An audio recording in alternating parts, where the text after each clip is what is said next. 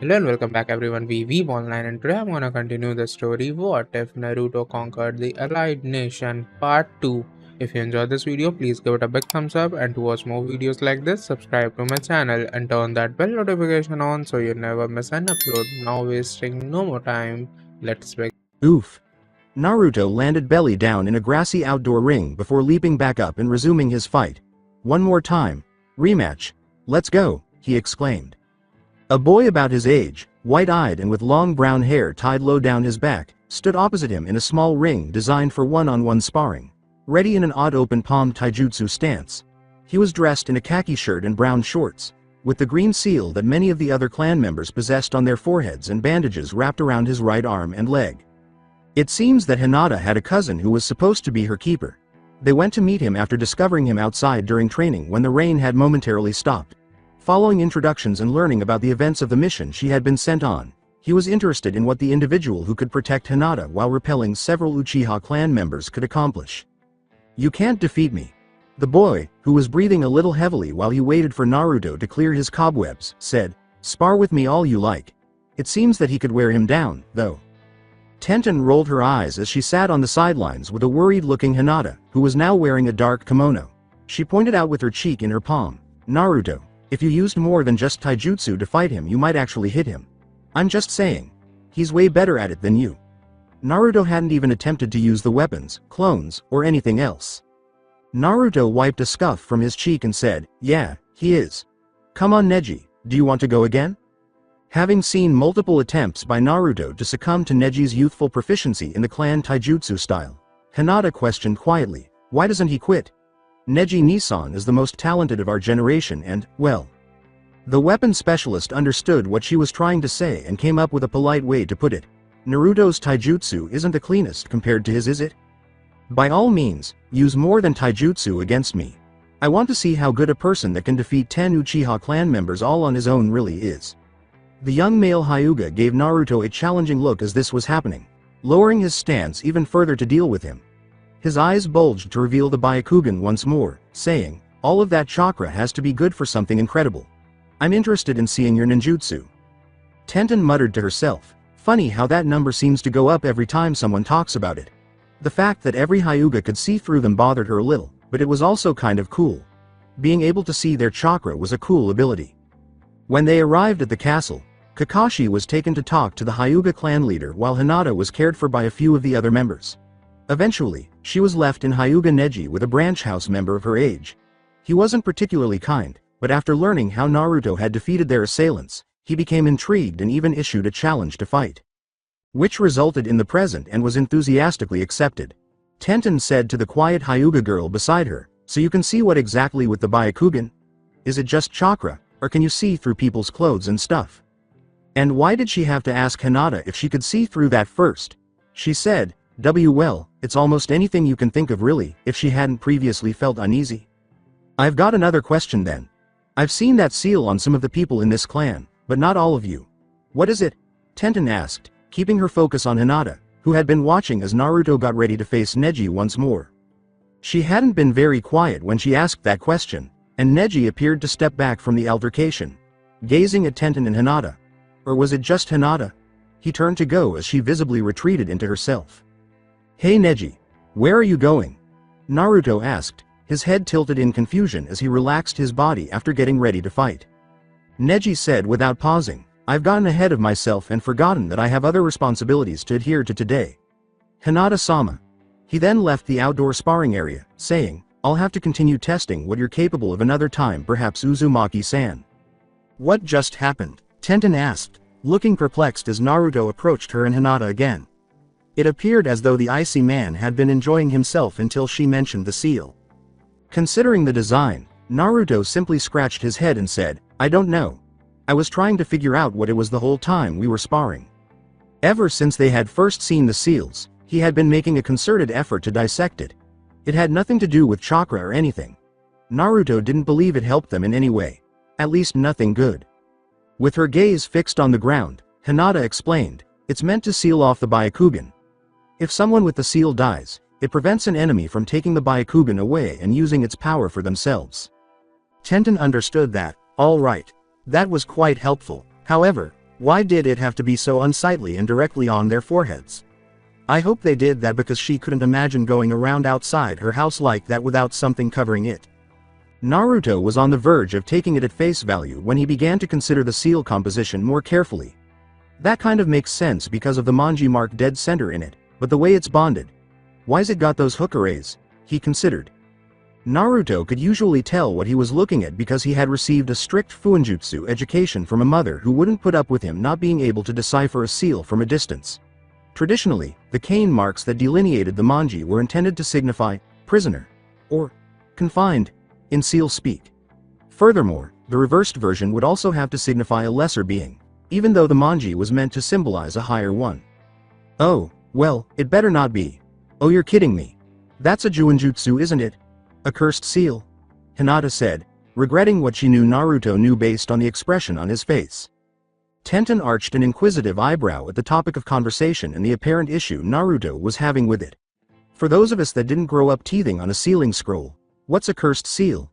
Clearly didn't sound good if the word cursed was included. Cursed seal techniques.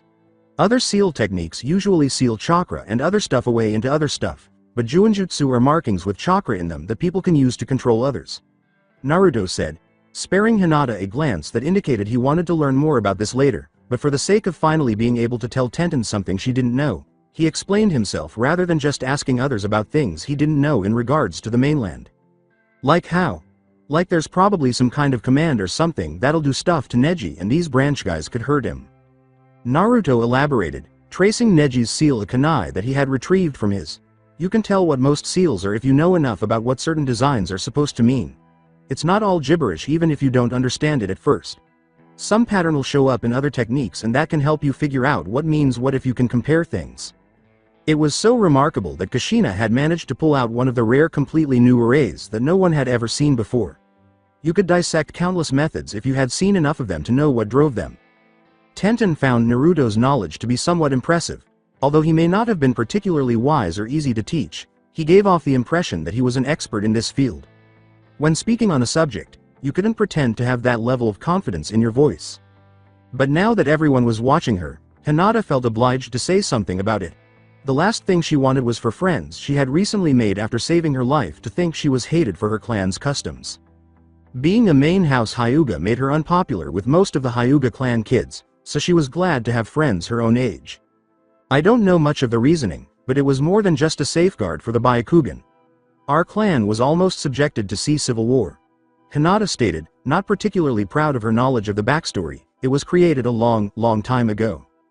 The idea of a war between members of the same family alone seemed more terrifying than the idea of any other type of conflict. That's how civil wars worked. As Hinata went on, the head at the time and his brother who was angry over not being the leader led factions of our clan, and it said that this was done to prevent war from occurring again after it ended. Members that wound up folding back into the clan after it ended allowed the seal to be placed on them for leniency, and it, well, you know. Her uneasiness at disclosing such a piece of history was understandable. That was a very antiquated method of handling the situation. However, it made sense to raise Naruto in a clan. These days, there must be a better way to create a seal that would prevent others from using the Byakugan after a user passes away. In addition, it sounded like a traditional, hard justice punishment that would be appropriate for the times. Hell, if his own clan caught him, he was going to receive a sentence that was pretty close to a dead on arrival. Contrary to what anyone else ever wanted to think of him, he understood, but that didn't mean he enjoyed it. Even with family, he acknowledged that things occasionally turned out to be that ruthless, but it shouldn't have been. According to his understanding, Neji was her first cousin, so he was practically on the same side as the main branch of descent and not some distant Hyuga. Goo! Naruto kicked his foot in the ground to agitate his own drawing, then he quickly got up to locate Neji. Indeed, he was only a child and lacked their history. Yes, there would be some justification for it, or someone would remark that he was too young or inexperienced to understand the rationale behind something. At least in the village, that was how things had always been done. Kushina excluded. She always reminded him that knowledge was not the same as understanding and that he needed to learn the full story from all sides in order to form his own opinion. Naruto made the decision to get up and go in search of Neji. He hadn't been there that long, and Naruto promptly located him striking at a post in a grassier area, as usual. Was this, then, the responsibility he had to leave and fulfill? During his training, anger management, Neji asked, "What do you want, Uzumaki-san?" Which startled Naruto because he believed he had been silent enough to observe without being seen. "Oh, that thing about Byakugan. Not right, you're honored guests of Hinata-sama. I don't see what you'd want with a branch member such as myself." As Neji stopped striking and leaned against the post he had been using to wait for his response, Naruto approached and stood close by. Naruto began by pointing at his own forehead. After Neji narrowed his eyes at Naruto, he clarified, "I heard about what that was supposed to be for." "Why do you say it like that?" "Well, I want to hear what you think." "What I think about it, huh?" Neji laughed without humor, gesturing for Naruto to sit down. "It's a symbol that no matter how skilled I grow to be, I'll always be beneath the members of the main branch. It means that my entire life is meant to protect and serve the main branch at all costs. That's what happened already with the team that left with Hinata on her mission.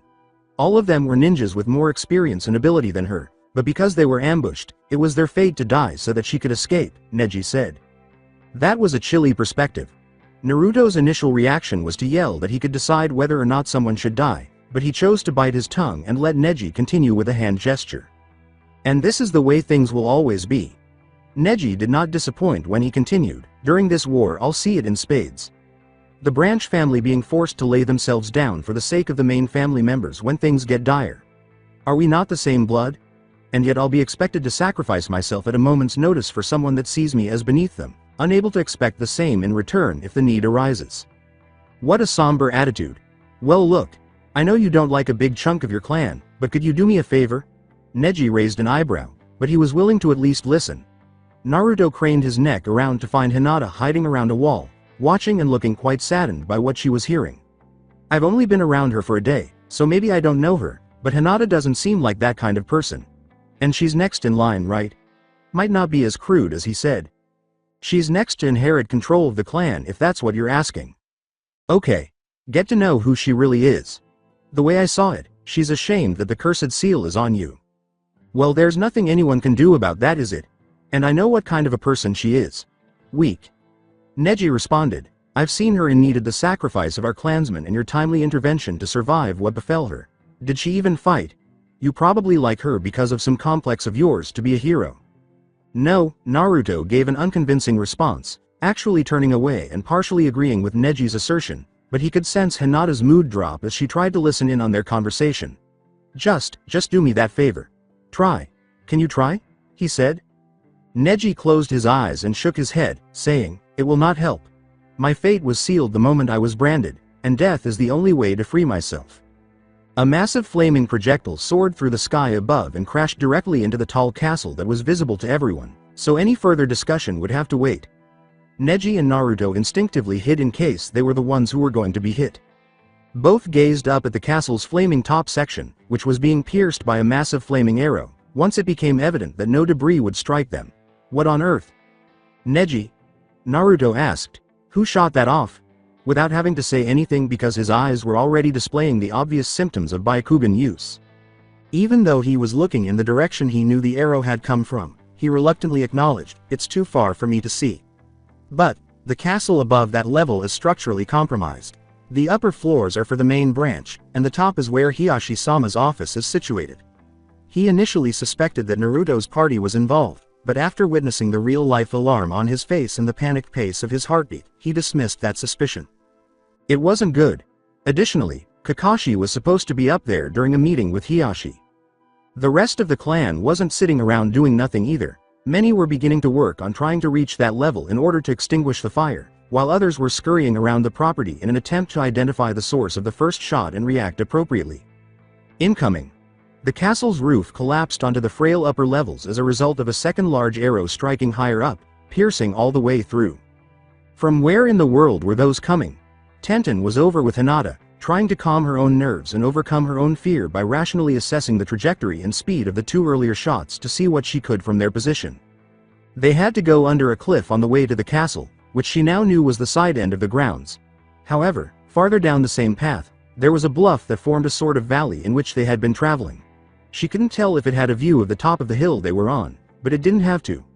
An experienced artillery commandant would have no trouble taking aim and hitting the castle itself if they had a bow device that was strong enough to shoot that far.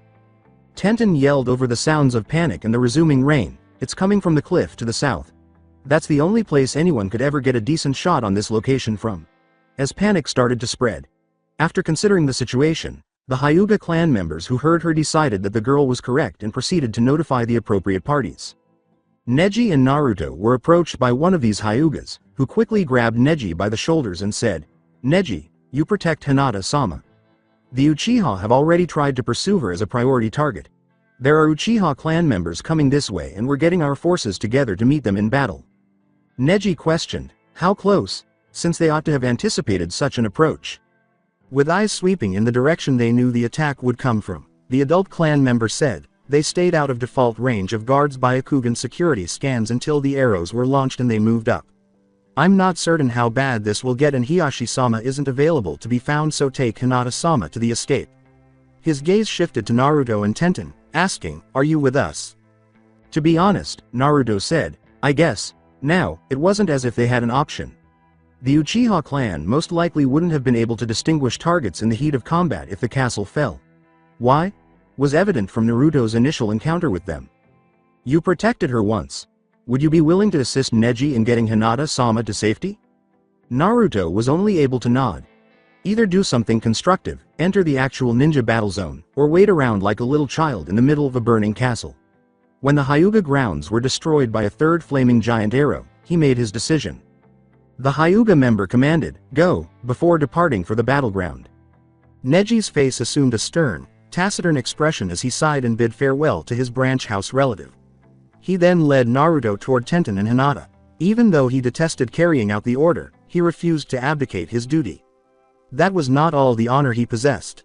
When Neji arrived at the girls, he took full command and commanded the three younger ninjas to follow him through the castle grounds to the back end. XXX. Away from the grounds of Hyuga Castle. As a hail of kunai descended from the sky, slicing down those who could not find cover behind the trees that covered the forested hill, one of the members of the Hyuga clan, dressed in formal attire, yelled, "Hold them back! We have the high ground." He then met a rather unpleasant and bloody end after being knocked down by a well-placed throw of shuriken that got stuck in his neck. What a waste of the high ground advantage. On the primary charge, Itachi had no trouble setting the pace for the rest of his forces to follow. He had the speed and body control to deal with anything that came his way, in addition to his renowned Sharingan, which allowed him to see everything that was coming his way. Watching him dance through the explosions and the flurry of metal objects flying at him was almost enthralling, especially when you noticed how the other clan members in the area attempted to imitate his movements but failed, falling to the side due to their injuries and consequent death. The motions were not human. They were too flawless. They went beyond technique entirely rather than merely following a textbook. You couldn't learn to move that way. Every dodge, weave, hop, step, spin, cut to the inside or outside, and other move was more akin to a compulsive practice of a studious instinct. Several members of the Uchiha clan soared through the air, swerving through hand seals before unleashing their signature clan jutsu, Kaden, Gukaku no Jutsu, Fire Release, Great Fireball Jutsu. Itachi slowed down and raised a hand, lowering it forward. While the Byakugan of every Hyuga was on and they could see almost everything, they were unable to focus on everything because the roaring flames from above would burn the trees above them and around the main path if they didn't directly threaten the shinobi standing against them. This was Itachi's overarching plan to overpower their most important visual sense. As a clan that also used Jujutsu, the Uchiha were familiar with the idea. Itachi freely used his Shunshin no Jutsu skills as the fire burned, slicing through the Hyuga lines and eliminating anyone who was unprepared for him or more focused on his clansmen than on the threat he posed. The ability to strike Itachi with their hands and fingertips was a difficult task in and of itself for those who were intelligent enough to recognize what was happening and defend themselves. Even before people realized who he was, Itachi was a prime target because he was the only one with modern body armor while everyone else was dressed normally with mesh armor underneath. Your clan is by far the best at hand-to-hand combat that I've ever seen, but that doesn't matter if you can't keep up with your target, Itachi said, avoiding the blows of three Hyuga clan men and women from various squads who dared to unite and eliminate the most destructive fighter in the fight. They placed him in a triangle formation, but he still seemed to be making fun of them by deftly dodging their blows. At one point, he even grabbed the arm of a Hyuga who had missed a palm strike and moved it into the path of another Hyuga's blow, whereupon he took it on the inside of his elbow, making his arm useless without Itachi ever moving. Perhaps the time has come for the flanking team to make their move, Itachi said, leaping out of the fight and just walking up the hill. He was unable to observe how heavily guarded the castle was, but based on the manner in which the battle was playing out, it appeared that the Hyuga clan had chosen to confront them directly rather than attempting their own flanking maneuvers out of panic. When the Hyuga clan was called upon to retreat to the castle's first walls, Itachi became adamant that the third phase of the attack was finally ready. Despite the losses sustained during the push up the hill, his forces were steadily advancing and driving the Hyugas back. Leaders of smaller Uchiha squads raised several whistles in response to Itachi's sharp one, cautioning them to slow their advance lest they fall into a trap. Even though they were now in a strong position, the enemy might still launch a counterattack. Itachi didn't know exactly what that might mean, but he wasn't interested in finding out. Suiten. Daibakufu no Jutsu, Water Release, Great Waterfall Jutsu. A terrible amount of water poured down the knoll in a huge wave that spanned the majority of the battlefield's width after a rumbling from the hill's crest rocked the ground. The majority of the trees were on fire, so there was no way to jump into the branches to seek cover above ground. The only options were to hide behind any available rock, any tree that was strong enough, or previously constructed ramparts built by the Hyuga clan. It was effective in certain situations, but in many more, it was just insufficient support, and Uchiha after Uchiha were swept downhill with crushing force, colliding with rocks and trees that, if they hadn't already been broken in two, would have shattered their bodies in two. Now who do they have with elemental ninjutsu skill like that? And what a good defensive strategy given the conditions. Itachi avoided damage by hiding beneath the crest that the water flowed over, leaving him slightly wetter than the rain had made him but unharmed. Later, he would have to consider that. That one timely ninjutsu must have broken the secondary wave that came from a flanking side, as the Uchiha clan attack had stalled. It was necessary to prevent the tide from turning further. XXX. That should significantly slow the attack. The masked Hitaki told the clan head next to him, standing on the wall that the retreating Hyuga clan had gotten behind before he'd let his jutsu go, while a slightly singed Kakashi stood by Hiashi, who also appeared to have sustained his fair share of burns from the attack on the castle. Hiashi was about to signal a counterattack when Kakashi stopped him, saying, "Hitaki dono. You've given us more than enough, telling me methods to use to fight the enemy and assisting our clan in a dire moment with your stratagem. You do not need to do any more." Hiyashi's white eyes gleamed with the idea of putting the shoe on the other foot and exacting some retribution for his fallen clansman. Kakashi formed the tiger hand seal and said, "Well, I can do a little more. The Uchiha clan isn't really friendly with me. Here, let me see what else I can weed out for you since I'm already in the midst of it." Doden. Doryu Taiga, Earth Release, Earth Flow River. Kakashi caused the loose, slippery earth to landslide down the hill, falling off the wall onto the muddy ground directly below it. From this point on, the Uchiha Attaka's ascent would only become more challenging. As they all watched Kakashi leave for work, one of the confused Hyuga clan members said, "You really are the man of 1,000 jutsu." Hiashi yelled, "I need a squad of volunteers," and instantly had 8 shinobi kneel on the wall beside him. Hitaki Dono is willing to assist in taking out the enemy's ranged artillery by lending his ninken summons. "Will you follow them to dispose of the enemy?" Hiashi asked. "Yes, Hiashi-sama." The tide was turning in this battle. Copy Ninja Kakashi's unexpected arrival at that time was a blessing. He couldn't really let the castle fall, was he? For heaven's sake, he had to protect the civilians who were with him. Here, there was no running for him. Not from this. Kakashi hurried through the walls once more and onto the property, saying, "Be right back." He then fled to the location where he had left Tuchi and Ayame to sell food to the Hyugas until the battle started. "Tuchi-san, Ayame-san, are you two alright in there?" Kakashi knocked on the closed ramen cart and yelled at the occupants. "We're fine, Hitaki-san." Tuchi said from the inside, "We'll be alright here, but I didn't think hiring a ninja would lead to us actually getting involved in a clan battle of all things." "Well, just sit tight." Kakashi replied, "They aren't getting this far from the looks of things, and we'll be getting the hell out of here the second things die down, so don't worry." XXX. With Naruto. Neji skillfully guided his group of Naruto, Tenten, and Hinata to the rear of the beleaguered castle's grounds. They then proceeded to the rear of the clan armory, where they entered a cave beneath the hilltop compound through a concealed hatch. With her Byakugan, Hinata's eyes continued to search for what was happening through the hill, but eventually they traveled too far for her to detect even the smallest outline of anything. She did not feel particularly confident after doing it. She initially saw the outlines of people falling, and based on their location atop the hill, she was able to identify them as Hyuga clan members. It was frightful. This was terrible enough for her. She had heard many tales of the great battles fought between the Senju and the Uchiha, the last of which had taken place 4 years ago. She was unaware of how insignificant this was compared to those titanic battles. Neji said, "We're almost there." Because his Byakugan was more powerful than Hinata's, he was able to observe more of the battle before he could no longer see through the hill to observe from a distance. But he managed to maintain his cool. This was not a final attempt to get them to flee in order to save something belonging to the clan. The only goal was to prevent the enemy from accessing a weak point of contention. This cave opens up just ahead. In order to follow the group's leader, Hyuga, Naruto and Tenten leapt down rock outcroppings. As she surveyed the various hallways he had been leading them through, the bun-haired Kunoichi exclaimed, "Wow. I guess you need that Kekkei Genkai down here or else you'd get lost." He seemed to know where they were going more than anyone else. "That's supposed to be the idea." Neji responded, "It wouldn't be much of an escape route if our enemy could catch up to us just by following us down here." "True." Tenten appeared a little ashamed. Her pride, clanless as she was, made her say, "Forget I said anything." She could have used the tried and true justification that she wasn't a clan ninja, but that wasn't very dignified. "Think nothing of it," Neji responded. "For the time being we're in this together, and the entire point of this being a secret was that people aren't supposed to know much about this." They eventually reached the cave's end and were standing on the brink of a sheer drop in a deep crevice that descended directly into a swift-moving river hundreds of feet below.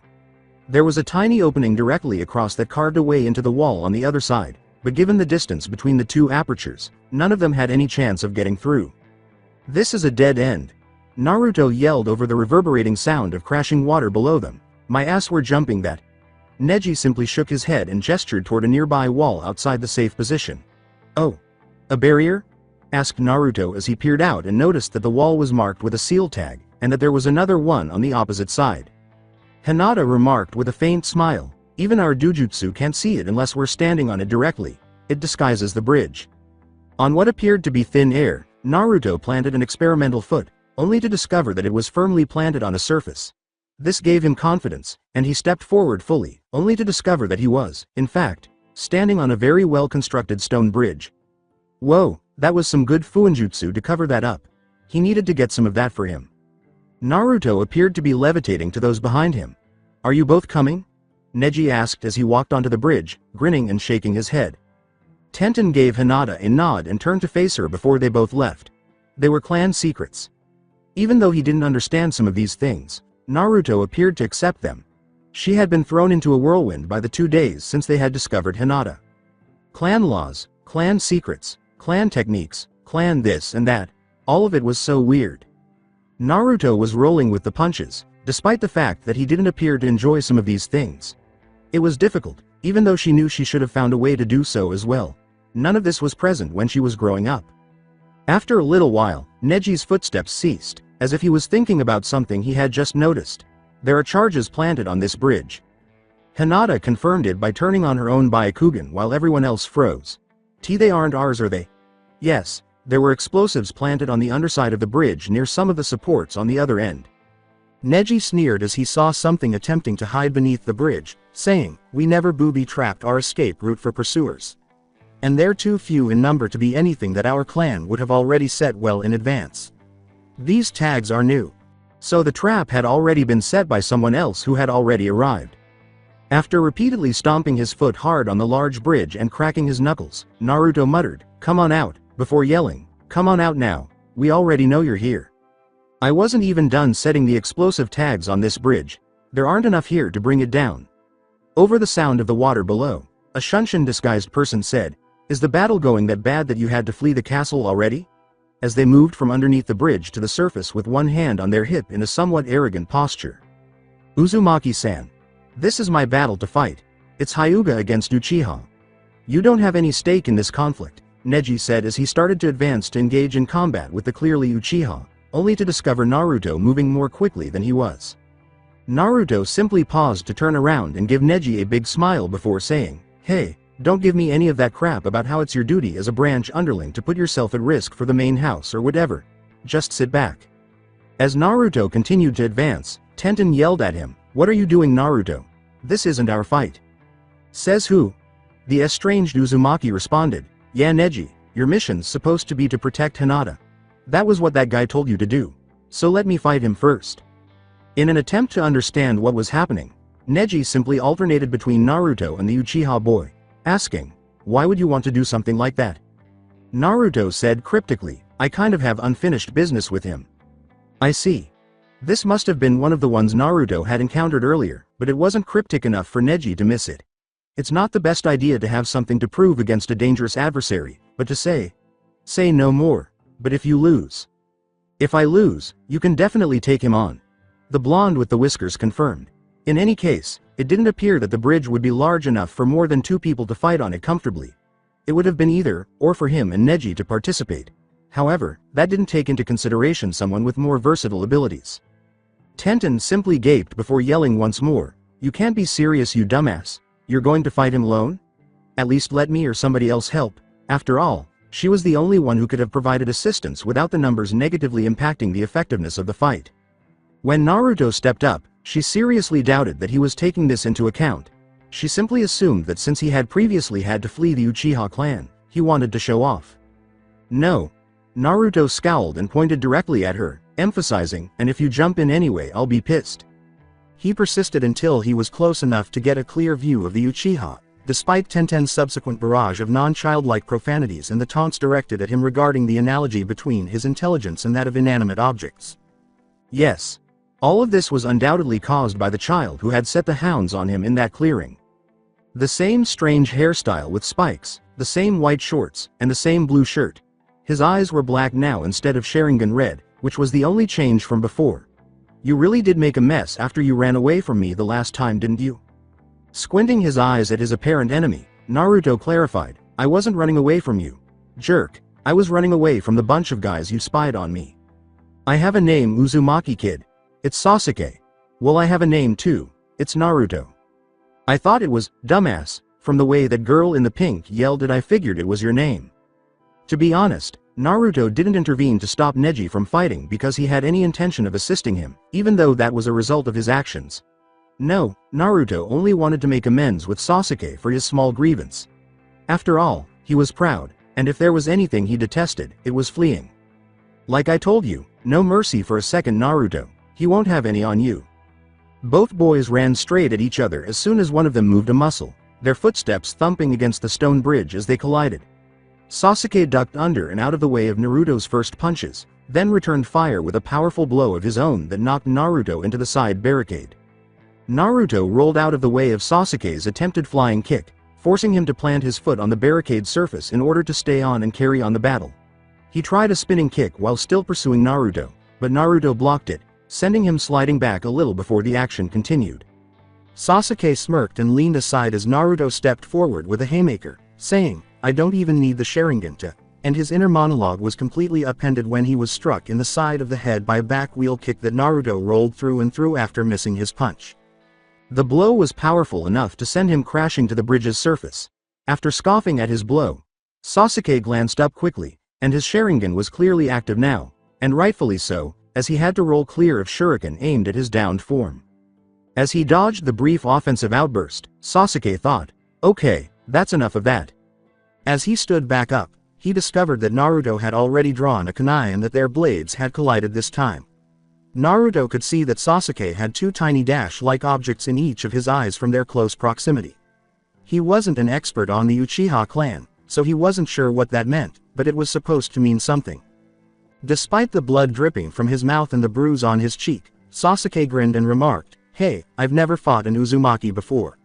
Kind of interesting actually." On his end of the situation, Naruto smiled and said, "You Uchiha aren't as scary as everyone says you are." They separated, and Naruto juggled his weapon in his hands before keeping it ready once more. "I'll show you how scary the Uchiha clan can be."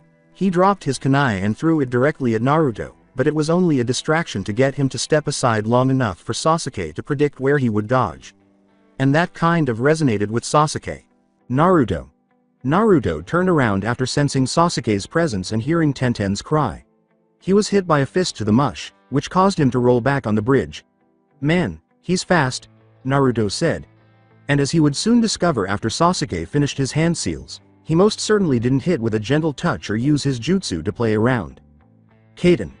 Gukakyu no Jutsu, Fire Release, Great Fireball Jutsu.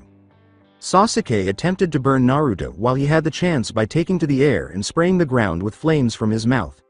As far as Sasuke was concerned, there was no way out of the fireball he could produce short of plunging over the bridge's side, and good luck surviving that. Tenten was not as fortunate as Hinata and Neji to have eyes that could see through the fire from a distance. She only knew that Sasuke had thrown flames at Naruto, who was lying in a prone position, and that he had not been able to get far enough away before she lost sight of him due to the fire's spray. Fuden. Repusho, Wind Release, Gale Palm. Holding their hands together in front of their chests, Naruto and 3 clones on the ground created enough wind to prevent the original Naruto from being burned alive by Sasuke's fire. It was preferable to the alternative, even though the clones perished and Naruto's foot swiftly caught fire before he extinguished it. Damn it. They would be good at the element that's stronger than mine, Naruto remarked to himself as he patted the remaining fire on his leg out. Wind wasn't strong against fire, but a stronger force of wind than the fire presented could deter one, if only for a short while. That would have caused a burn. Sasuke was able to see enough of Naruto to attempt a second move despite the wall of flames separating them. Sasuke could see enough of Naruto's silhouette in the fire to know that he had leapt into the air the instant he threw the shuriken, so he rose into the air to meet and intercept him. Had it not been for the enormous shuriken that flew through the obscuring fire that forced Sasuke to dodge, he would have said, "That's just a diversion." They both kicked each other, but Sasuke's kick landed deeper on the chin rather than the chest as Naruto's did. Because he was taller, his legs were longer, and he was able to land his kick more successfully than Naruto. Sasuke's brief triumph was short-lived, as the Naruto he kicked disappeared in a cloud of smoke. He could see a second Naruto standing there, taking careful aim with a single kunai, by crane his neck down below. Naruto let it fly, and Sasuke's eyes grew wide. He fended it off by instinctively turtling up and holding his own kunai defensively. But he still fell, landing hard on the ground. It was preferable to what would have occurred if his flesh had been touched by Naruto's throw. Sasuke's upper back and shoulders took the brunt of his fall on the hard stone bridge after he was unable to roll through his landing safely. He moaned as he got back up to see Naruto dash through the flames, soaked with water and shielding his face with his arms. Sasuke gritted his teeth and moved forward to use his kunai once more, but Naruto caught Sasuke's wrist and prevented any attempt to stab or cut him. Throughout the struggle, Naruto kept thinking, "This guy," until he felt Sasuke smoothly backroll and thrust his sandaled foot into his stomach, technically knocking him off balance and out of their grappling match. Naruto winced as he landed because he saw Sasuke leap upside down from directly above him, stabbing him in the head or neck. He then abruptly swung upward with 2 kicks, sending the kunai flying and out of Sasuke's grasp. Sasuke's gaze followed the weapon into the air before swiftly returning to Naruto, who was using his middle and index fingers to perform a crosshand seal. "A jutsu?" he asked. "Kage Bunshin no Jutsu, Shadow Clone Jutsu." While Naruto was able to pause and catch his breath before getting back up, the young Uchiha had to backpedal when he discovered multiple Naruto clones pursuing him. "What's up with this guy?" Uchiha asked. "Is his chakra really that high?" It wasn't intended to be simple to make solid clones. The majority of them required a significant amount of chakra to create, and if they had helped Naruto survive his previous fireball, these were sophisticated enough to employ ninjutsu in combat. But he couldn't think about that right now. After grabbing one clone's punch and throwing it into the fire behind him, Sasuke swayed his head and upper body to avoid some of the other's shuriken barrage. Even so, he managed to weave through a brief series of his own hand seals, Kaden, Hausenka no Jutsu, Fire Release, Phoenix Flower Jutsu. The unprepared clones were eliminated by a smaller series of fireballs that flew from Sasuke's mouth, but the original Naruto was still standing and emerging. This time, he and Sasuke collided and punched each other in the face at the same time, causing the other to stumble and fall back. Sasuke was furious about this. This lone child from a Senju affiliate was continuing to play against him, even though he could and had defeated fully grown adult ninjas in combat. He was still hitting shots, even though Naruto wasn't as quick or as clean in his use of taijutsu. At some points, Kage Bunshin's prompt summons created opportunities that Naruto had no trouble attempting to seize. He wouldn't be confused for a second if he had a fully developed Sharingan, but it was a dumb move to make reference to a resource that was not at his disposal. "He's good, man," Naruto thought to himself, flinching at a cut that had appeared beneath his eye. "I have to throw clones at him or he'll stop every punch I throw cold."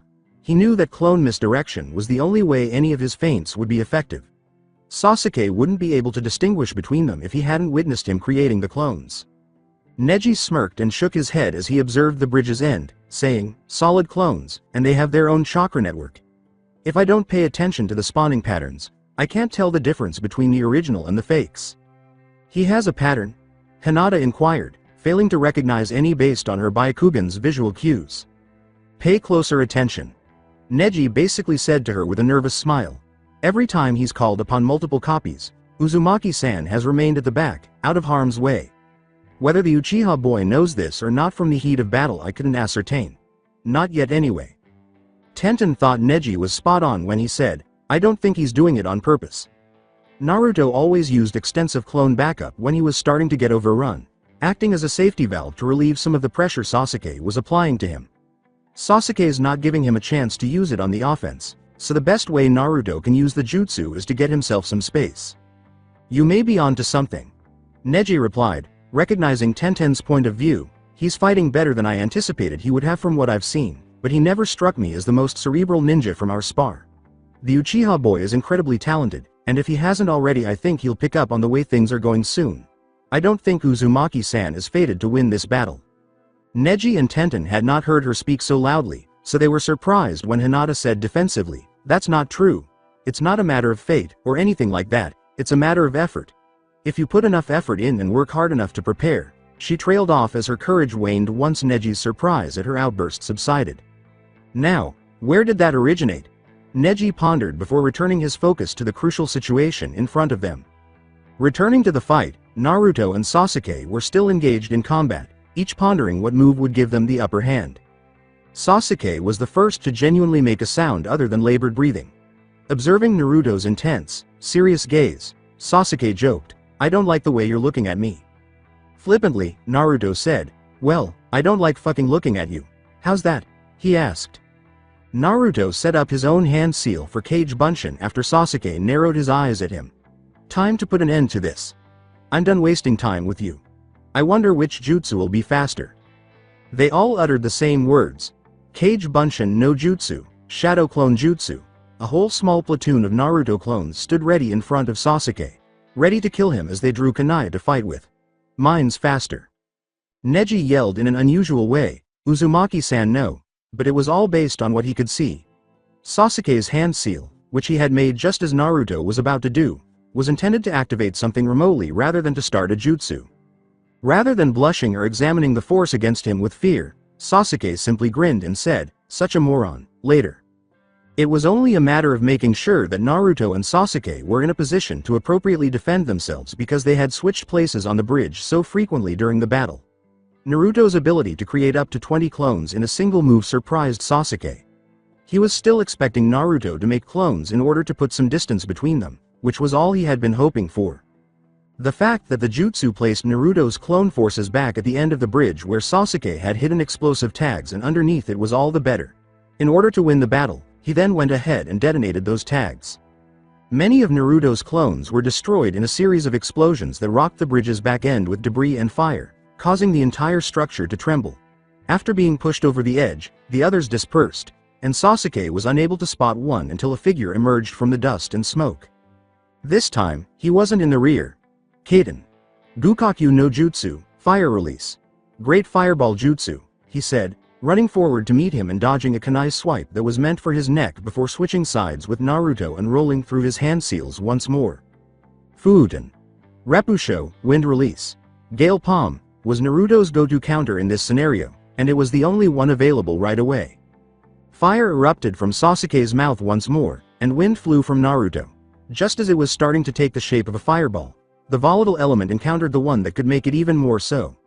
The jutsu expanded and exploded in both of their faces as the wind blew through its interior, blowing some of the fire that had not yet been packed back at Sasuke. They both flew away limply. Even the Byakugan-owning Hyuga children were taken aback by the swift blurs that came from the cave on the Hyuga clan side of the bridge and the opening that was supposed to be the exit on the other side. One of them hurried past them, before sliding to their respective stops and battling it out as the rain poured down from above. One captured Naruto and the other captured Sasuke. The masked ninja remarked, "Uchiha Itachi. No wonder the attack on the castle was so fierce." Kakashi, with his Sharingan concealed and Naruto in his arms, gazed at Itachi, who was holding Sasuke. Well, no wonder such a powerful combination of ninjutsu managed to rebuke the advance. Itachi replied, the Hyuga clan aren't known for their abilities with elemental ninjutsu. I'm assuming that was you.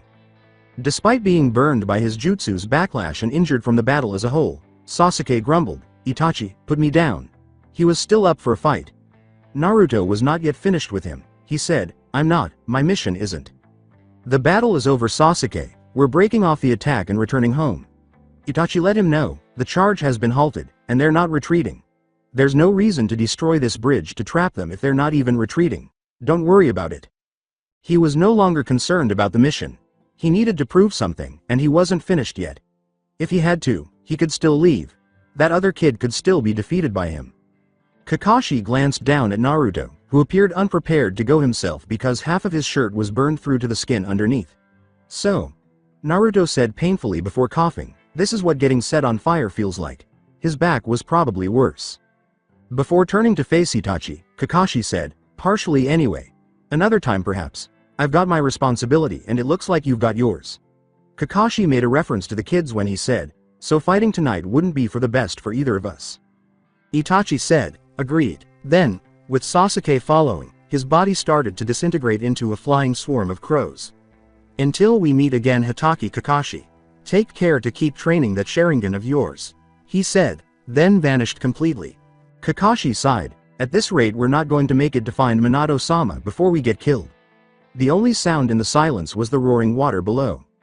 He turned around and walked back to Tenten, Hinata, and Neji, since there was nothing else preventing him from caring for his wounded charge.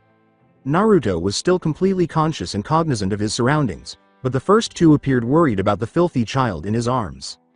If nothing else, Naruto managed to give the others a thumbs up and a pained smile as Kakashi passed them. The one child there who was unable to see how powerful Naruto's heartbeat still was not particularly reassured. As they all followed Kakashi back to the castle grounds, Tenten questioned, is Naruto going to be alright? Naruto's burns appeared to be quite severe. Naruto would have taken the brunt of Sasuke's fireball even if he had been able to deflect a significant amount of it back into his face. As they returned through the cave, Kakashi reassured her, he'll be fine. He's just a little blistery.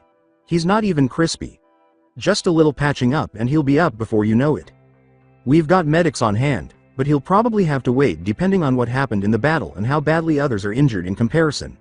Neji continued, perhaps they would be willing to make an exception upon Hinata-sama's request, but... it's not a big deal. If I've gotta wait, I've gotta wait. Naruto felt Kakashi's step sway and the man's hold on him loosen slightly, but he simply waved it off, wincing, one eye closed in pain from the movement. Whoa Kakashi, are you alright? He asked.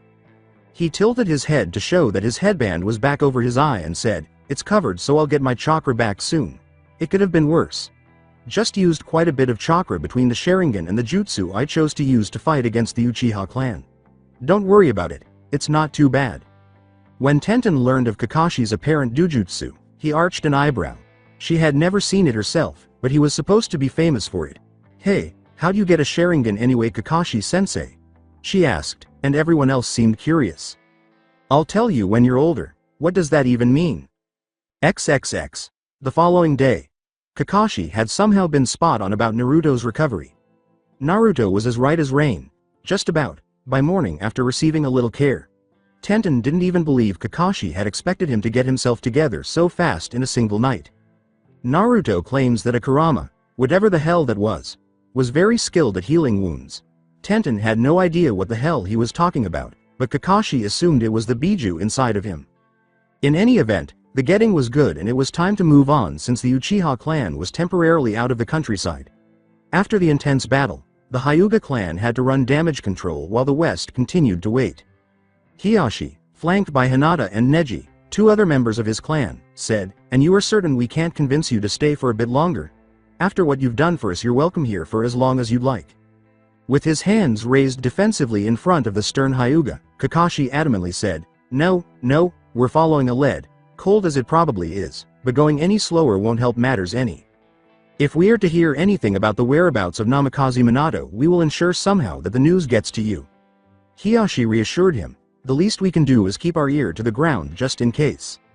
The patriarch of the traveling ramen cart said, the opportunity is appreciated.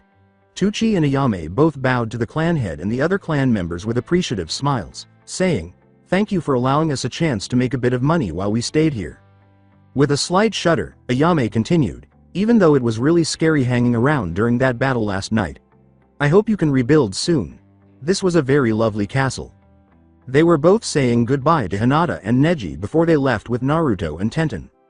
With his arms folded across his chest, Neji began to address Naruto. "As hateful as I am to admit it, you adapted to an opponent that I assumed was fundamentally better than you, and you didn't fight as badly against the Uchiha boy as I had anticipated." After initially taking offense at being viewed as less skilled than Uchiha Sasuke, Naruto came to the realization that, given Neji's demeanor, this was likely the closest he would ever get to receiving a genuine compliment on his fighting skills. However, since it was either intentional or unintentional, he said, thanks?" The bewilderment on Naruto's face gave way to her explaining herself, her face getting redder as she did so. "This is good for wounds. Why, you can use it for your burns that you have right now if you need to." Hinata swallowed her worries and self-consciousness and shakily stepped forward before offering him a small container. In case you get hurt again." After examining his bandaged arms and neck, Naruto smiled at Hinata and said, "Oh, that's all right. I'm fine. I don't feel that bad really." He heard a Tenten sigh and discovered the ointment in his hand. "Oi, what the hell?" he asked. Before glancing at Ayame, his brown-eyed partner rolled his eyes and said, "Just take it, Naruto. It's a gift, and it's not like you couldn't use it after yesterday." Tenten glanced at Hinata and winked at her to show support. Hinata simply averted her gaze and smiled, trying to use what little tact she still had in light of the circumstances. However, Naruto missed the moment.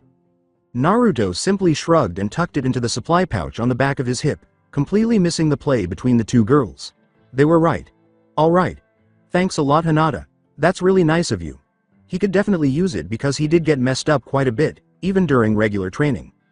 Neji arched an eyebrow at the typically reserved Hinata for acting in such a way that went against his expectations of her. Was it really that much for her to watch someone her age, like Naruto, fight the Uchiha clan the way he did? "Hey," Naruto said sharply and quietly to get his attention, "remember what I said. Work on it, and I'll see if I can work on HRMRFRBRRR. He muttered, secretly representing something by repeatedly pointing his eyes up at his own forehead. Neji was taken aback and exclaimed, "It'll probably take a long while though, 'cause I'm still learning seals, but don't quit. Who knows what you can change with the right people." "And Hinata-sama is the right person? I'd like to think so. Just give it a shot, would you?" "I'll be the judge of that." Neji closed his eyes, nodded, and then held out his hand to shake Tenten's and Naruto's hands, both of them accepting. "Take care.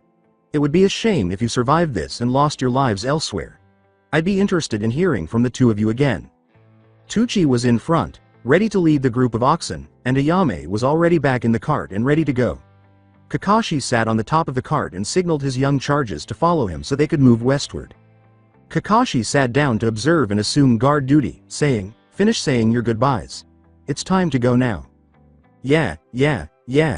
Naruto jumped through the ramen cart's serving window and appeared behind the bar with a cheeky smile that Ayame sneered at for being so foolish.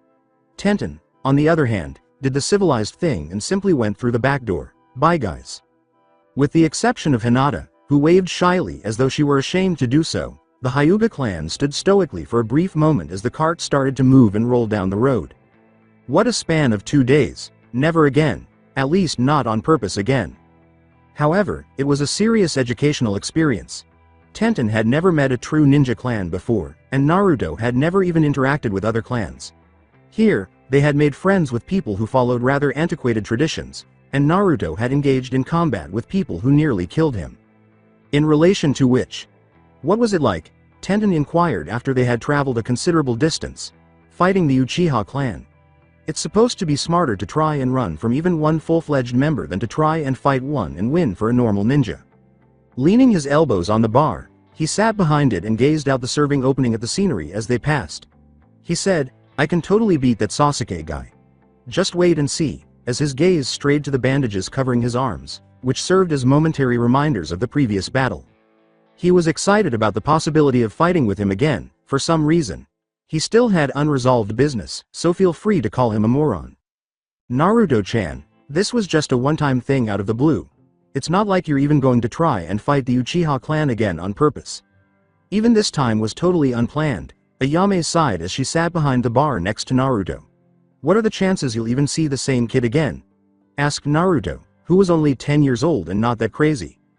Furthermore, based on their route, they were already departing the nation. If it happened again, it would be a long time before it happened. XXX Central High no Kuni is the headquarters of the Uchiha clan. Sasuke has been unable to do anything but stare at the ceiling from his bed since he woke up the following morning after being healed from his battle, repeatedly turning on and off his Sharingan while thinking deeply. The doctors joked that he would become blind from overusing his eyes in that way, but he had been told to stay in bed until he healed, so there wasn't really anything else for him to do. When he heard the door open, he turned to face it and grinned a little when he saw his older brother walk in, saying, "Itachi." Standing sternly in the center of the bedroom floor, Itachi inquired, "How are you doing, Sasuke? You seem to be well on the mend." When that Uzumaki kid blew part of his bandaged hand back into his face, Sasuke said, "I'm fine. It wasn't that bad. Just a little recoil from my jutsu."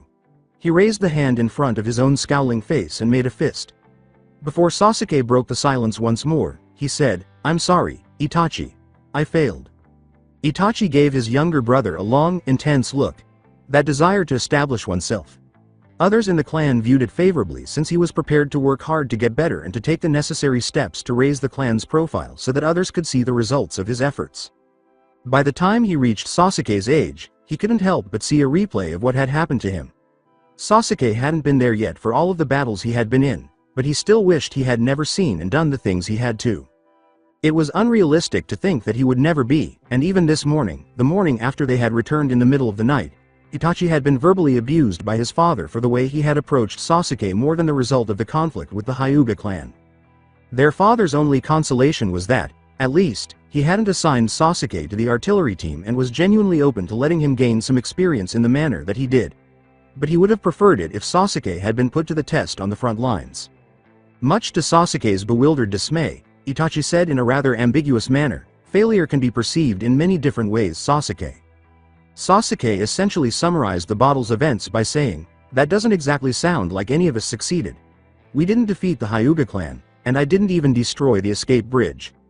As expected, Sasuke lay there for nearly a minute without really coming up with a credible response. "Well, that all depends." Itachi stepped forward and prodded Sasuke in the forehead, saying, "From a more intrinsic perspective, tell me exactly what you lost." "Well, could you tell me if you gained something?" Itachi asked. "Experience." He confirmed, smiling a little, "I myself, and the rest of us who've returned gained first-hand knowledge of how to deal with fighting against a new enemy. What to do that works and what not to do." He wasn't going to go into what exactly they'd lost because he wasn't going to make his own point moot. Which was more than you had going in. "And someone I want to fight again, to prove I'm the one that's gotten stronger." The brief encounter with the blonde Uzumaki boy must have had a more profound effect on Itachi than he had first thought, even though he hadn't really had high expectations. Maybe that was simply Sasuke's spirit of competition showing through. In any case, after saying his piece, Itachi left the room, closed the door for privacy, and went back down the hall to take care of his own affairs. While strolling down the hallway, he encountered another Uchiha with whom he greeted him warmly before passing him. If he hadn't been abruptly called back, he would have. "Ah, Itachi-san." The man in question had black eyes and dark, spiky hair like the majority of the clan. "So that is you. If you're not still out, I take it the campaign against the Hyuga clan stalled."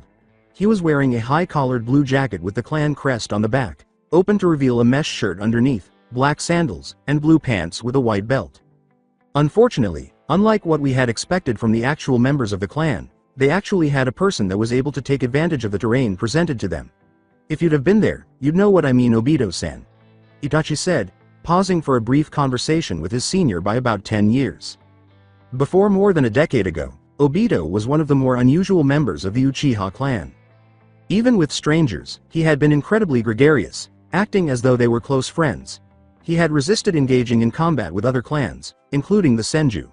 He still gave off the impression of being quite gregarious, but to those who knew him in the past and were alive to describe the change, something had fundamentally changed about him over time for whatever reason, and Itachi was unable to recognize it because he had never met the man in person. However, he would undoubtedly believe what they said. Obito had attained the highly coveted Mangekyo Sharingan ability and was a very elite Uchiha ninja. However, Because he had the Mangekyo Sharingan in the first place, Itachi was entirely prepared to accept that he had undergone a significant transformation from his previous self. Itachi was well aware of the requirements for receiving that dujutsu, and he could completely comprehend how the trauma required to obtain it could alter a person. God is aware that it changed him. Therefore, even though Obito wasn't the friendliest person in the world, Itachi was friendly with him. Hey, it's not a big deal. Nobody wins them all. Hell, even the strongest Uchiha ever lost more than a few of them in his day, yeah? Just so long as you can keep on protecting what you fight for, that's the only thing, said Obito, placing a friendly hand on Itachi's back. Itachi told Obito out loud, that's a very astute way to look at things. He was completely in agreement with it. If you don't mind, what is it that you fight for? Was all he needed to keep going through the carnage as long as he had a single goal in mind that he wanted to protect above all else. Huh? He seemed almost taken aback by the question. Itachi did not have any trouble clarifying, myself? Now I fight to protect Sasuke. I want to ensure that he doesn't have to develop the way that I did on the battlefield. I want him to be strong, and achieve his own goals, but not at the cost of becoming like me. I can't even remember what used to drive me in the past any longer. If one were to notice the subtle differences between Itachi's normal behavior and that at that moment, there was a tinge of melancholy. So what is your own reason, me? I don't really have one anymore. Obito simply shook his head and gave Itachi what he could only describe as a haunted smile, full of regrets, anger, and anything else you could imagine that would go along with it. Itachi, who was typically credited with having an impeccable poker face, seemed to be confused in some way. Hey, don't worry about me, kid. I'm no one. I don't really want to be anyone either, to be honest. I'll tell you what, tell me more about that battle later, alright? Obito said. As Itachi's thoughts returned to the reality that the conversation had been interrupted, Obito turned to leave once more. It was an odd encounter. Itachi turned and left on his own, saying, certainly. There's plenty to tell, such as the way the battle unfolded, the presence of Hitaki Kakashi, and the rumored Jinchuriki boy of all people. I almost didn't think the rumors were true. Oh well. He would do just that for the man if nothing else. That does sound really interesting. I'll hold ya to that, Itachi-san. I'd like to hear how true that weird rumor is, he said with a broad smile that he quickly snubbed away. Had Itachi not had his back to Obito, he would have seen him almost make a mistake, but it was as if he had just made another straightforward step forward. Just the two of them had been in the hall, having met briefly for a friendly greeting before going their separate ways again. As though nothing had ever occurred. Naruto complained, it's Hoot. He was being thrashed by the merciless Suntuchi, who usually drove, rested in the cart's interior, which was somehow climate-controlled, while he and Tenten were seated up front in the vehicle with Kakashi driving. Can we go back inside? He asked. Tenten, half awake and flushed from the heat, slouched against Naruto in the seat. I hate Kei's no Kuni. Tenten said, and Naruto nodded in agreement as they both moaned pathetically. Despite wearing his face mask and listening to his children moan, Kakashi seemed unconstrained by the intense heat of their surroundings as he said, it's not that bad. You're both over-exaggerating. Come now. We're the guards of this transport, which means we have to stay vigilant. So no, you can't go inside. When Naruto and Tenten simultaneously exclaimed, we're in the desert, the sound of their cries was muffled by the howling of the wind carrying sand from the tops of the nearby dunes. It's a dry heat. Kakashi responded, besides, you've both got on plenty of sunblock, so you won't get sunburned. I thought you two were grown up enough to handle a little desert climate. If you've got enough energy to waste on yelling, you're not that bad off. Tenten should be sued because she was unaware of how hot the desert would be. She mentioned that she had heard of Minato traveling west, but she didn't think they would go that far.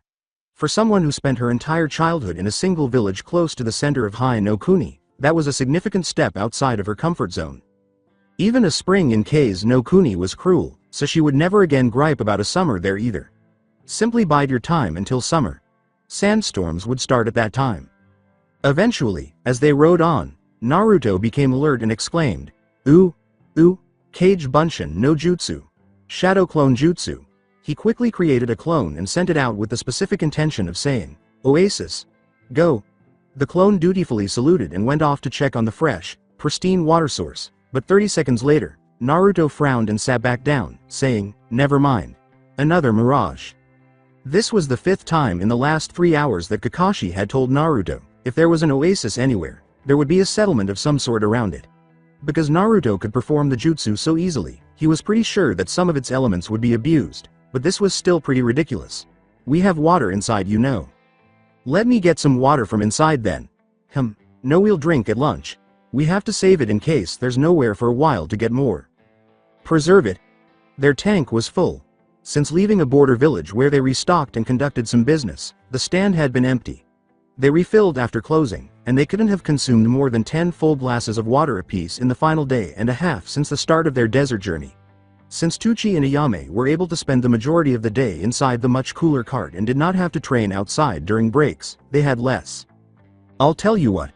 Kakashi drew the oxen pulling the cart to a halt and then used a shunshin to make a grand entrance onto the dunes. He decided that this was the perfect opportunity to do some spontaneous training. If you can beat me, I'll let you alternate shifts outside with each other. If you can't, you have to stay out here and you both have to resituate to the top of the cart so we can get a better view of what's around.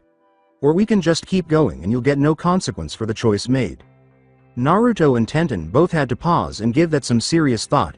As she leaned closer to Naruto, she began to whisper, out of Kakashi's ears, "What do you think? We'll travel until sundown, and the sun doesn't go down for a longer time out here. They would therefore be on top of that cart for a very long time if they lost." However, it made little difference whether they ended up on top of the cart or not. Doing nothing would still result in a sunbathe from hell because the sun would soon be beating them in the face with no chance of shade because they were facing west and it would continue to move in a westerly direction. The temperature outside was closer to 105 degrees, and Naruto was also considering the positive aspects of the situation. If we win, we can go back inside. Or at least one of us can, and then we can switch. I swear, it feels like it's climate controlled in there. It can't be any warmer than 70. And I think Kakashi's got a tube behind that effin' mask of his that he's hooked to a water pouch or something. There's no way he's not thirsty too. Indeed, they carried water-filled flasks with them. Only in case of emergency. That water wasn't yours to sip whenever you wanted. It was for the time when nothing remained. Kakashi had specifically used the flat end of a kunai to rape Naruto's knuckles for attempting to drink it whenever he pleased. Waiting for them to decide whether or not to fight, Kakashi said, "Well, I know what my name stands for, but I'm not going to stand out here all day and shoo the birds away. Buzzards don't really scare easily." Naruto and Tenten nodded to each other and leapt onto the cart's roof before they were both hidden in a cloud of smoke. Very well. Kakashi didn't even bother to reveal his Sharingan to fight them because he knew the attack was coming. After all, it was only training. The lesson is about to begin. XXX. Main headquarters of the Senju clan, Central High no Kuni. The other senior members of Tsunade's own clan immediately bombarded her with news from the mainland after she returned from the summit with the Uzumaki clan. Above all, the Uchiha clan had just fought in a conflict on the country's west coast. She was more interested in the severity of their casualties than in whether they had won or lost. In the never-ending conflict with the Uchiha, offensives had to be evaluated by the number of casualties sustained during the conflict, and chances to attack the enemy's core had to be determined by comparing their own manpower to that of the opposition. In their last major battle, which ended in a stalemate 4 years prior, the Uchiha had apparently lost nothing that would make an attack against them end any differently. As a result, things continued to operate as they had for many years. That is to say, since she left, no new business had emerged. It was comforting to know that nothing had gone wrong, even though it was disheartening to discover that nothing more had gone their way. Because of the visitor she was carrying, Tsunade drew attention as she strolled around the compound's main building. Nagato, who was surprisingly not an Uzumaki, was a representative of the Uzumaki clan. Konan, his almost silent friend. One of the Senju clan shinobi questioned the strange woman's presence with their leader, asking, "What is this woman doing here?" and responded, "Tsunade-sama. This woman is intending to hunt for the Jinchuriki boy. Those rumors, they aren't rumors. He's real." Tsunade paused in the hallway and decided to respond to the question. "She's to be given full accommodations as our guest until she departs in pursuit, and we'll be sending her with a partner." She turned to face Konan, who seemed unconcerned about the attention she was receiving in the strange place. Konan arched an eyebrow in interest at this declaration. "With all due respect, Tsunade-sama," she started, "I will be more than sufficient to kill the Jinchuriki on this mission, and I can guarantee you that I will carry out the will of both your clan and Nagato-sama's, at all costs." It was clear to the seasoned Senju clan leader that this was more than a mere reassurance. When it came to defending Nagato and all he stood for, this woman would stop at nothing. Tsunade never questioned her willingness to go to any lengths for that man. Tsunade didn't understand why this woman, a kunoichi who wasn't a member of the Uzumaki clan, was so devoted to Nagato. It wasn't her business either. But this was a very dangerous ninja, in her opinion. As the leader of the world's strongest clan, Tsunade reasoned diplomatically, I'm not saying that you won't. But I can assure you, I don't plan on sending an entire team to slow you down. I'm sending one man to assist you, and I can assure you that you'll find his abilities most helpful in dealing with anything having to do with the Biju. You can't take too many chances. Everyone listening in the Senju clan knew exactly who Tsunade was talking about. He wasn't even a native ninja of the clan, and he was the only man in generations to have inherited their strongest ninja's bloodline. To get one of her female subordinates to come to her, Tsunade waved her hand and said, "Go and tell Tenzo that he needs to prepare to be sent out on a possibly long-term mission." Without saying a word, she left to complete the assignment that was given to her. Conan expressed skepticism about bringing this individual along despite the shift in the clan's dynamic, saying, "Tsunade-sama, I'm a wandering ninja with no clan. I'm not used to working with others." Tsunade knew that, but whether Conan liked it or not, this was going to happen. The Uzumaki clan weren't the only ones who would have to face the consequences if this couldn't be contained. Senju Hashirama was the one who first partially implemented the ban on Jinchuriki. The system's foundation might collapse if the Senju clan or their top affiliate clan, the Uzumaki clan, disobeyed this and failed to correct it. Although war was rife and appeared to be unavoidable, everything would change if a variable like the acceptance of the universal taboo of Jinchuriki were added. And the Uzumaki and the Senju would be the first to suffer from the backlash. It doesn't matter if you're used to teamwork or not. Tsunade continued in a firm voice, "You will take Tenzo with you, and he will assist in taking down the Jinchuriki Uzumaki Naruto, whether it's necessary or not. Or are you really enough of a fool to look at the Mokuton, wood release, as a hindrance? There's someone that is capable of that kind of power in this day and age?" was the reaction that appeared on Conan's face. Tsunade's pink lips smirked as she said, "Yes, and there's nothing better for controlling the power of a Biju. XXX. With deserts of K's no Kuni, Naruto." Standing atop a sand dune, Kakashi looked at his two students, who appeared to be in a bad mood. "Are we done? I'm disappointed. This lasted all of 20 minutes. He then sighed and shrugged haphazardly before yelling, "Come on. You both had a few good moves in that last rush," he said. "You're so weak, it hurt me to watch all of that." "Stop talking, Kurama. You couldn't even hit him once, really? You could have at least struck him one time for the sake of my reputation, but instead you used the girl as a human shield or something to get closer." Before coughing sand onto the ground where he was buried up to his neck, Naruto thought to his tenant, "Kakashi is really good. I hate his face. I can't get to it, but I want to punch it." Cough Tenten? Tenten was lying face down in the sand after losing one of her buns during the spar, and Naruto said to her, "Plague." She spat sand on the ground and wiped some off her face while turning to face her fallen partner. "Yeah, Naruto?" Kakashi yelled at them once more as they conversed. "If we're finished, start cleaning up all of these weapons that Tenten threw. Want to launch one more assault? Are you certain it will work?" In order to move his hands closer together for a jutsu, Naruto attempted to shake himself free of the sand. "No, what the heck?" "Good point." Tenten reached for her feet and said, "But nothing I throw will ever hit him, so what do you think?" To her confusion, he said, "No, but I trust you." At the same time, 20 Naruto clones flew out of the ground and the sand he was buried in exploded upward, releasing Naruto from the trap Kakashi had placed him in. "Just pick your shot, you won't be missed." "You really think you can make me pay enough attention to just you that I ignore Tenten?"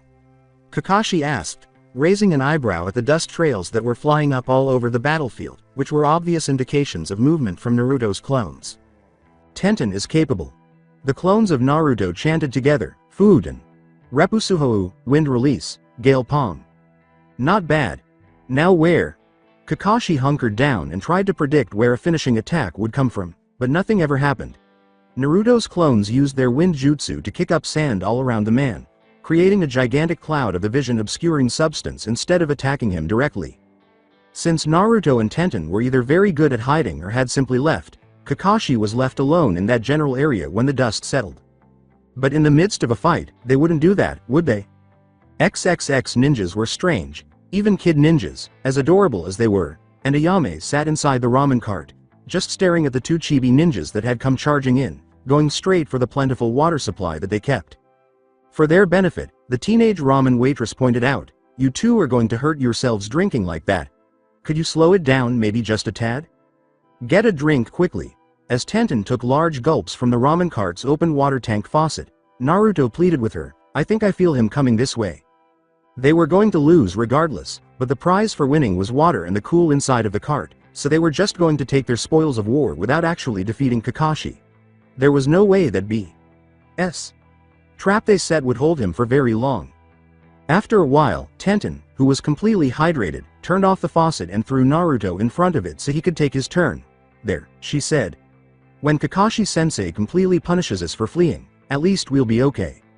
He had no time to ask Ayame for any ramen because by the time she finished preparing it, Kakashi would have long since dragged him back outside, screaming and kicking, and Naruto paused his drinking to address the situation, saying, "I say we have a minute or two before he gets back here." "A minute or two, please?" Naruto's prediction of Kakashi's return nearly infuriated Tenten. "How many Bakusaidama, exploding spheres, do you think I set?" Since Naruto was aware that she didn't use everything she had for this spar, that question led to another, even more crucial one. "How many do you have?" Before she stopped counting on her fingers and began mentally calculating multiplication tables, Tenten said, more than a few?" A broad smile began to split Naruto's face before he could hear another word. "Oh, and I think I know what it's like to have a best friend now." Whether they were true or not, as long as they frightened the masses and were heralded from sea as shining beacons of their awesomeness, he would no longer be satisfied with his time with Tenten unless they had created at least 12 urban legends that spread from coast to coast by the end of it. He also needed a nickname that was full of alliteration, one that would make thousands of people frightened, or one that would look good on a t-shirt. Marketing was a reality. XXX with a pleasant smile, Kakashi closed his eye and said, He could only have assumed that Tenten and Naruto had accepted their prize without truly winning it. "Now I suppose I'll go tie them both to the cart's roof."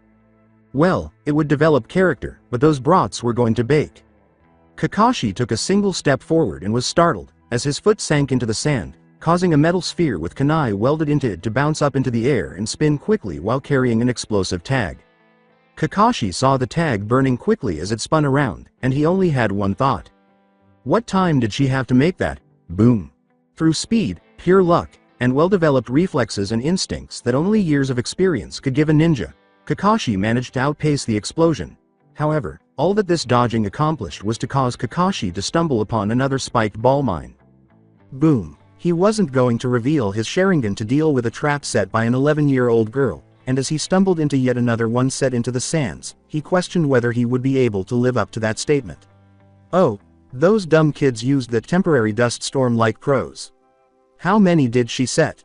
XXX, do you believe he has left yet?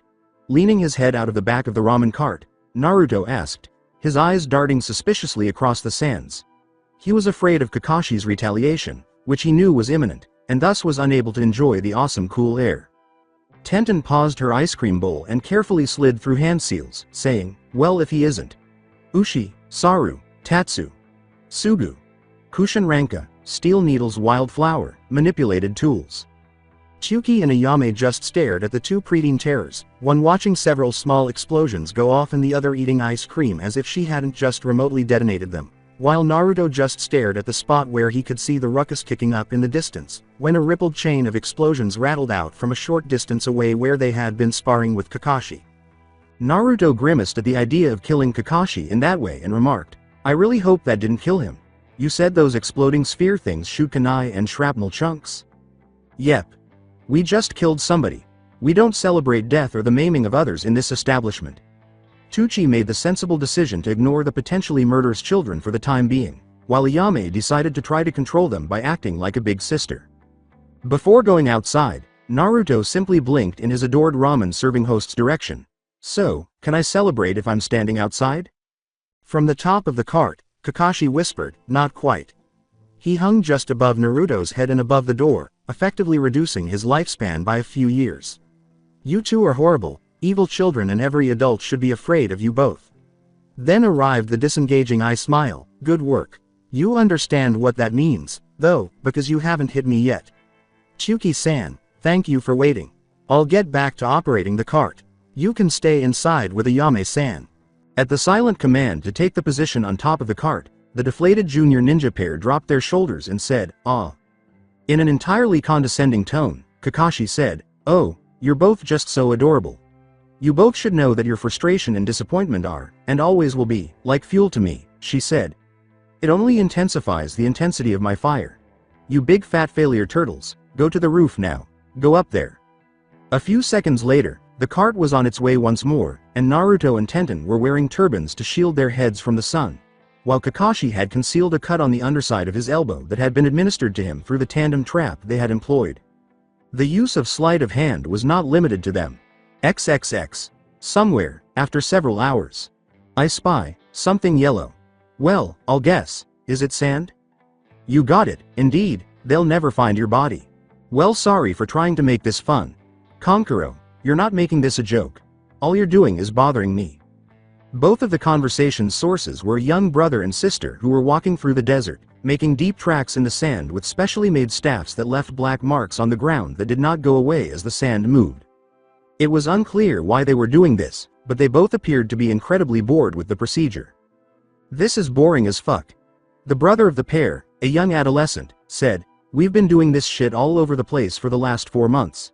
He was wearing a black baggy bodysuit with a black hood that appeared to have cat-like ears on it, and a bundle of hair sticking out from the top of it that was wrapped in bandages on his back. His face was painted with sharp purple patterns, and he had a frown on his face due to the dull work he and his older sister were doing. The older adolescent girl, who wore a single lavender shoulder-cut battle dress with a red sash and mesh underneath her clothes that went down to her left thigh, as well as a separate mesh legging around the lower part of her right leg, simply rolled her eyes despite feeling the same way. She had a huge metal fan on her back that was as big as she was. She had sandy blonde hair in 4 spiky ponytails. You understand why we must perform this Kankuro. Tamari, the girl, stated that this is the only thing that somewhat restrains the you-know-what. Show gratitude. This is a new contract that will eventually expire. There's a good reason for the good money. Kankuro rambled, I know, but feel sorry for Dad if he had to do this by himself. If he hadn't married Mom and Hadis, he would have been left to handle this mess alone. He only needs to complete the complex portion in the center, and Gaara will assist him with that.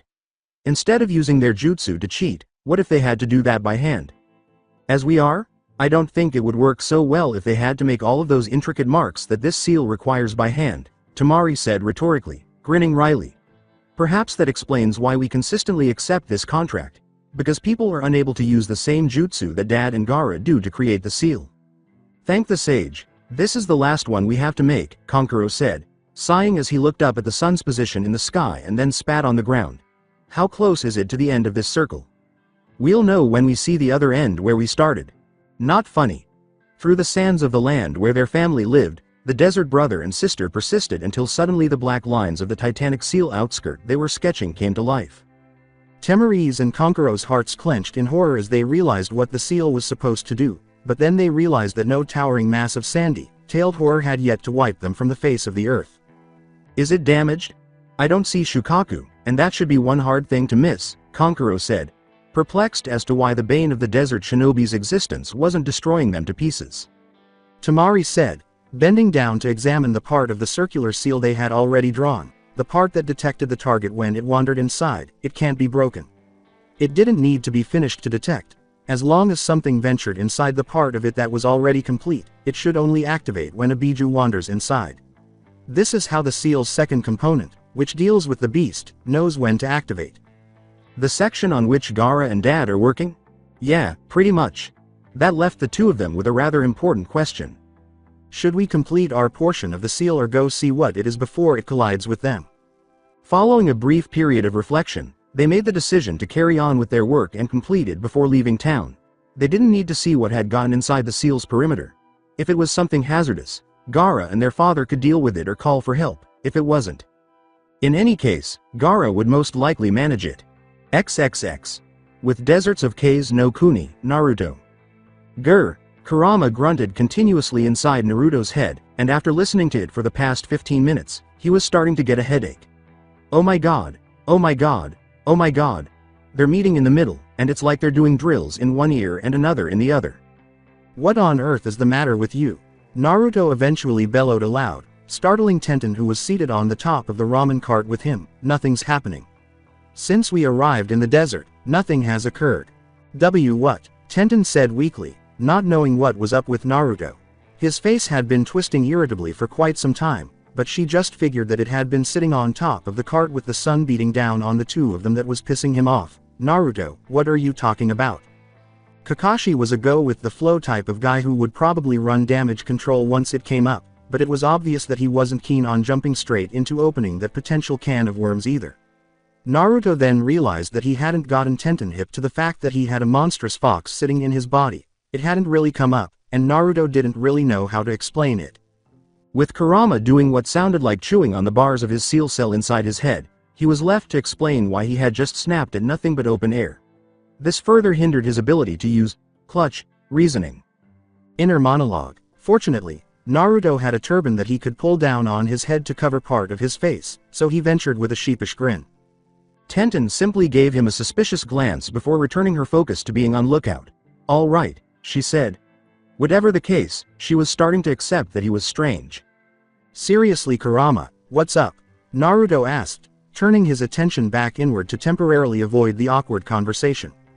It's getting worse. This brain-splitting whistling in my ears. Inside Naruto's head, Kurama yelled, "What the devil is going on, kid? Locate. Go." Kakashi, Kurama's in a lot of pain right now. Naruto scowled and scuttled forward to the front of the cart where Kakashi was driving the oxen in the heat. To be honest, he was beginning to feel funny as well, most likely from whatever was causing Kurama's pain. I don't know what's up. I don't see any genjutsu on you, Kakashi said, addressing his youngest charge with a deadly serious expression as he lifted his headband to reveal his Sharingan. He had a sobering thought at that moment. Is the seal breaking? It doesn't seem like anything I can see is affecting you. That thought was abruptly interrupted by Naruto, who firmly stated, "No. Mom locked this thing down tight. If it wasn't, she wouldn't have assured me that everything was fine. She may have deceived me into accompanying you, but she never told me lies." He was attempting to learn as much as he could about the seal on his own, but it was well beyond his current skill level.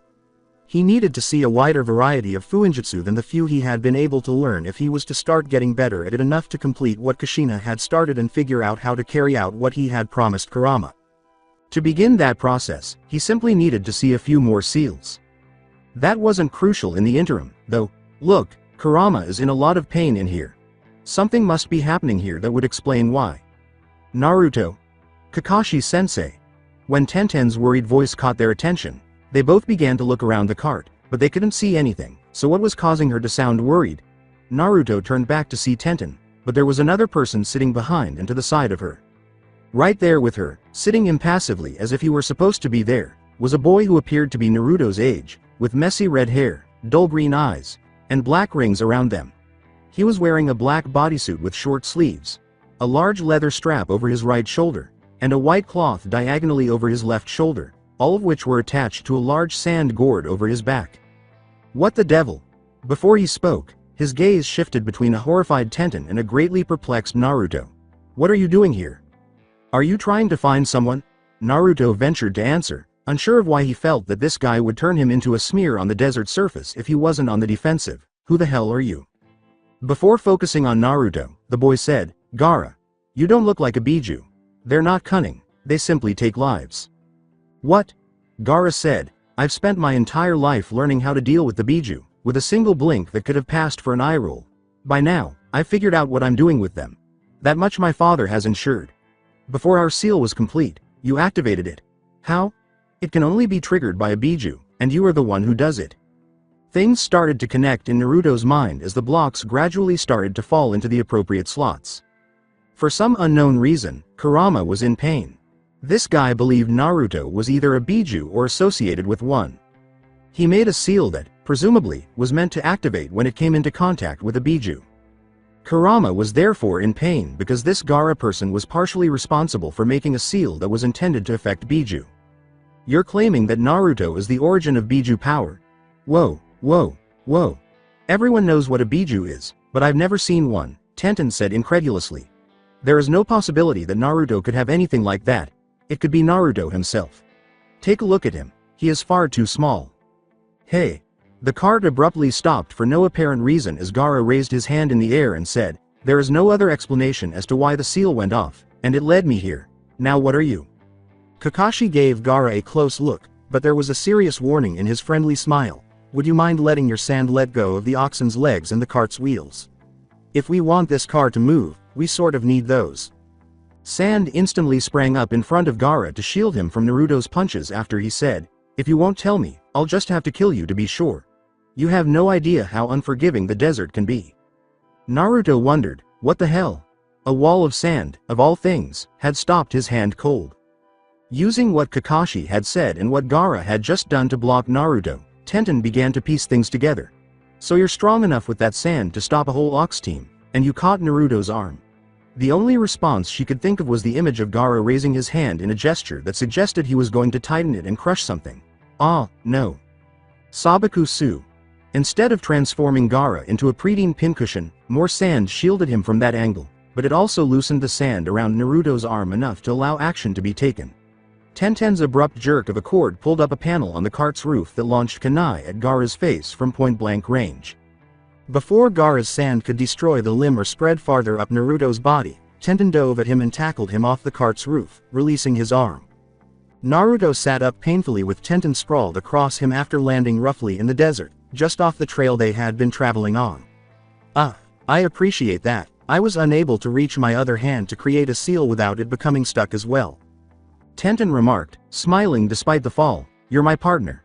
Besides, I owed you anyway, and we're still going to die." What? Sand rose up from the surrounding desert to encircle them both, but before it could do so or grasp them, golden dust of the same kind batted it down and pinned it. Upon realizing that Gaara was present, Kakashi exhaled a sigh of relief. He could not be certain if the second presence was an enemy, but he was certain that they were more powerful than Gaara. Even on his own, Gaara was stronger than both Naruto and Tenten, which was saying a lot. Had Kakashi not been suspicious of the other man's motivations, he would have attacked Gaara as soon as it became apparent that he intended to harm Naruto. Because sand nomads were some of the hardest-nosed people you would ever meet, he couldn't really blame Naruto for trying to attack first. They didn't exactly screw around, so if someone threatened to kill you anywhere in the world in its current state, it was never an idle threat. One of the men who appeared on the road wearing a shunshin made of gold dust said, "Gaara." He had a stern, weathered face, auburn hair instead of red, and dark rings around his eyes that resembled Gaara's but only lasted as long as he worked with the gold. He was dressed in a black jacket and pants with mesh armor underneath. "Stand down." Before putting his sand back on the big gourd on his back, Gaara glanced toward the older ninja who lived in the desert and then back at Naruto and Tenten. "The blonde boy is the source of the Biju signature," Gaara said. "Father, I was carrying out our paid duties. Even though this boy had some sort of connection to Shukaku, we weren't paid to fight him." Gaara's father reprimanded his son, saying, "We were paid to finish the warding seals around the nearby village. That kind of waste of money would never be paid to a sand nomad." Tenten glanced between Kakashi, who had come to check on his children, and Naruto, saying, "Shukaku." Known elsewhere as the incarnation of the sand. Kakashi nodded and watched the sand nomads closely. He started to explain to the younger ninjas that Shukaku is a death omen in Kei's no Kuni because of his status as a Biju, his bloodthirsty nature, and his control over sand. The worst of it occurs during full moons. Any living thing he sees will be attacked by him. His anger has destroyed entire settlements in a matter of minutes. Gaara took his father's reprimand in his own way during this explanation, staring at him without blinking and saying, "You told me that it would be my purpose to." "Gaara, that moment will arrive. There is no ninja born in Kei's, no Kuni with the ability to defend the deserts you own, but there is no rush." The redhead's father told him, "Your value to the deserts is something that cannot be measured, even with all of the gold dust under my control. You aren't prepared to deal with Shukaku. You shouldn't carelessly waste your life just because your mother left her will in your sand to protect you." The young nomad simply crossed his arms over his chest until the man was done, so it was difficult to determine whether or not he had listened to the lecture. That boy had a lot of anger or pressure on his shoulders, or something else, that was bottled up inside of him. Before disappearing in a sand shunshin, Gaara said, "I'm going to finish the seal, father." His father simply watched the spot where his son had been standing just a moment before turning to face the foreigners. This was one of those awkward situations where Kakashi took the initiative, mainly because he usually didn't care that awkward moments could occur between people. "So, control over sand, huh?" he said with an amicable eye smile as he hit his Sharingan once more. "Neat." Neat? That was all he could say? They nearly got into a fight with a man who could actually use the desert as a weapon, and his reaction to the entire first meeting was, neat. Naruto and Tenten just appeared stunned. This man genuinely didn't give a fuck about anything that wasn't directly related to his tasks and what he had already decided was worth fighting for. Protecting the ramen cart in accordance with his contract and getting Naruto to Minato and nothing else. Tenten, wiping at a stinging abrasion on her arm from the sand, said, "I'd just like to take the time to say that I feel way less safe about listening to everything you say than I first did when I started traveling with you a month ago." "Oh, both of you remain here," Kakashi said, pretending that he had forgotten the presence of the children. "Good. It won't drive itself, that cart. Would you please take it to the next village and wait for me?" Tenten sighed and went to the front of the cart, while Naruto went in through the back to get a quick breath of fresh air and briefly flirt with his favorite ramen waitress before joining his more responsible kunoichi partner out front, leaving a waving Kakashi behind Gaara's father's back with a flip of the bird, so that he wouldn't notice how much Naruto respected Kakashi's distinct approach to child-rearing. However, if adult sand nomads were interested in that kind of thing, the older man would have noticed and probably laughed. One day, maybe several, at the same time, that boy was going to start a clan war. Kakashi utterly refused to give Naruto the satisfaction of selling the disrespectful gesture, saying of Gaara, "So, nice kid. Not that I can talk much with my own dysfunctional chibi pair running around," Kakashi added. "Gaara is special," Gaara's father said with a stiff nod. In the same way that Shukaku can control sand nomads have been researching and testing ways to control the tiny particles of substances for generations. It's an effective weapon. This was a dangerous man. If a boy with authority over any sand he saw obeyed his commands even though he appeared to disagree, what was he capable of? Hence the gold dust. Kakashi noted that it had vanished from the location where the man had last used it. He can hide it that easily. Correct. But Gaara, the man in question replied, "The sand itself has never been under anyone's control. The only substitutes that have ever worked are those that are under our control." "You've met Gaara," he interrupted, realizing that he was straying into a conversation he didn't want to have with strangers. "No one studied these things as intensely as my wife did, to try and find a way to. Rasa is my name." Before driving the cart away, Kakashi gestured to the two children in front of him and said, "Naruto, Tenten, and I am Hitaki Kakashi. Is Ninja Kakashi a spy?" Rasa spoke out loud to the distant man in the mask. "Sup?" He turned to face Naruto, ignoring the casual affirmation that this young man was, in fact, Kakashi. And that was Uzumaki Naruto. The Jinchuriki, who, in a single move, killed 15 shinobi from the Uchiha clan.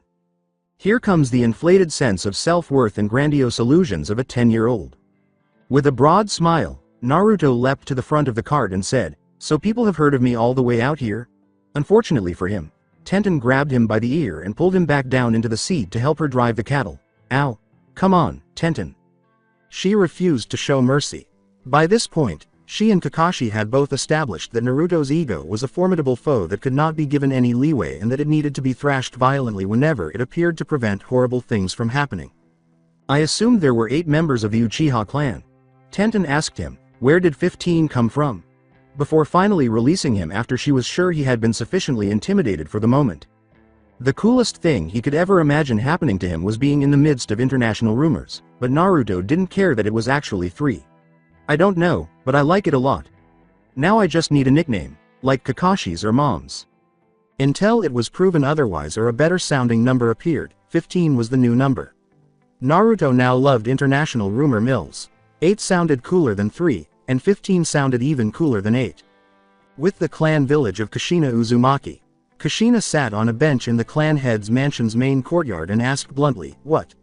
One of her nieces, who was actually quite close to both her and Naruto, paid her a visit on this day of her guest status with Nagato.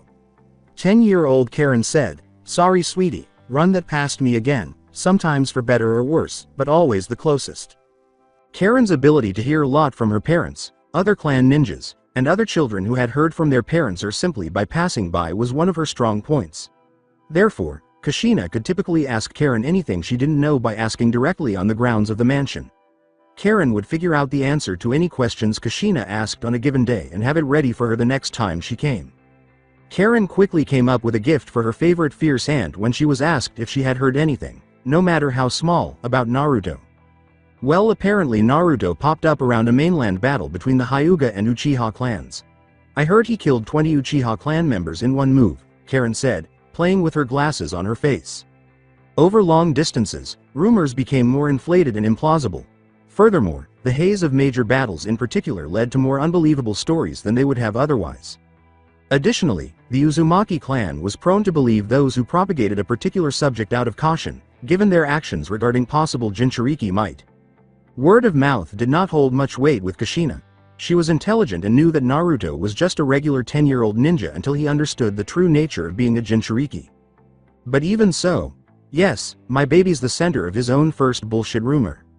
You had to appreciate the little things sometimes. XXX. With Kei's no Kuni desert village and Naruto. In the middle of guard duty with Tenten, Naruto suddenly felt a crushing sense of pride that made him smile uncontrollably. You know that feeling of getting hugged from 1,000 miles away? He asked, sitting on a low-lying roof that gave them a good view of an entire marketplace. Tenten was unsure of how to react to such a strange question. No. Neither do I, Naruto shrugged, adding, but if I did, I think it would feel a lot like I feel right now. Kurama's agony lessened after arriving at the village, and he concluded that it would be best to nap due to his splitting headache.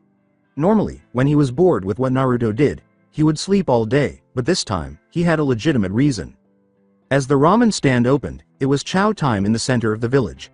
Ramen seemed to be a universal food, which helped the business. Ultimately, it was a very difficult journey, but it appeared to be very profitable for the ninja's customers. The food line just wasn't getting shorter. It also made for a busy Tenten, who had to keep a very careful eye on everyone who wandered around the cart. She had seen a few people with ninja-style weapons, but they only ordered for their traveling parties, which included their families and the people they were hired to protect. Nomads in the sand. Tenten started a conversation by bringing up the subject of why they had initially traveled to the desert. You know, the way Minato-sama works reminds me a lot of the sand nomads.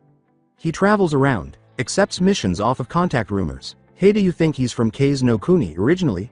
He never said where he was from. Naruto had clearly taken notice. Naturally, he made an effort to minimize it. He did, after all, have an amazing, fierce mother who, by herself, was worth at least 2 parents. He was perfectly content if his father didn't want to be seen. Tenten was not so distracted as to overlook the fact that his posture tensed with curiosity, saying, I wouldn't know. I've never even seen the guy. You look so much like him I thought he was with you. Tenten acknowledged, that was why I really thought you were a ninja and approached you in the first place. He took missions like the one that you and Kakashi-sensei are on, so I thought he'd come back around and brought his son this time. Naruto said dryly, I'm sorry to disappoint you. It's just Kakashi and me. Yeah, I noticed. Come on Naruto, don't be that way.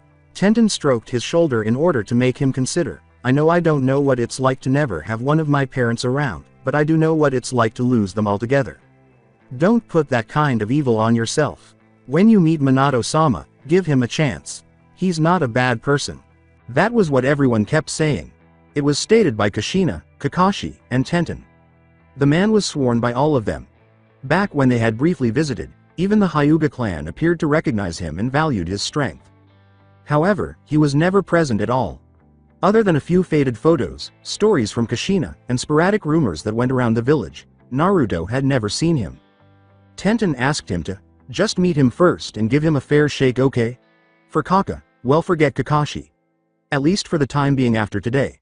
Do it for yourself, and for your mom. For me too. Bringing up Kakashi would not inspire him to take action. Kushina has always wished for Naruto to maintain Minato's positive outlook, but Tenten? Why for you? The young girl with the weapon pushed Naruto in the arm and said, because you're my friend.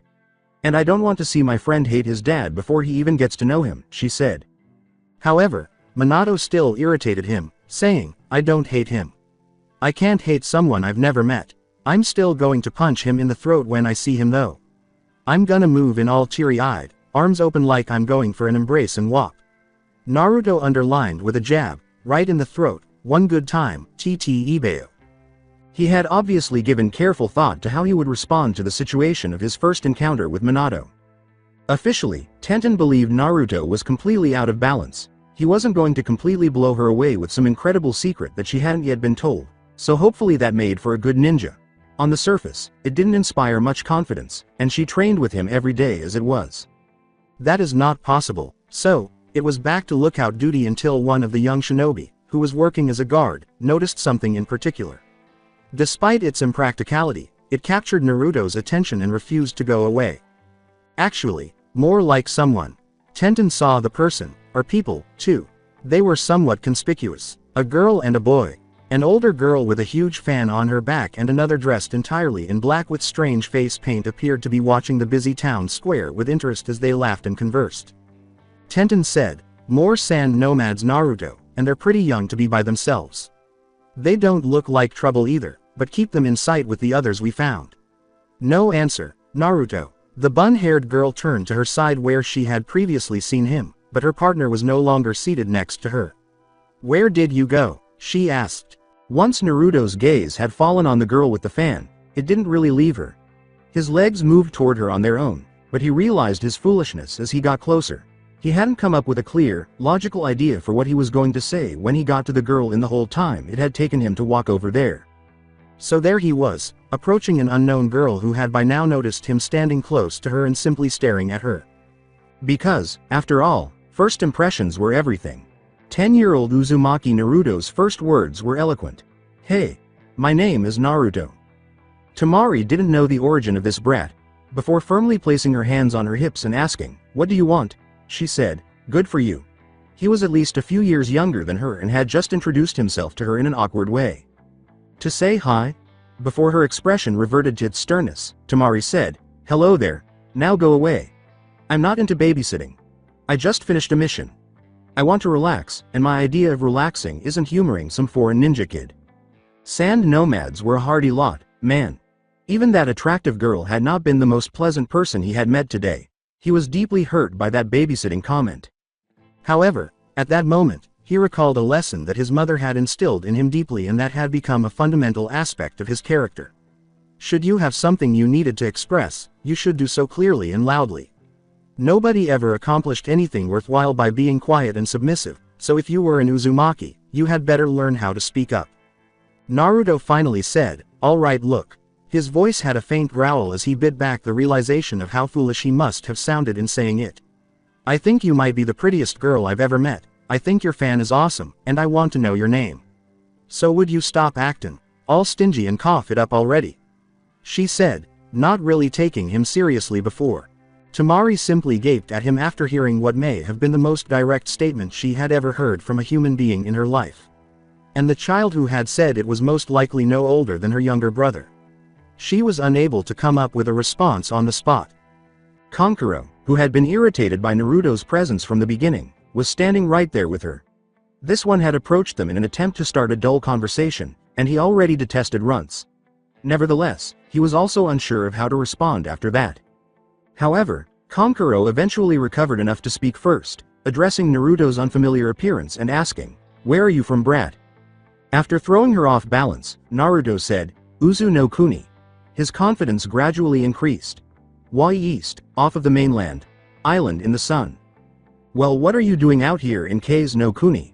Naruto answered solemnly, "Looking for someone." Then he caught himself and recalled what he had discovered from observing and listening to people back home. In light of this, he said to Temari again, "But I found you instead." Didn't girls enjoy being viewed as the center of the universe?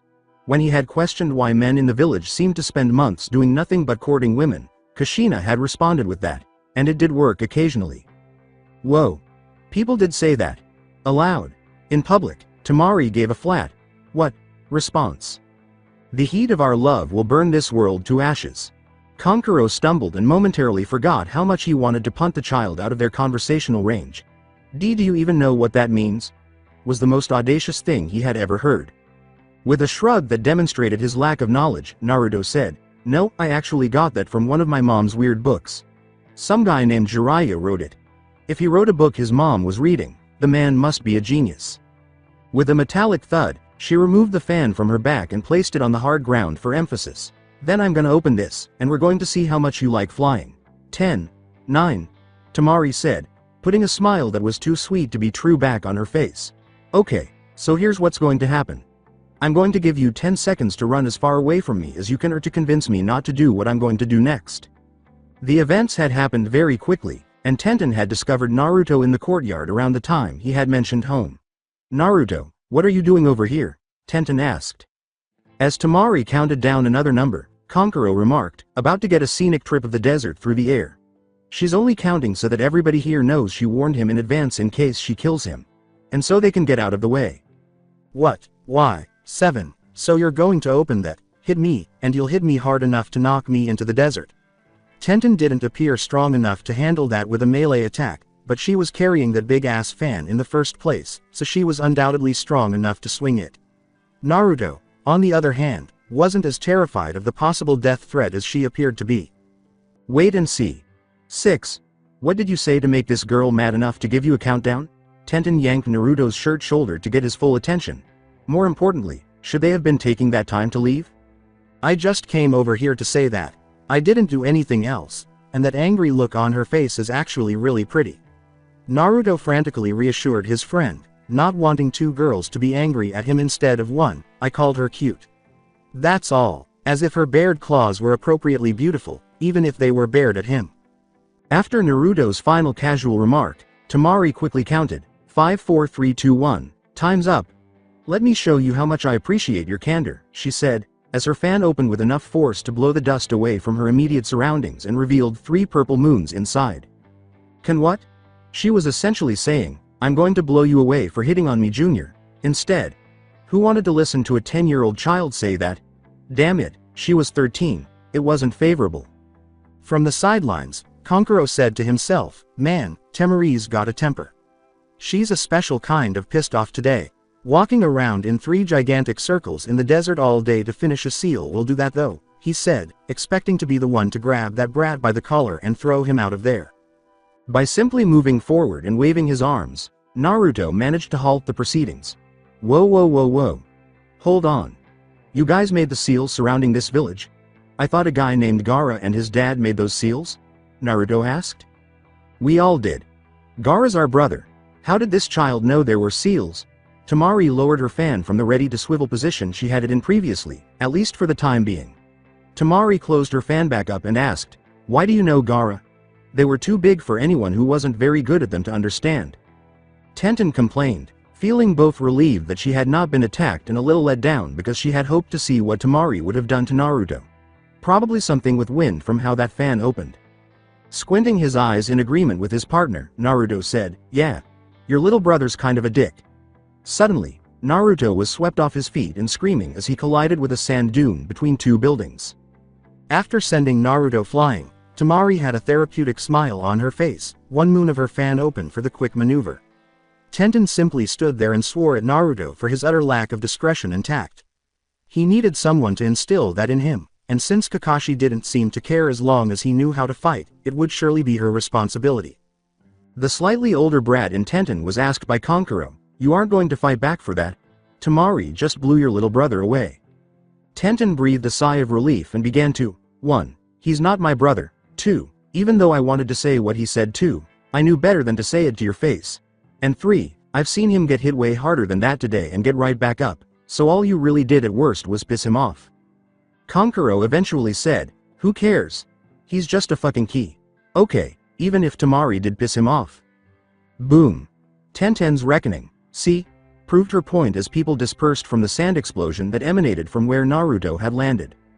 After using his first wind jutsu, Naruto stood inside the blown-off front of the sand dune, holding his hands together in front of his body.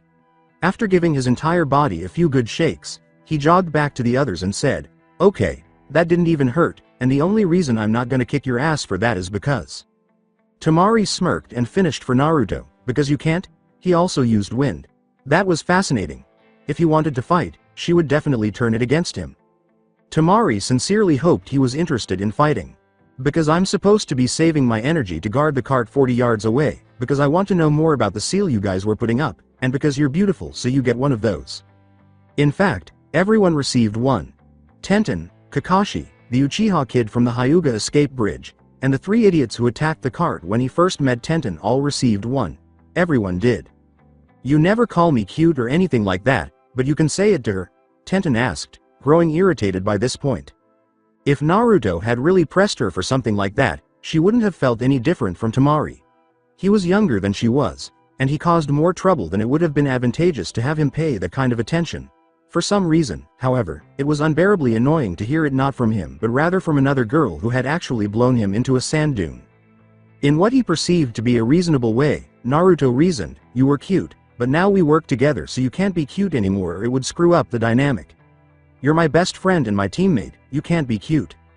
This only added to her animosity. What dynamic? We train and spar with each other, beat up bandits that try to rob Tucci-san, and do a piss-poor job of guarding a cart together. And I say piss-poor because we're right here and we aren't even watching it right now. We kind of are actually, it's being handled by top men. What top me? Top men. That is, there were clones hidden everywhere. Tenten was unaware when he made them since she was too busy watching her surroundings to protect the cart to notice anything Naruto was doing that didn't involve him talking to her or identifying possible targets. It seemed that Naruto was improving his ability to create subtle clones. Well done. Even though Kankuro hated brats, he didn't want to be around Temari after she blew up, and he could see her anger building. When she remained irate after killing the noisy yellow-headed one, he would be the one who would truly suffer the consequences. "Kid, if I tell you about the seal will you shut the fuck up and go away?" she asked. Tenten stopped Naruto from saying anything that would have probably made things worse by saying, "We can't go away because we're on a mission that needs us to stay right in this general area, but I can make him shut up." For Kankuro, that was sufficient for the moment. Furthermore, the seal wasn't a substantial weapon that could be used against them or any other person. Quite recently, one man had introduced it to the Sand Nomads in an attempt to reduce the number of people killed by Shukaku's outbursts. Because of its great complexity and situational nature, the seal was not practical and could only be used in the specific situation they employed. Showing it to him posed no risk whatsoever. Better yet, if it made him stop talking. Since Kankuro was unable to form the intricate part of the seal, he had to show Naruto a scroll that contained a diagram of the technique, Yaju Gata Yu, Udo no Fuin, Beast Warding Seal. The design of the seal was composed of dozens of smaller, intricate seal arrays surrounding the kanji symbols for restrain, as well as a thick double-lined circle that said, "Here, look." Look what Naruto did. Very close. Naruto mumbled words like suppress, overwhelm, trigger, biju, and others while squinting and reading slowly. After some time, the others realized that Naruto was translating. Tenten curiously asked, "You can read that?" Observing the way his eyes moved across the parchment, "It looks like a lot of squiggles to me." It was easy for Tenten to forget that Naruto was reasonably skilled at interpreting sealing knowledge because of his generally stupid behavior, which was most recently demonstrated by his interactions with Temari. Even if they used the seals themselves, the majority of mainland ninjas wouldn't have the slightest idea how they operated. Would he be able to teach her, or perhaps even create his own one day? Still looking as though he were trying to catch a glimpse of something else, Naruto said, "Kinda. It's hard to explain. I mean, I can understand some of it, the ones that are by themselves. Pros of an Uzumaki clan education. But most of the marks intersect with other stuff. I can't read those. Someone invented those arrays." Neji's Juinjutsu, in contrast, was incredibly easy to decode. This indicated that the person who created this had a very good idea of what they were doing. Seal reading was almost like learning a language, and like any language, you could make up new words using the lexicon's established rules or just plain nonsensical nonsense. When you had gibberish, you could tell because it either blew up in your face or the seal wouldn't work. Even if you could, how? You aren't even the one that created it to give to the Sand Nomads. You're just a kid, Temari insisted, obviously unaware of the cultural significance of a ninja on the opposite side of the continent. Nobody can read seals. As he struggled to read the actual content of the Fuinjutsu before him, Naruto remarked, "I can read a good bit of it, but I'm probably missing the parts that are really important. For example, the section that explained how biju were affected. You said someone else made this and gave this to you guys." "Yeah, a few months ago he gave this to every sand nomad that he came across. We're supposed to set them up on all sides around a settlement to make sure we cover it." Kankuro continued, "He told us what it was for, how to use it, and he just left. He didn't ask for money, food, water, or anything. I didn't expect a ninja that strong to just give away a jutsu like this for nothing." It was difficult to find information about the biju, particularly in Kei's no Kuni, other than the fact that they could be extremely destructive when provoked, or not provoked in Shukaku's case. It was practically unheard of for someone to have devised a method of dealing with them. Sand nomads had to immediately leave Shukaku if they happened to stumble upon it during one of its full moon outbursts in an unspecified location until recently. Those without the resources to otherwise slow it down at least had a chance now. For years, The number of people killed in these monthly attacks had been declining nationwide. Since then, the use of this preventative seal has grown in popularity. Minato-sama was so strong, even Dad acknowledged he was stronger, but he was such a nice person. Tamari smiled and blushed slightly as she recalled the man in question. Most strong ninjas are stone-faced pricks. Not blue-eyed, genius gentlemen. Tamari, he's like at least 20 years older than you. Shut up, Konkuro, it's not like that. Before determining how far down this rabbit hole had gone, Naruto and Tenten simply exchanged glances. Okay, when you say a few months ago we're talking less than 6, right? Naruto asked. XXX. In the desert. The full moon sequence was going to be fascinating. During these periods, Shukaku was always most destructive. It had a record of violence that no other Biju in the world could match, and it always emerged somewhere in the desert to satisfy its crazed bloodlust. In the hopes of putting on a spectacular show, he was going to draw it here. It would be far more entertaining than the typical dog and pony show, but with more bloodshed, destroyed property, and fatalities. After all, Kukakuku, the shinobi world demands progress. Hopefully watching Shukaku yields something that I can use in my newest set of experiments, said a tall, white-skinned man with long black hair, snake-like yellow eyes, and a dark violet kimono over black pants and a mesh shirt with bandages as his sash. And he was there to advance the ninja arts by any means necessary as the world demanded progress in this area. He considered himself to be the most brilliant scientist in the elemental nations, inventing new technological ways to use chakra and learning the secrets of several clans by observing their fighting techniques. However, that was not his passion. His preoccupation was the world's collective ninjutsu.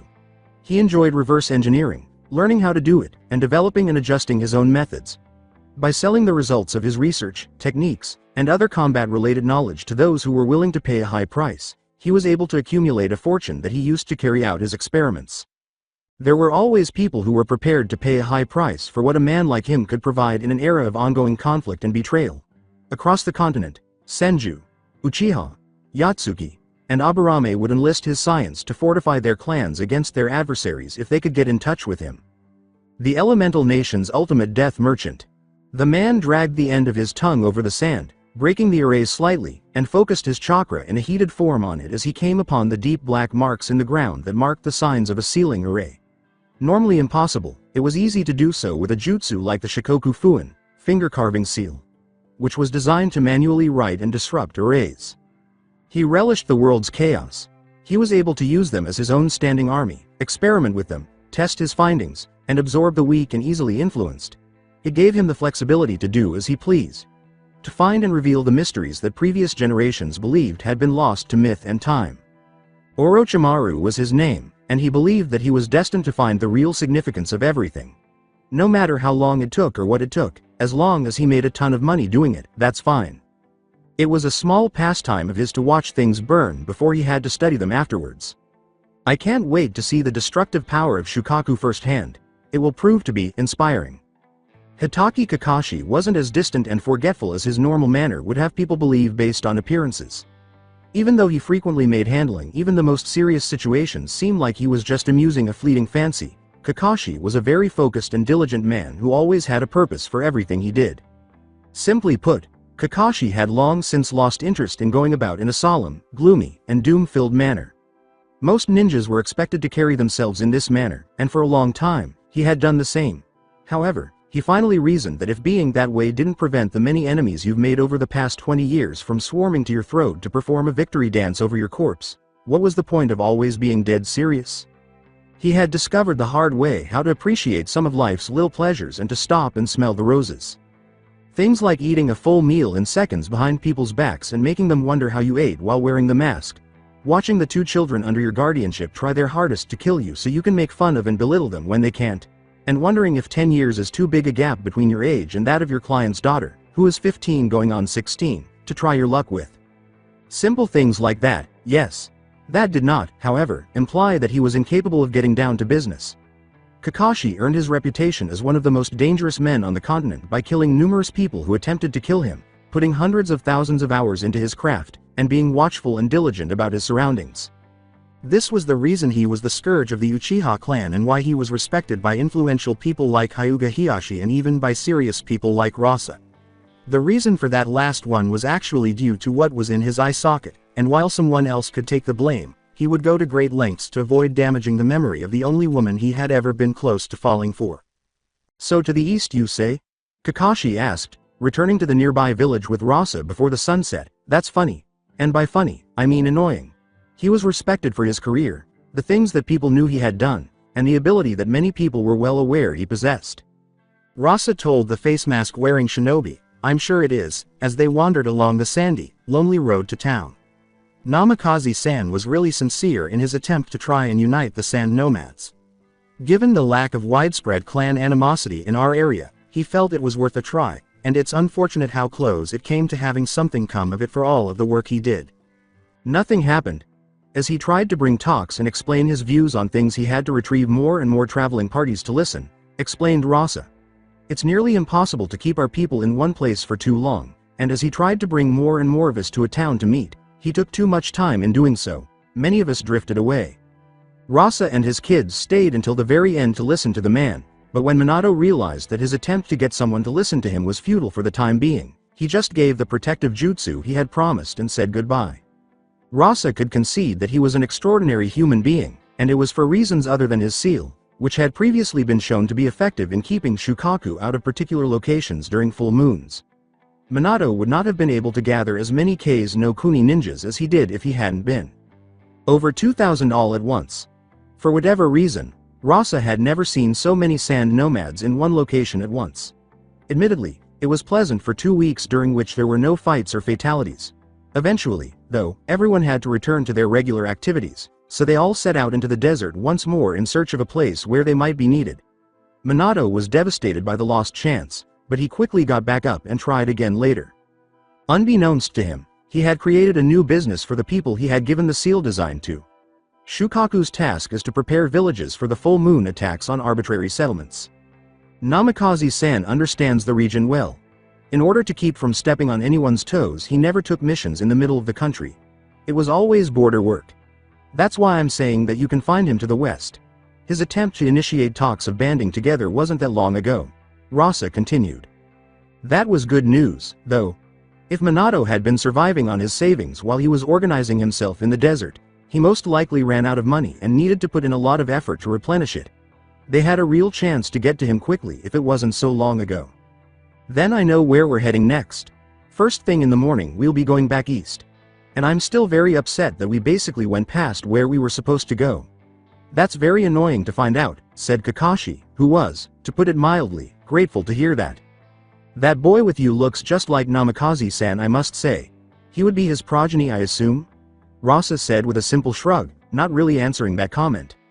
Naruto is Minato-sama's only son, yes. Estranged for various reasons, but he's his legitimate son. Kakashi reassured his friend who lived in the desert, it's extremely important that we find him. He may be the only person in the world outside of Naruto's home country that can help him. How so? Let's just say that the seal that he gave you to ward away Biju is a large reason why I know his mother did the right thing in asking me to bring Naruto to him. XXX. Inside the village, with Naruto. The two young sand nomads found themselves somewhat in tow with Naruto and Tenten as they continued to watch the ramen cart during business hours after Naruto had revealed to Temari and Kankuro that he was Minato's son when the topic somehow came up.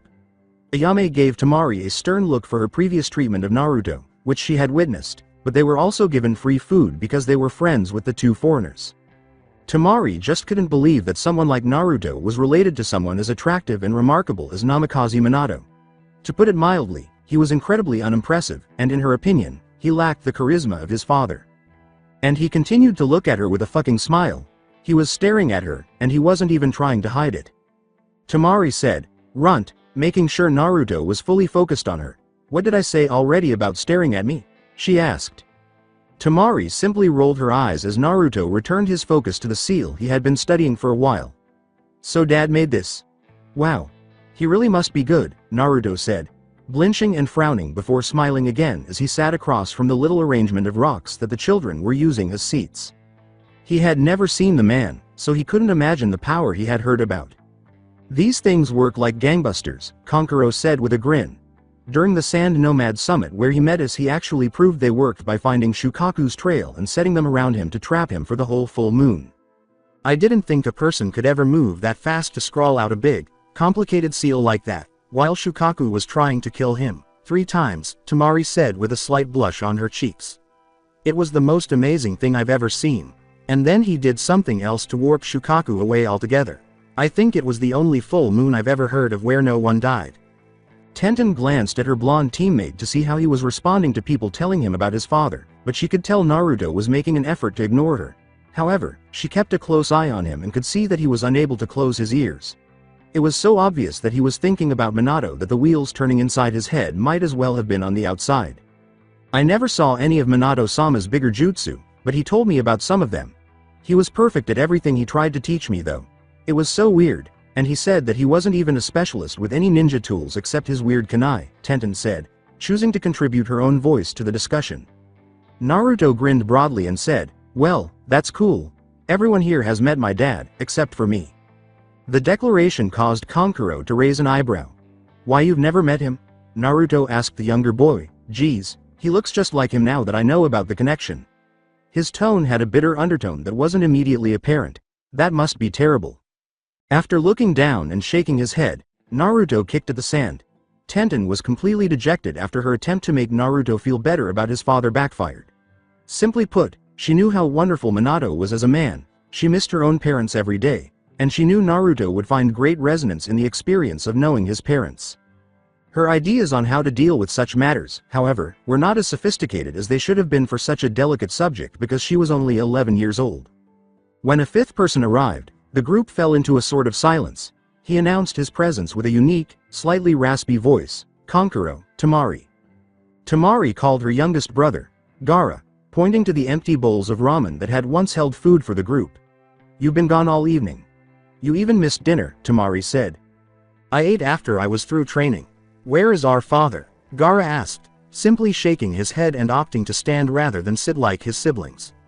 Tamari and Kankuro simply exchanged glances and shrugged in unison. The location of their small brood's patriarch was unknown to them. "He's more than likely still with the man that brought these two here," they said, not having seen him since they had split off to complete their portion of setting the seals. Kankuro said, "We'll go find him," and he and Tamari stood up and walked past Gaara. He was about to pat him on the shoulder when he saw Gaara look at him beforehand. He quickly decided against making physical contact and continued, saying, "Just relax for a bit." Gaara was left alone with 2 individuals he had attempted to murder a few hours prior. He didn't appear to mind this at all, as he sat down on one of the rocks and just sat there, closing his eyes as though he were obstructing his vision. Tenten and Naruto exchanged glances before turning to face the strange redhead. It had already been established that he was stronger than them, so if he had one more thing to complain about, that could have been problematic. So, Naruto dared to say first, "Full moon equals a Biju attack, huh?" "More or less," Gaara replied. "One can never tell where Shukaku will turn up at full moons. But it is almost always assured that people will die when he does. You're lucky that you made it to a town by nightfall. Until the sun rises in the morning, no one is guaranteed to be safe." Unbeknownst to Gaara and Tenten, Naruto briefly placed his hand on his stomach after hearing about another Biju. "So Shukaku just kills people? Why?" Kurama had been lounging in a ravine when Naruto discovered him, and he didn't appear to want to do any harm unless they irritated him, were in his way, or he wanted a snack. However, the way a tailed beast behaved was unfamiliar to him. In reality, he didn't know anyone who was. Gaara retorted, "No one knows why," adding, "This is just the way that it has been for centuries." The history of the sand nomads wasn't exactly a secret. Everyone knew it. Shukaku is a terror, a force of nature. As long as it wasn't intended to be a close secret, sharing general information about them helped them in the long run because it made their interactions with foreigners less painful. Tenten kicked her legs off the rock she had chosen to sit on and questioned, "So why live in the desert then?" She was aware that she wouldn't want to remain in close proximity to a Biju that went on monthly killing rampages that no one could predict. I mean, if that's not too crazy to ask. It wasn't an odd query. Depending on which family you speak to, the story could vary. It has been passed down amongst sand nomads for years and years when children would ask that question. It comes all the way from back during the last days of the Rikudo Sennin. Gaara, his brother, and his sister all asked that question, particularly after Shukaku did what he did to split their family. When Tenten realized they were going to hear a story about the Sage of Six Paths, her eyes brightened. She was compelled to listen because those stories were so uncommon for someone like her. For many ninjas, particularly a clanless girl like her, it was a once-in-a-lifetime opportunity, and when she combined that with her love of being given access to specific information, she was captivated before she even heard another word. Only those with connections to ancient clans with ties that deep back did anyone ever hear anything like that about him. Clans such as the Uchiha or Senju. No one outside of those clans knew about the legends surrounding Rikudo Sennin because they treated everything about him and his clans as state secrets. She thought Naruto would be as thrilled as she was, but his drab expression defied her expectations. "Naruto, we're about to hear a sage story. You aren't excited?" she asked. Yes. Fortunately for him, Tenten was too excited to hear Gaara to realize that Naruto, for whatever reason, didn't actually care. He had never been fond of history.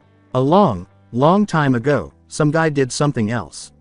It was just faces he couldn't imagine, names he didn't recognize, and locations he would likely never see. Moreover, the majority of them were most likely false in the first place. Really, he couldn't believe some of the stories he had heard. Since no one in ninja society ever really wrote down their stories, people couldn't possibly do everything he had heard in some oral histories. Maintaining secrecy, etc.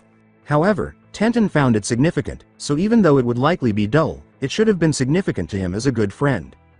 Gaara nodded and continued to speak. Years before, he had split the primordial monster known as the Jubi into 9 entities that we today recognize as the Biju that spread themselves across the elemental nations. On his deathbed, the Rikudo Sennin reached out to the Sand Nomad people and requested of them one thing. To take care of Shukaku for him, to find a way to handle the threat that Shukaku posed to the people of the desert. Wow, Tenten had wide brown eyes and listened intently. She had never heard of a culture with such a cool descended purpose. But then, she had no idea why the world's clans lived the way they did. Not many people outside of them knew why. He knew of his destructive power, Gaara continued, and that was why he requested the ninjas of this land that he'd passed down his teachings, to defend this land against Shukaku, and struggle against him to one day keep Kei's no Kuni safe. I believe what my father tells me that he believes, that I have within me the potential to be the person capable of this. It's the reason why I exist. It's why I believe my mother sacrificed herself to ensure that my siblings and I survived the full moon attack years ago that took her life. Tamari, Kankuro, Gaara, don't be afraid. As long as you're alive, just remember, there's nothing I won't protect you from. Ever. I promise. Gaara could recall his mother's final words to him, even though he was still quite young when he lost her. Gaara loosened a clenched fist into a free hand and manipulated it to lift sand from all around him. Naruto and Tenten actually thought it was pretty amazing that he could use his chakra to control such a plentiful resource now that it wasn't aimed at them. The woman who brought me into this world sacrificed her life to ensure my survival, because she believed in me as well. Shukaku is the lord of the desert. Well, in that case I will use the power I was gifted with and be the master of the desert's sands. To destroy Shukaku, and if he truly is a force of nature I'll do the same every time he reappears. With a flick of his fingers, causing it to rain down all over the moonlit village in the dark. Acquiring the strength required to defeat a Biju. That was a high bar to set for oneself. At that moment, Naruto's head began to yawn with a growl. Kurama replied, "Yeah, there's some serious holes in that Sand Boy's story about Shukaku and Old Man Sage you know."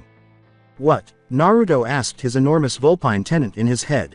Naruto gave Kurama his full attention as Gaara went on to explain his interpretation of the Shukaku legend to Tenten, who was still listening intently. "You mean you know?" "Yeah, when the sage said something about taking care of Shukaku for him, he probably meant it literally as, take care of Shukaku.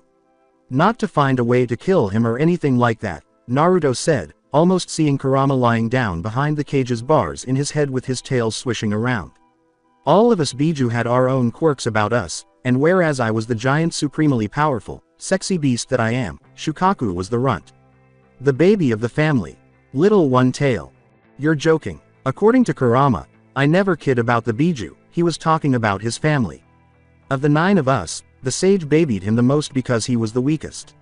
He was only really effective when he had enough sand around him to throw his weight around, so naturally this caught him some beatdowns from some of us, cough me. They were his relatives, despite being the most dysfunctional family in existence by his standards." Naruto simply couldn't see a fox the size of several village blocks and whatever else the other Biju looked like growing up in such a traditional way. I'm having trouble picturing you and the other Biju being like that, he said. What? I was an adorable tyke, Kurama replied with a cackle. Whereas Shukaku had to keep being told by the sage that he really was special, as if being a tanuki the size of a 4-story building at the time wasn't enough to tell him that. He'd always tell him that the desert was where he really shined. And when the sage was dying, Shukaku took it the worst of all and he ran off straight to this country. Didn't even have it in him to see the old man go. So that was why the sage said that. That still doesn't really explain why they believe they must battle Shukaku. Oh. Well, it's because plainly put, Shukaku's a bitch. Even by Kurama's standards, that was quite blunt. What? Yeah, out of the 9 of us, he's clearly the one that doesn't understand that razing desert towns to the ground isn't really anything worth talking about. We can all do that. He felt the same as Kurama, shrugging inside himself. He always had an inferiority complex, and the ass-kickings he got when he tried to swell up to the Biju like me and Yuki never helped. When the sage died, he lost his biggest supporter, that he was tough, so he went to the desert to throw a temper tantrum. That's lasted for a few hundred years now. When they first confronted him, he probably went to town on them and started this whole thing. Total bully. If you bullied Shukaku when you were younger, I don't want to hear you call anyone a bully. That's so messed up, Naruto thought out loud, his eyes twitching at the statement's hypocrisy. I am not a bully. He kept coming at us trying to prove something. The offended Kurama responded, I have self-respect. Unlike him, I don't massacre weak-ass humans by the townful unless they're asking for it. At least when I choose to take something on, it's usually something that's got a chance of putting up a fight. He then boasted, that's the only way it's any fun. The rest of the time I'm sleeping. Nevertheless, it was quite sobering to learn that the sand nomad belief system was founded on a misconception that existed for centuries. Furthermore, Kurama wasn't lying. To date, Kurama had not lied to Naruto about anything, and even if he had, what would have been the purpose of lying about this? How could that kind of thing occur? How many other such incidents occurred throughout the elemental nations? What number of other clans and organizations that resembled the Sage of Six Paths started their historical journey with an error? What else do you expect? Kurama asked, noticing the way Naruto's thoughts were. Here's the thing that you human just don't seem to be able to wrap your heads around. For all of the crap about him that you humans keep dishing around, he was still just one of you, a human. He always tried to stress that. He was a human, not a god-given immortal shell to bestow the gift of ninjutsu unto the world or whatever other crap humans would come up with. He had his share of idiot moments, just like everyone else. His sons, for instance, third-generation chakra users, real pieces of work. He was a youngster who had grown weary of the continual conflict between the people of his time and the terror and devastation that the Jubi had brought forth. He was raised as a warrior monk during a difficult period, and he just so happened to have a powerful genetic mutation that enabled him to uncover the hidden energy present in all living things. This energy gave him the ability to do anything he wanted as long as he had the necessary chakra, physical strength, willpower, and knowledge. He dedicated the majority of his adolescence and adulthood to achieving this goal, but despite his position of authority, he was still only a man and was susceptible to the same dangers as everyone else. He was the most powerful man to have ever lived by the time he gained enough strength to take on the Jubi, but that wasn't really saying much for the era he was born in. He was the only one with chakra at the time, and that status held true for years until he had defeated the primordial monster. Even at the end of the sage's life, Kurama witnessed a lot of this firsthand after being created. Can you just imagine how weak the humans of this world were before they learned of chakra in comparison to today? I don't have to, because I've seen it. They were pathetic, even by common human standards. Far lower than your species are now. At the time, humanity was only just starting to learn about chakra. It was a frightening idea. In the grand scheme of things, that was an unthinkable idea. In addition to being the strongest man alive, the Rikudo Sennin was the strongest man alive during a period when no one understood what chakra was, let alone that it was the source of his power or that all people on Earth were capable of doing similar things. Of course, the man was like a god to them. It was because he was just that stupidly powerful and they couldn't even begin to grasp the first step of it, Kurama said. He controlled the elements of the environment itself, mastered the 5 that became the building blocks of your culture, became one with nature itself, and harnessed it as a weapon to trap the ultimate being of power that the world had ever seen. Nothing that Rikudo Sennin could have said after that would have altered the opinions of those who wanted to know more about him. No one could ever get to him, even after he started teaching others about the chakra secrets that were hidden in every human body. Despite all the instruction he could provide, there was just no way anyone could know everything. No one will ever learn everything flawlessly when you teach them things like fighting techniques. Some people excel at certain things, while others are not as good at others. Human nature is that way. There will always be minor variations to distinguish one person's version of something from another's, such as a signature, even if someone learns everything perfectly. After his death, the shinobi sect's various focuses and disciplines gradually evolved into the clans of today as a result of the dilution of the sage's purest arts. Though innovation did emerge, nothing was ever as pure as the sage's approach to the ninja arts. However, as the greatest man to have ever lived, he had a lot of power and influence, so his word was bond, and some of his remarks were interpreted as being deeper and more profound than he actually intended. In order to fulfill the request of the Sage of Six Paths, even something as basic as, take care of Shukaku, ended up tying an entire culture to the Kei's no Kuni desserts. His words, his deeds, and his image were all significant. Whether it was a comment that was interpreted as the size of the largest boulder or a random action that could be compared to the smallest pebble, it resonated like rocks being thrown into a body of water. His intentions and the actual meaning of things caused arguments and disagreements. They engaged in combat. Because of what they thought the man stood for, they killed and died. He had that kind of power.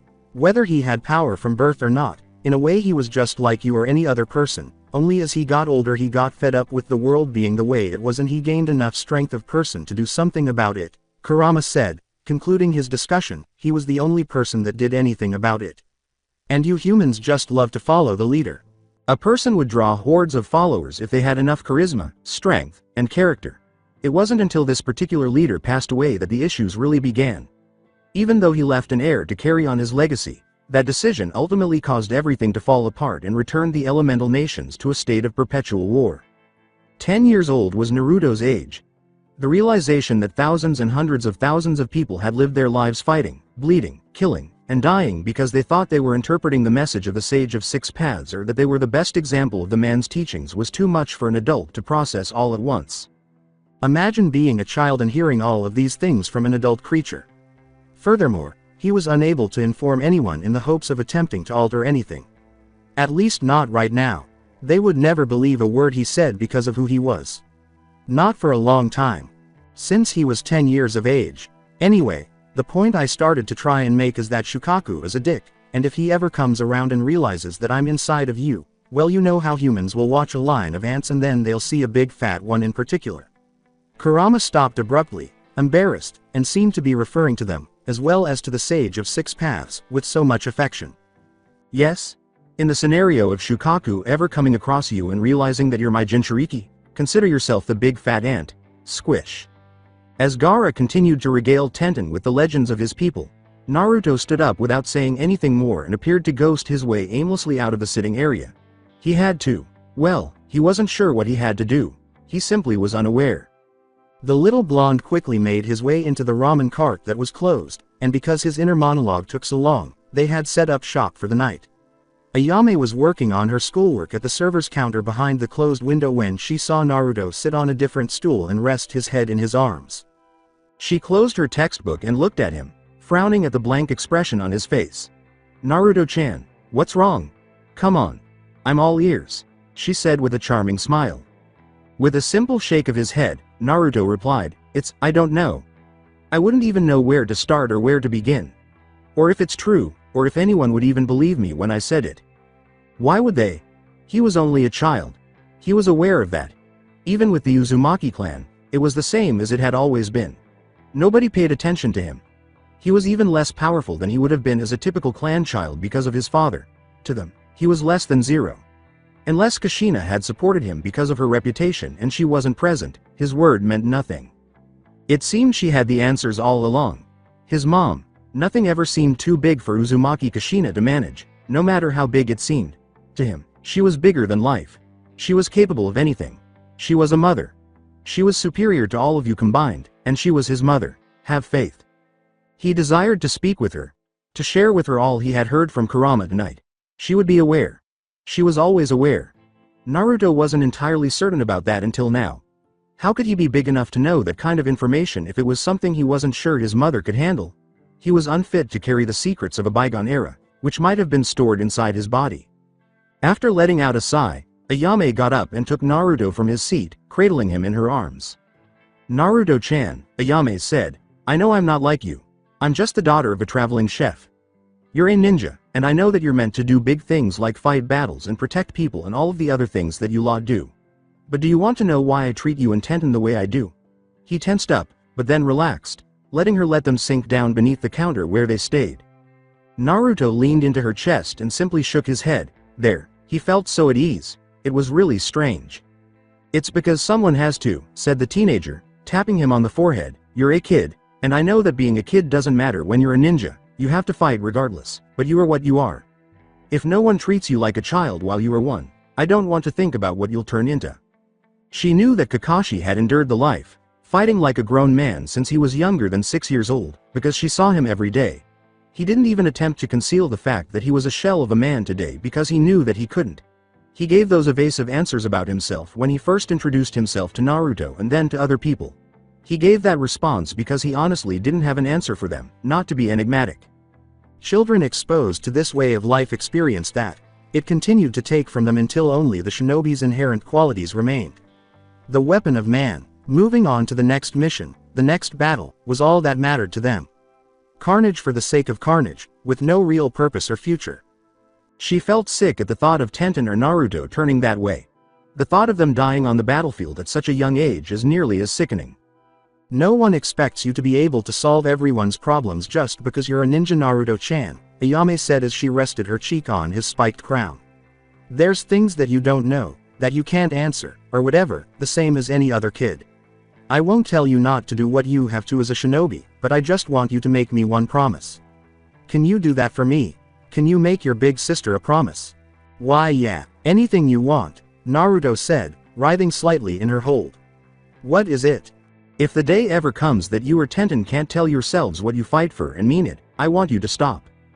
Because they would be like Kakashi if the day ever came when this happened. They would be deserted, and that would be the culmination of everything she was afraid of for them. Ayame was well aware that they wouldn't be around for very long as merely a client. No, a client's daughter. However, even though she had a minor effect on them, it was worthwhile if it eventually kept them mentally whole. Following their brief conversation, the two of them fell asleep, only to be startled awake by a tremor that made the cart rumble. With a start, Naruto rolled out of Ayame's arms and out from under the counter, gesturing for her to remain there. He went back outside the door to investigate after hearing another rumble. It wasn't an earthquake, Ayame knew. The ground didn't vibrate long enough to qualify as one. It resembled footsteps more. She asked, "What's going on?" as Naruto assisted her in exiting the cart and closed it after hearing very loud footsteps.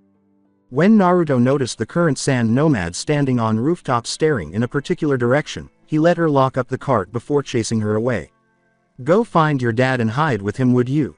he asked. "I dunno, but I don't think it's in the village," Naruto said. The civilian girl assumed that her father had gone to reserve them a room at an inn rather than in the cart while they were in town, so she didn't need to be reminded twice and hurried off to do just that. Tenten was standing with Gaara, Temari, and Kankuro when Naruto ascended the roofs to join the sand nomads. As everyone gazed out at the vast desert in front of them, they noticed a monstrous tanuki, the color of sand, stomping toward them in the moonlight. In the well-lit night, its blue vein-like markings were clearly visible, proving that this was Shukaku if there had been any previous doubt. The seals were idiot-proof. "That's not possible," Temari said, shaking her head at the scene. "We set the seals. We locked them all in. All of them. They all glowed when we were done. You would know if you did them correctly. You would be aware if you had messed them up. There was no possibility in it." Kankuro laughed without humor and slammed his elbow into Naruto, saying, "You guys picked a hell of a time to come here." Tenten gulped as she glanced around at her new friends and observed that there were more than 200 sand nomads in the area. Someone had to have something to do, didn't they? "What do we do then? Is there something that can stop him?" Had to be asked by someone. Nobody knew how to respond to the girl. As he retreated to the back of the building he was standing on, one of the ninjas said, almost in a whisper, "Run. Shukaku'll kill us all. You all know that." Without pausing for another second to play the practical voice, he leapt down and fled in the exact opposite direction in an attempt to save his life. Naruto felt his knees tremble as he stared down at the approaching Biju, recalled everything Kurama had said earlier, and recalled how much power he had felt from Kurama during the brief moment he had been alive when the masked man had attacked them. He could not handle this. Clearly, this was too large for him. He sensed that other men were following the first man's example and deciding to flee in an attempt to outrun the impending Biju's wrath. Gaara simply sneered at the cowardice and inaction, but he said, "Go on and run then," in his gravelly, low voice. "Everyone here knows that from the moment we saw Shukaku, outrunning him was no longer an option. If that's the case, I guess my facing him will have to come early then." "You're still too eager to do your task, Gaara." Kakashi and Rasa emerged in a whirl of golden powder. With a serious expression, the stern-faced shinobi gazed at his red-headed son. Unwilling to give in to his father this time, Gaara gave it back just as harshly. Not in this particular situation. Was he going to run or what? Run once more? When he was helpless, did his mother tell him to run? "I'm going out there, father," Gaara declared emphatically, "even if I have to do so alone." This was true even though he had little chance of winning or even surviving. "Arrogant boy," Rasa said, turning to face Shukaku. "Whoever said that you would be going out there alone?" Gaara, who had always assured him that it wasn't time and that he wasn't prepared to face Shukaku even though it was his responsibility to defeat him with his sand control, widening his eyes in surprise. "If I take you with me, you will listen to every order I give you. Is that understood?" Rasa asked. "Yes, father." "Then let's go. Temari, Kankuro, stay safe."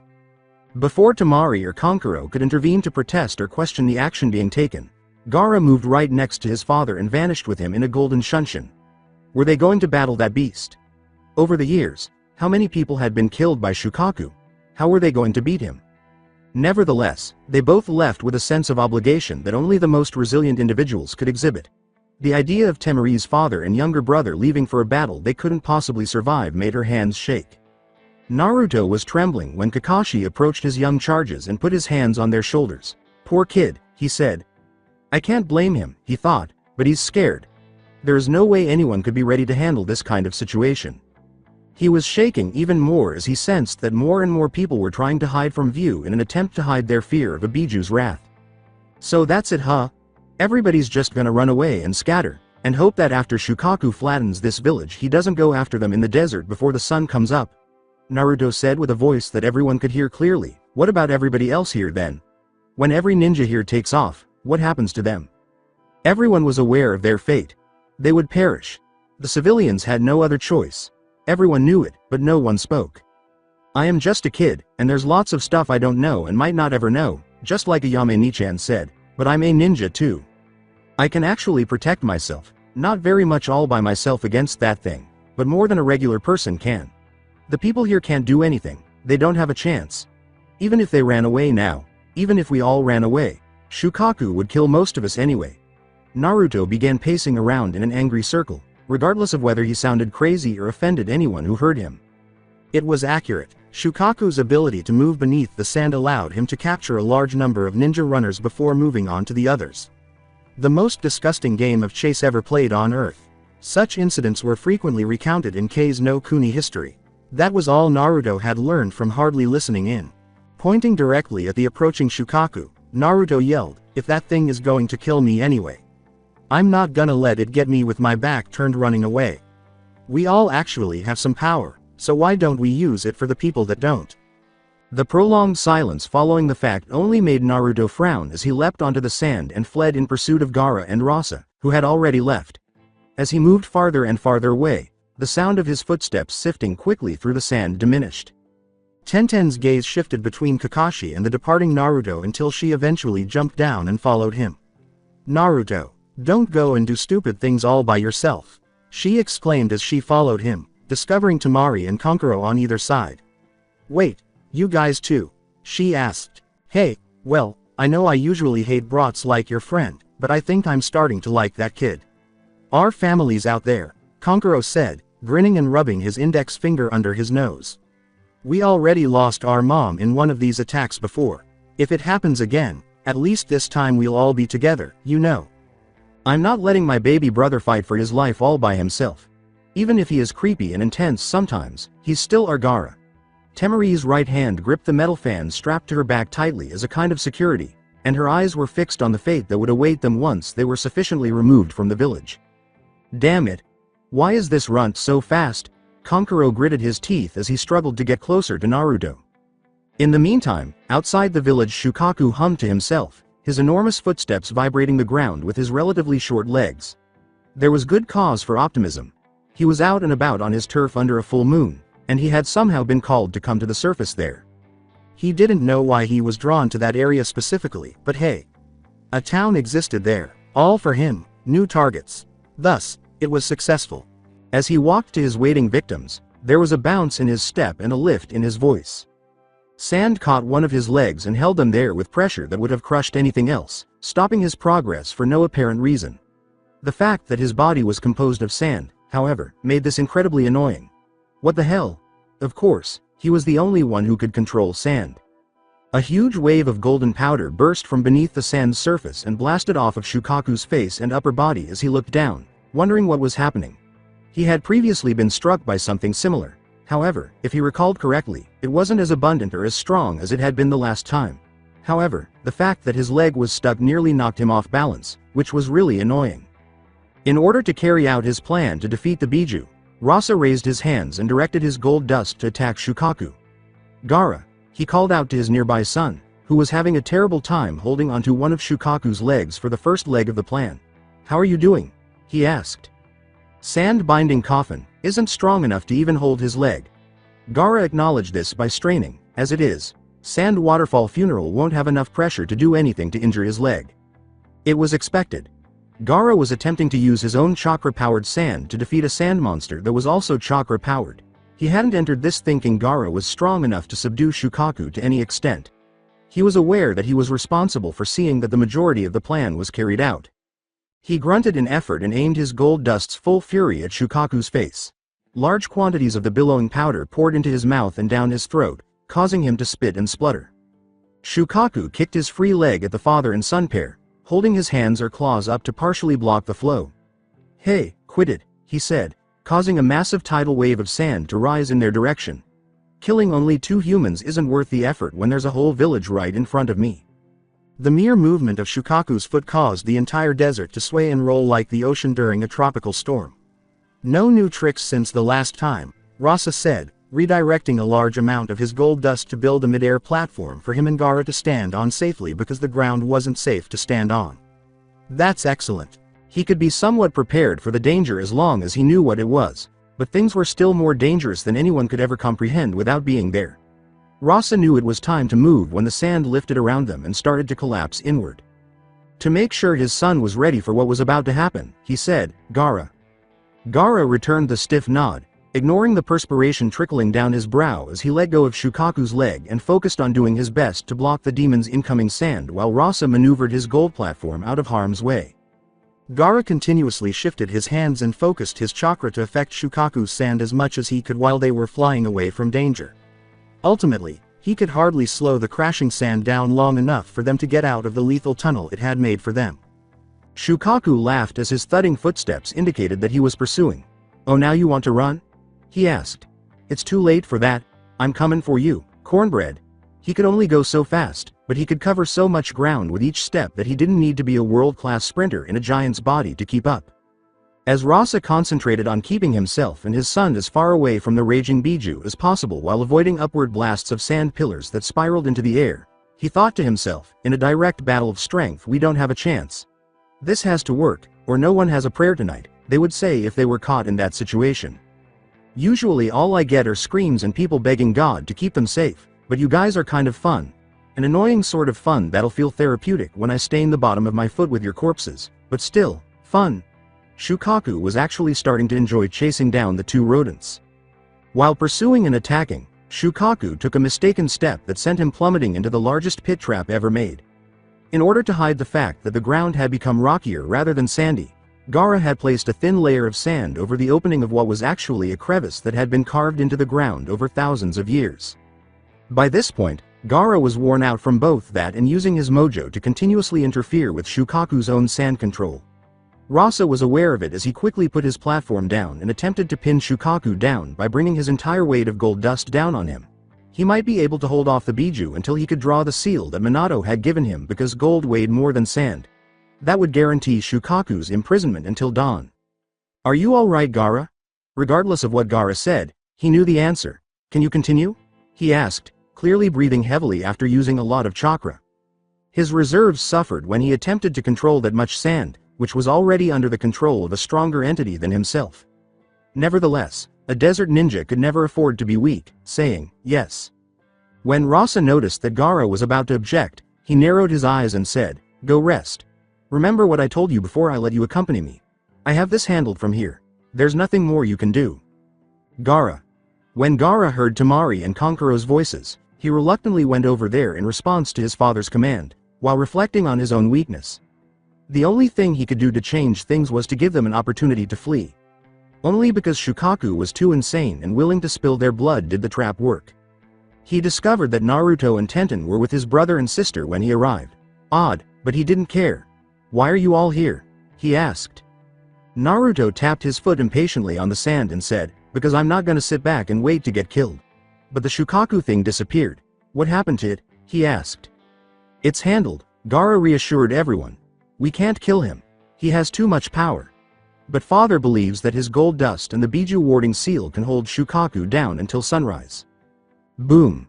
The whole area was rocked by a tremendous blast of wind that blew sand and pieces of rock as far away as the children had been standing.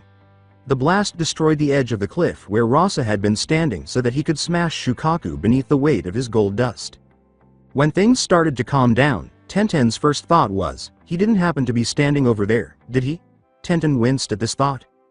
Dad, Shukaku started to pull himself out of what had been his temporary prison when a big claw flew up over the edge of the crevice and smashed down.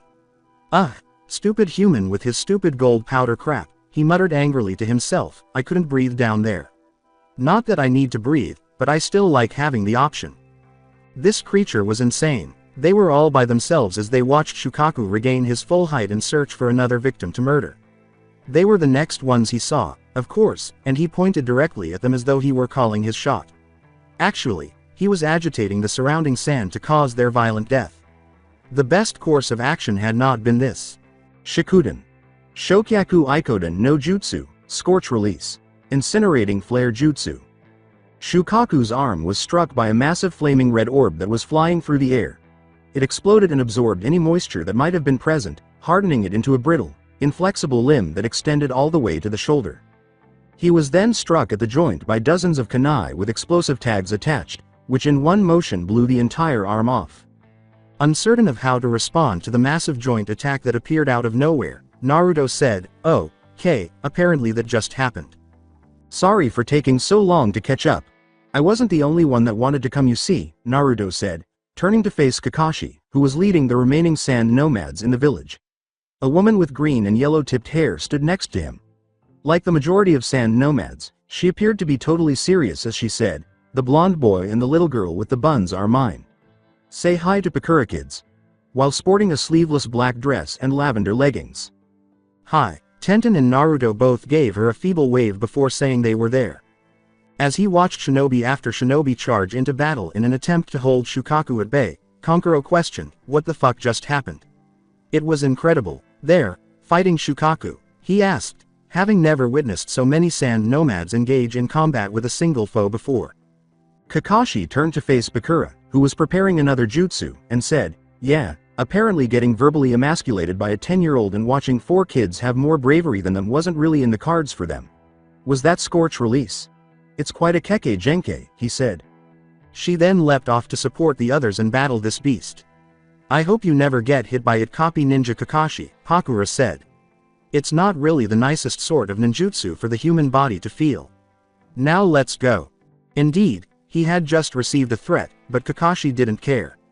The majority of the ninjas he had ended up talking to were not as attractive as Pakura, but they still posed a real threat to him. The majority were also not as dangerous. Kakashi glanced at the children and saw that they, at least his, were unsure of what to do next. Tenten said uneasily, so, what now?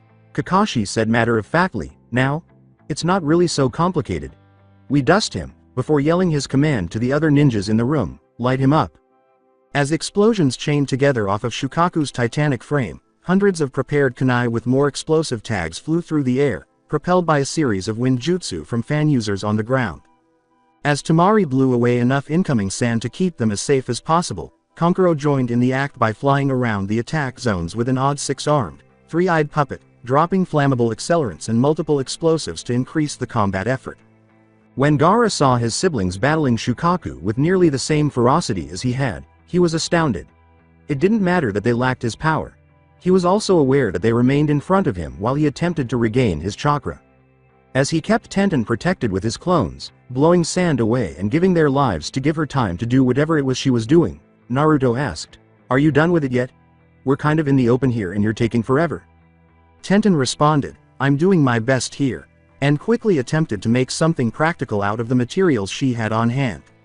"Just wait, with what everybody else is doing we might as well be throwing firecrackers at him, so just chill out and let me finish what I'm making," she said, trying her hardest to ignore the cries of humanity that were all around her. He trusted Tenten's little inventor's touch of eccentricity and knew by now that she had a talent for creating ninja tools that were both ridiculously strange and useful, but improvising in the middle of a battle with a biju wasn't exactly the best place to be on the battlefield. But she had a point. They might as well have been hurling spitballs at that thing, despite how lovely it all appeared. Shukaku attempted to conceal himself with his remaining arm while grunting in frustration at the explosions. "Die!" he roared, lowering his hand and swinging his arm to send a wave of sand at the advancing ninjas as he saw another huge flaming red orb charging from Pakura.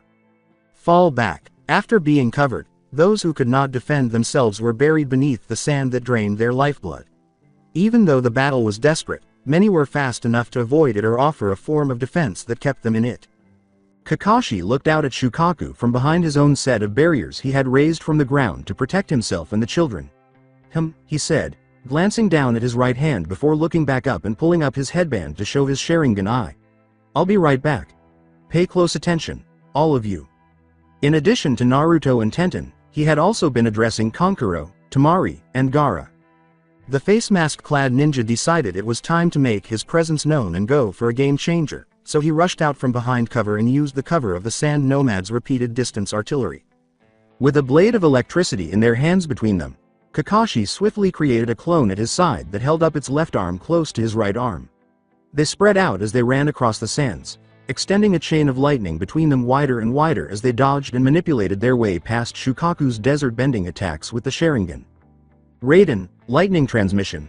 When Kakashi got to Shukaku's legs, he ran right through them, encountering strong opposition. Nevertheless, he succeeded in slicing through them like redwood tree trunks at the ankles. Before he was done emerging from the biju's shadow, he sensed Shukaku swaying. Shukaku was still composed of sand despite his size being composed of solid material. That much was evident from his own attacks as well as Pakura's. Perhaps if they used enough force, they could dismember him. They had to stop thinking about what more they could do to Shukaku to make things work in their favor. One of Shukaku's appendages could have prevented him from losing his balance entirely when Kakashi severed his legs and he started to fall. It lay behind his body and was large and long. The instant Shukaku's equilibrium was thrown off balance, his tail swung down to keep him standing. It smashed into the sand directly in front of Kakashi, who hardly noticed it. Kakashi-sensei. Naruto and Tenten had been following his instructions to observe as intently as possible, and they witnessed Shukaku's tail slam down, most likely on Kakashi. In the middle of the desert, Kawarimi had nothing to fight with, and it was unlikely that he had one prepared using the jutsu he had previously used. Shukaku's tail posted on the ground helped him stay upright by waving one arm around, but then it blended with the desert and he became motionless, oblivious to the other ninja's attacks for a short while. He only needed that much time to grow his arm and feet again. Shukaku lifted his tail into the air once more and waved it slowly back and forth as it started to vibrate. "Grr, that's better," he said, glaring hatefully. "My prey isn't supposed to fight back." Suna Taihao, sand cannon. Shukaku started throwing big globs of sand from his tail, distributing the numerous projectiles evenly over the battlefield with side-to-side tail waving. The sand particles flew through the air, whistling menacingly. Observing the battle through Naruto's eyes, Kurama commanded, "Naruto, you had better get behind that wall and stay there." The sand cannon shells exploded in highly pressurized bursts of volatile air whenever they came into contact with anything. The force of the air shockwave was sufficient to cover a 15-foot radius. Being struck by these directly blew whole pieces of defensive setups, such as Kakashi's walls, that he had left behind. Neither the weaker ones nor the souls behind them had a chance. Even worse off were those who had no way of hiding. These shells just kept coming, and it seemed as though Shukaku could launch an infinite number of them. This was a Biju's power, and it was almost limitless. Shukaku appeared to enjoy the destructive hail of death he showered his adversaries with. As he watched the blood stain the sand from the body count he was starting to pile up more frequently, you could see the laughter in the yellow dots at the centers of his darkened eyes. Following Kurama's advice, Naruto turtled up while the others sought cover. As he watched Shukaku's unrelenting attack rage across the desert, he asked, "How are we supposed to stop this guy?" "Hey, you fought him before." Naruto thought to Kurama, "How did you accomplish that?" "Well, I never had a real fight with him in the desert. He's actually tough here." Kurama, "Alright, let me think. Okay, compared to me he's slower than dirt, so there's that. Oh, and he can regenerate as long as he's in the desert, but you saw that already." According to him, it had been a while since he faced Shukaku in person. "Wow, you know, normally I'd just blow him apart with a Bijudama and leave before he pulled himself together. I'm kind of lost on how to fight him like a weakling." Something had to be there. Nothing was completely insurmountable. Shukaku wasn't very mobile, as Kurama had pointed out, but he wasn't approaching them anymore because Kakashi had taken his legs and Pakura had removed his arm. There was a serious problem because, if he could truly dismiss their best qualities the way he had, why not continue to try to crush them? They were powerless to stop him. Did he truly have any other options? While everyone else was being slaughtered around him, was Naruto's best course of action really to sit around and set himself up for eventual elimination? It was his first time on the battlefield. He had never witnessed such a death. Such violence. He had only witnessed the aftermath of the Hyuga Uchiha battle, even during that time. Here, he watched as unfortunate people were directly struck by the sand cannon shells, causing them to explode. All the violence, all the blood. A few feet from where he was hiding, there was a human arm. A human arm that has been severed from its body. His home was a very long way off, far from his island nation's safety. At a distance from the rivers, forests, and beaches he knew like the back of his hand. Away from his respected clan, which, despite their lack of acceptance, gave him refuge. The man with the Raikudo Sennin's eyes was feared and kept away from the clan leader. Far from his mother, who was always concerned about his well-being. When you were out and actually witnessed what could happen to a ninja in this world, it was different from talking about being a ninja of which his clan could be proud. He simply felt as though all of his remaining courage had been sucked out of him. More quickly than he could measure, the heart and soul he felt inside himself while he was berating the sand nomads drained out of him. Whether he had power or not, in a way he was just like you or any other person, only as he got older he got fed up with the world being the way it was and he gained enough power to do something about it. There was nothing that Naruto could do to address all of the issues in his environment. Not everyone could be saved by him. He was unable to defeat Shukaku or drive the beast away. Not just yet, if he would ever do it.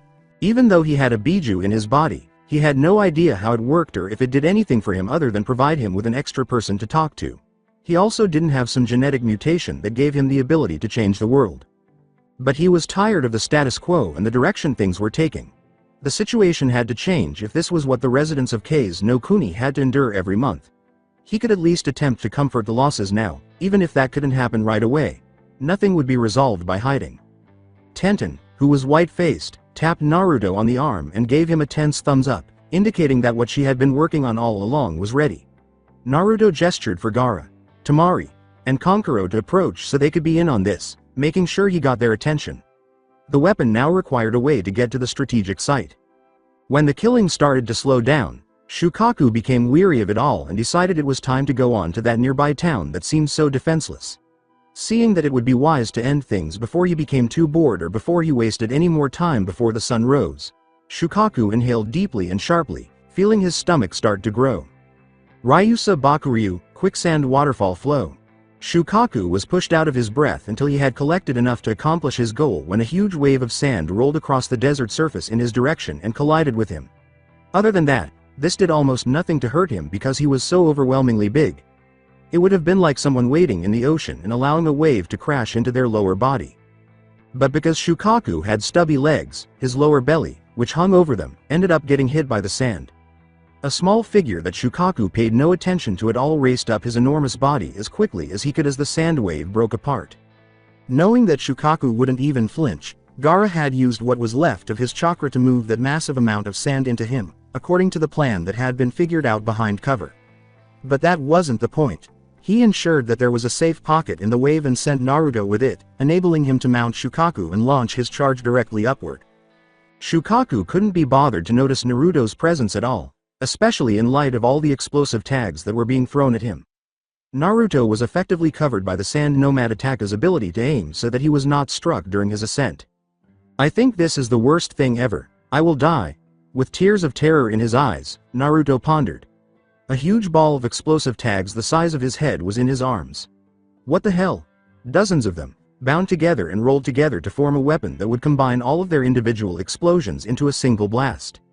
He took another deep breath to draw in more air, and as he ran as quickly as he could up Shukaku's body, he could see and feel the sand Biju's belly growing. Crap, Kurama warned Naruto once more. That lazy rat still doesn't like the feeling of using a Bijudama, but if he hits this it won't matter if this is weaker or not, it's strong enough. Don't you let him release that breath or everyone down there is dead. What? No, Naruto yelled to himself, clenching his jaw as he started to perceive everything through a red tint. Inexplicably, the speed of his footsteps increased to a level he had never experienced before. Without explanation, he shortened a 20-second sprint to 5 seconds. Yes. Yes, yes, yes, yes, yes, he exclaimed as he ran up a vertical surface more quickly than he had ever moved on the ground. Never in his life had he felt so strong or aggressive. It was amazing. He was capable. He might be able to assist. There was something he could do. Kurama suppressed a growl that was meant for himself inside Naruto's body. Though he liked Naruto more than most people, he made a self-promise when he was imprisoned that he would not allow that brat to have any chakra. Also, if the boy had to watch Shukaku destroy what remained of the Sand Nomads in the battle. Well, it didn't matter in the end. Kurama continued to feel as though he was becoming lenient toward a useless boy. This time, he would share some of his chakra with Naruto. Just this once. Get up that wall, boy. Make it count, Naruto. No more freebies. I'm going. TT Ibeo. He saw Shukaku open his mouth and lift his arm to strike himself in the stomach as soon as he got to the top of his chest. It was this. Raw. Naruto lighted the fuse on the enormous explosive tag ball and leapt forward and upward, landing directly in front of Shukaku's mouth, where he threw the makeshift weapon as forcefully as he could into his gullet. Fuden. Renkuden, wind release, drilling air bullet. Bang. The explosion of the oversized ordnance met the volatile, tearing air as Shukaku struck himself in the stomach to release the wind of his attack, causing a terrible reaction at the back of Shukaku's throat. For Sand Nomads, the most amazing thing they had ever witnessed was the surreal explosion that was large enough to blow off Shukaku's head and the top of his shoulders. It was enough to make some people cry, including those who had been terrified by the monster for decades, those who had lost many friends and family to him, and those whose nightmares were controlled by him. XXX, Konkuro said, stunned into silence. That was, the puppeteer, for once, was at a loss for words. When Tamari saw Shukaku's head pop like a party popper, she fought back tears. It hurt, she hoped. For their mother and everyone else he killed, she hoped he had felt that deep down. I really think I like that kid now. A lot. Even though it wasn't nearly as smooth as anything Minato would have done, Tamari had to acknowledge that it had made an impression, despite how ugly and stupid it was.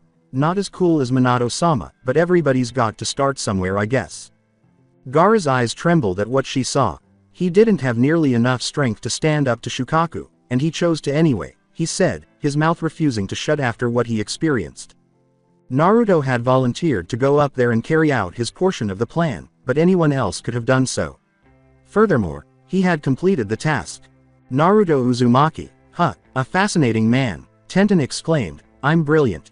As she saw a headless Shukaku fall backwards in enormous chunks onto the sands. I made that explosive tag ball up on the spot. Naruto had been the one to use her ordnance to reach the strike zone. But why was he surrounded by that red aura? He appeared to be a red-shrouded ant from where they were. I wonder what kind of jutsu. Oh no, don't worry about that now. Up there, Naruto had been. Furthermore, there was nothing that could stop him from falling from that height. Naruto. Tenten sprinted out over the sand dunes to try to reach him from their cover area. But she couldn't possibly get to him before he hit the ground, so it was a pointless attempt. She couldn't do anything to assist him, even if she did. Oh no, what did we let him volunteer to do? XXX as he flailed his arms and fell helplessly through the air, Naruto screamed in desperation. Damn it! I can't go out like this. I can't even pat myself on the back first? H. Kamataichi no Jutsu, Sickle Weasel Jutsu. In order to keep Naruto from splatting off the sand, a seemingly stray trail of wind blew through the air and changed his fall from a straight downward drop to one that was much more angled. This sent him farther away from the battlefield than before. But it felt like there were tiny blades in the wind, and it hurt a lot. As he felt his body being nicked up, Naruto exclaimed, "Ow, ow, ow, thanks fan people, ow." Despite the fact that his fall was positioned in a way that was the flattest diagonal angle the wind users could manage, it was still a terrifying journey, and Naruto quickly started yelling all the way down again. Okami. Clone Cushion. Kage Bunshin no Jutsu, Shadow Clone Jutsu. Tenten found it easy to follow him until he hit the ground because all the blonde kids were huddled together in the air, but by that time she had gotten close enough to find him on her own. Before he was hurled headfirst into a sand dune, she quickly located the trail his body had left behind in the sand. The quick kicks from his orange short-clad legs were a dead giveaway that it was him. Naruto. Tenten seized him and dragged him away, allowing him to breathe once more. Breathing heavily from their respective struggles, the two sat in the sand and gazed up at the sky before turning to face one another. They eventually started laughing at what had just transpired as their breathing slowed. Children had taken action. Something significant. They smiled toothily at one another and interlocked their hands in a playful test of strength. "Hey," Naruto laughed, "say it. You know you want to." "I'm awesome." "No, I'm awesome. I did the legwork," was not exactly what he had been searching for. "Yeah, but it was partly Gaara's plan too that got you there, and I was the one that gave you the explosive tag ball." After getting to his feet and helping Tenten stand up, Naruto exclaimed, "Okay fine, everybody's awesome. Yay team. I thought I was gonna die though. Like 3 times. I can't believe that worked." "Oh, so you don't believe in my ninja tools? I swore it'd work. That should have been enough by itself." Tenten pouted and placed her hands on her hips. "I'm a great inventor," she said, despite the fact that she came up with the idea and assembled it on the spot using every explosive tag the two of them had left between them. Stitching a bunch of explosive tags together is inventing? Well, who else did it that you know of? Perhaps this was due to the fact that most people didn't require something like that could destroy an entire enemy battery, when ordinary explosive tags could accomplish the same task on a smaller scale. But there was no such thing as overkill when it came to a Biju. They both headed back toward the battlefield to try and offer some kind of assistance, if they could, but there was still more to attend to. They essentially threw away everything they owned that could have been helpful at the time. XXX. Returning to the village. When it came to watching the fight against the Titanic Shukaku, one sand nomad ninja had the best seat.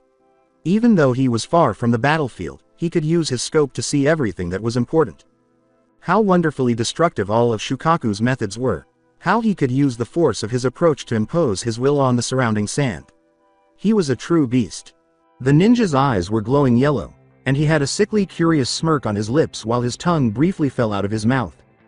The human opponents hadn't really impressed Orochimaru until Shukaku's top portion blew away completely, but he had to concede that Bakura had an intriguing Kekkei Genkai to do what she did at the beginning of the battle. What a performance. But what was that tiny red blip that had scaled Shukaku first? Given what happened to Shukaku's head after it passed directly in front of his mouth, Orochimaru had to admit that his inner scientist was very intrigued. If nothing else, he was looking forward to visiting his labs and using some of this knowledge. There were opportunities for breakthroughs. Cuckoo, I can't wait. He would have some interested clients after he put some of this into practice. There were always more breakthroughs because human potential was nearly limitless. His interest was piqued and his notes were comprehensive. He had finished his work here. XXX. On the battlefield, outside the village. Naruto and Tenten managed to make it back to the scene of the frantic battle, but they stopped when they noticed something rather intimidating. Shukaku's body was surrounded by a towering sandstorm around the area where it was supposed to have fallen. Shukaku's wind and sand control combined to create this effect, despite the best efforts of wind users to blow it away. Nobody was able to see through it, and anyone who dared to attempt to do so was met with their flesh being torn from their bones. As soon as they arrived, they witnessed that firsthand. To put it mildly, it's not a pretty sight. Tenten questioned, "What's this? Another attack?" This was the question she had approached Bakura with. She had previously concluded that Bakura was a strong kunoichi and an inspiration to a girl like her. The young girl's belief was further reinforced by the fact that she had survived this far into the conflict. Apparently Shukaku took more damage than he ever wanted to. He can't regenerate it and keep fighting, Pakura said, glancing briefly at Tenten before locking her gaze back onto the sandstorm. Naruto and Tenten give each other a high five, but the green-haired woman isn't finished. So he's put this measure up to keep anyone from reaching him until he's fully healed. I forgot what an annoying runt Shukaku could be, Kurama said. The arrogant idiot, even when he screws up like he did it still doesn't matter. You can't kill him in the desert. You have to get him outside of it, otherwise it's more impossible than it usually is to hurt one of us. He doesn't even feel pain in the desert. It wasn't good. He didn't even feel pain, and he was about to regenerate completely? They destroyed his head. That was regenerated by whom? Who wasn't affected by that? To put a Biju down for the count, what did you have to do? None of them had anything left to do it with, whatever it was. Pakura's chakra was still there, but a sandstorm would not be helped by scorch release.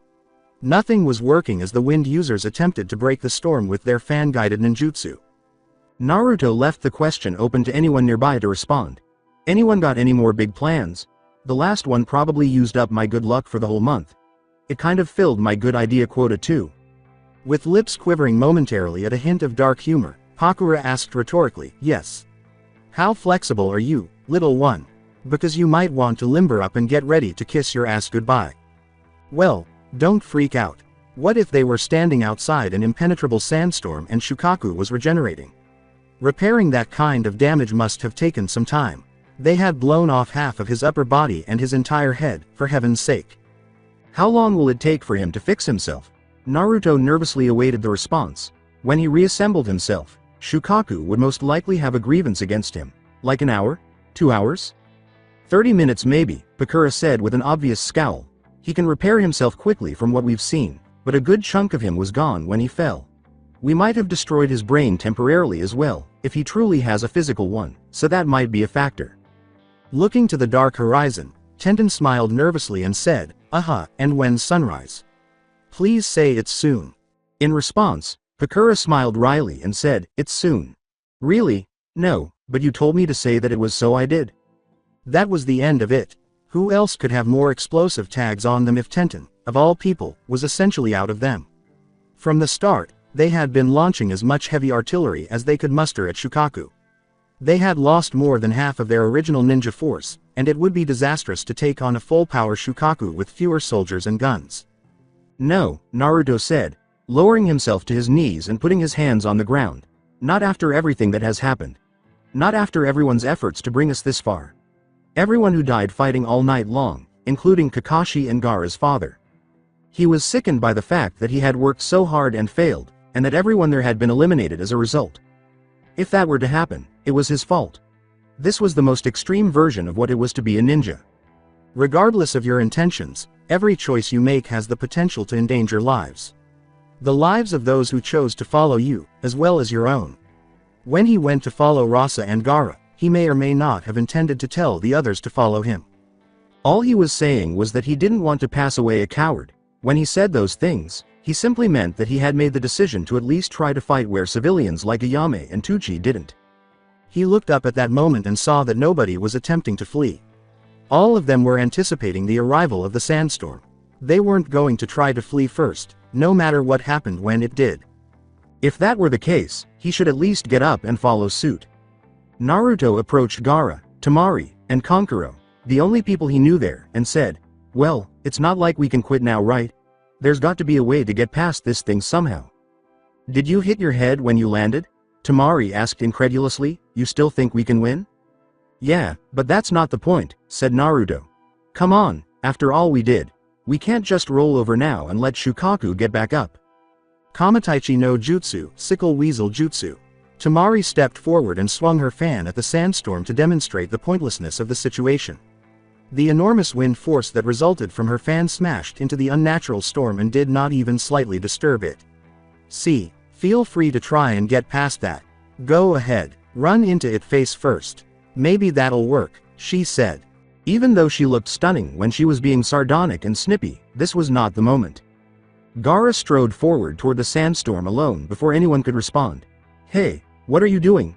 Naruto growled and glared at the older girl with the spiky blonde ponytails, saying, "Well, I'm not giving up. I will not let this monster win," Gaara declared with his head held high. "The power over sand, the sand that comes to my defense without my direction, this is what our mother meant when she said to us that there was nothing she wouldn't protect us from. The least I can do is fight the battle that she lost her life fighting." After that, he raised his hands toward the sandstorm in what seemed to be an attempt to force the air open. Sweat trickled down his forehead as he struggled to separate his hands, clearly trembling and straining. Temari took the initiative to tell Gaara to stop. He had expended too much chakra during the night to waste it on something like this. But Kankuro stopped her in her tracks. "You are a relic from the past," Gaara said to Shukaku as he attempted to tear out his sandstorm mask. "The only reason you seem to exist is to cause pain and torment to the people of the desert. My mother, she had a heart that was willing to face you to protect others despite heading to her death. She knew it was our purpose to prevent you from massacring others that can't fight back. Her purpose is my purpose, and I have the strength to fight for it." Abruptly, a huge rip emerged in the sandstorm, and Gaara's hands spread widely apart. It was enough to make blood run out of his nose how much work he had to do to accomplish such a task. Putting aside their amazement, all of the ninjas in attendance piled through without a hitch. It was their best chance to try to stop the monster inside, but they were unsure of how long Gaara could keep it open. Naruto, Tenten, Temari, and Kankuro were among them. As they all dashed into the breach, Tenten exclaimed, "How in the world did he do that? Our Gaara is strong. Stronger than even we thought apparently." Kankuro simply laughed at the question, and he wasn't joking. Now more than ever, Naruto and Tenten were thankful that they had not actually ended up fighting Gaara when they first met. But when they managed to get past the sandstorm, they were met with an amazing sight. Although Shukaku was making an effort to rebuild, it wasn't that.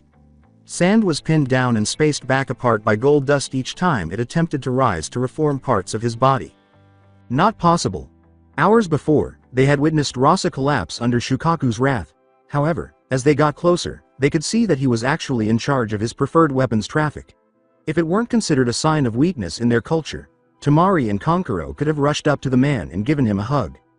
Probably Shukaku's consciousness trying to get rid of the man that was preventing him from forming his body was also responsible for the crazed sand upshots that kept going off all around him. However, Kakashi, of all people, was shielding him from that. Despite appearing somewhat beaten and ripped apart from their individual struggles during the conflict, they were both still alive. After realizing that Rasa and he were no longer alone, Kakashi exclaimed, "Oh, hello there. Which of you blew Shukaku's head off?" Because that was really helpful to Rasa-san to finish his plan. The other sand nomads had joined them. Keeping her distance, Temari stepped forward and said, "Dad, how did you, we saw you get." He explained, "I did fall in with Shukaku though, and I hid myself inside of his body dispersing as much of the dust as I could through his body to try and weigh him down. Then he blew apart." Rasa simply stood there, concentrating on Shukaku. "Gold dust forms a better protective shield than you'd think," he said, with a smirk on his face. "It's much easier to hold him down when he's not whole." Kakashi shrugged and said, "The situation is contained, more or less at least." Then he held up the beast warding seal design and pointed to the ground around them, saying, "Did you know this sandstorm makes a perfect circle around Shukaku? Convenient." No. After the sandstorm passed, he completed the most time-consuming aspect of the task by drawing out the array himself. That cunning jerk, Kakashi. At that moment, Naruto became aware that he could hear Kurama yelling and cursing him in the back of his mind for returning to the boundaries of another Biju limiting seal. In response, he laughed, but it was more from confusion than amusement, and he was amazed that it all seemed to be over. That was a real battle, then, where actual people on your side perished in front of you and you were powerless to save them. His first real large-scale battle had just ended, and he had no intention of ever engaging in another one of that nature. When the sun eventually came out, Naruto and Tenten relished the moment and ingrained it in their memories for all time. Even though it was only a sunrise in the big picture, both of them had to endure the night to witness it, making it the most exquisite sunrise they had ever seen. Fortunately, it did not rise in the direction of the bodies. Before they had to deal with the fallout from what they had survived, it allowed them to savor it for a brief moment. XXX. As he walked away from the scene of a battle for survival that he had directly started with his own actions, Orochimaru remarked to himself, "What an interesting night," with a satisfied smile on his twisted white face. The Biju summoning ritual works, at least to attract Shukaku to an area. I'll have to test it later before I attempt to market the idea to one of the wealthier clans. But the things that I've observed. For some reason, the image of the young boy leaping up Shukaku's chest with his body encased in fiery red chakra kept returning to him. It was amazing. He was interested in learning more about it. He was aware that the chakra wasn't normal, but that was all he knew. And he was annoyed by that. Hatake Kakashi was with that young boy. Compared to if he was with an anonymous ninja, that would make it a little simpler to monitor him. Although it would be more difficult for him to get close enough to study, he had the resources to accomplish his goals, and there were always ways to get there. The idea of discovering what that power was and how he acquired it was simply a tantalizing one. It was beyond human comprehension. It seemed to Orochimaru that he had recently been given a new pet project to examine. All he needed to do was gather some materials so that he could start researching him. XXX. Later in the morning, returning to the east, that was the concept. There were no objections to what Kakashi had proposed. Leave that desert as soon as possible. Since the trail on Minato had brought them a little closer to him, there was no reason to be there any longer, and it was best to strike while the iron was hot. Gaara experienced chakra exhaustion following the fight as a result of his attempts to level the playing field. After enduring Shukaku's pressurized air attack and then spending hours inside his body, Rasa suffered multiple severe wounds. After the dead were recovered, those two had to take a temporary break, leaving Kankuro and Temari to say goodbye to the visiting party as it left the country. Tenten and Naruto, seated atop the cart in their customary guard positions, went about their duties quietly and obediently. After their previous night, neither of them was griping about something as unimportant as the heat. It simply didn't appear to be that significant anymore. Kakashi became aware of this. They had matured between their arrival in the desert and the start of their journey out of it. It's better for them to get a taste of what they've gotten themselves into sooner rather than later, they said, despite how awful the battle with Shukaku had been for them to witness. Tenten used a portion of her time to sketch out potential weapon designs that she hoped to develop later, once she had the necessary materials and mechanical expertise. If she hadn't already realized it, last night had shown her that she was skilled with ninja tools, and that would be the focus of her research and growth. That was a Biju, Naruto said, stating the obvious before he swallowed hard. We shouldn't have survived that, should we have? Naruto's thoughts were elsewhere at the time. Shukaku is regarded as the weakest, even with his desert powers, Kakashi stated bluntly, unwilling to sugarcoat something so serious. Not because he lacks power or brute force, mind you, but because he has the weakest mind out of the 9 of them. I didn't understand what people meant until I saw it for myself. Could have fooled me, Tenten replied. Nothing about him seemed weak. Kakashi was simply tapping on his own temple to emphasize, he could have tried to destroy us all far sooner than when he actually tried to wipe you and the sand nomads out at once. He relies so much on his brute force and size, and the killing was nothing but a game to him, even when he was losing limbs since he regenerated everything. He neglected to pay attention to the smaller threats in exchange for trying to wipe out as many of you as he could at once. Smaller threats like Rasa surviving, and Naruto here special delivering a blockbuster explosive down his throat. Tenten then smiled at Naruto, who smiled back and gave him a playful shoulder rub. By the way, said Kakashi, don't ever do anything like that again. If you died before I could get you to Minato-sama, I could never face him or Kushina-sama again. His overly pleasant smile behind his face mask did nothing to conceal the seriousness of his impending order. Whoa, they were relieved to see that he had genuine concern for them. No, after all, were they merely a burden to him, a way for him to express his devotion to Minato for whatever reason? To be honest, thinking about it was a bit nauseating. Finally, Kakashi turned back to the front to drive the cart down the road. That, and I think you two are beginning to grow on me a little more than I thought you would, he said. You're both good kids. Perhaps he had a slight fondness for them. Naruto thought about his father and recalled what Temari and Kankuro had told him about him before chaos erupted. It was difficult to believe that he was so strong, even after hearing it from their lips and hearing rumors about his talent circulating the village of the Uzumaki clan. Could my father have faced Shukaku alone? Could he really be that strong? Naruto asked himself as he gazed out over the vast desert. Who could have that much strength? That's just too much to believe, isn't it? He asked himself, unable to imagine it. Don't be so sure, kid, Kurama responded. I don't know your meatbag of a father, But if enough of you worthless humans keep saying that one of you in particular isn't so worthless, it bears believing to some degree. In any case, Naruto would soon learn whether Minato lived up to the hype if Ross's tip about his most recent activity was accurate. XXX. Later. K's no Kuni's eastern border village. Outlaws might as well have targeted villages located on the borders of the nations in the elemental nations. Not samurai, ninjas, or any other warrior from any system. The worst of the worst were these kinds. For very sinister reasons, some of them more than others. Upon entering the modest wooden gates of a specific small settlement, a lone adult male figure was immediately confronted by the image of a completely sacked town. The air was still heavy with the stench of blood, fires, and devastation. Bloodstains were even visible on the exterior walls of houses. Windows and doors are broken. It didn't appear promising.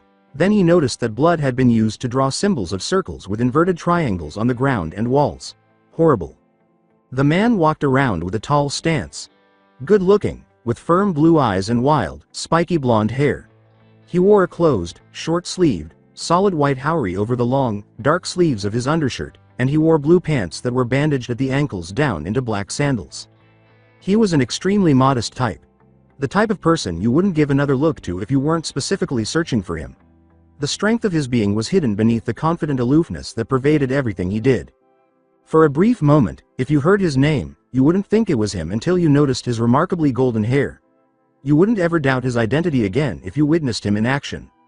One of the most dangerous men on the planet, Namikaze Minato, also known as the Yellow Flash, is regarded as the strongest clanless ninja in the world. As he surveyed his surroundings, a thoughtful expression was fixed on his face. Damn it, I didn't pick up the trail fast enough. For more than a week, he had been hunting down a rather dangerous renegade element. The request had started in the northeastern part of Hai no Kuni and spread farther and farther until it reached the K's no Kuni borderlands, where he finally accepted the contract. These individuals were the worst. After murdering as many people as possible and compelling others to join them or suffer before passing away, they went about spreading a message of destruction. Due to their grassroots nature, they were never able to maintain a sufficient number of members to pose a serious threat to ninja clans. However, because they never specifically targeted the interests of ninja clans, they were permitted to operate freely.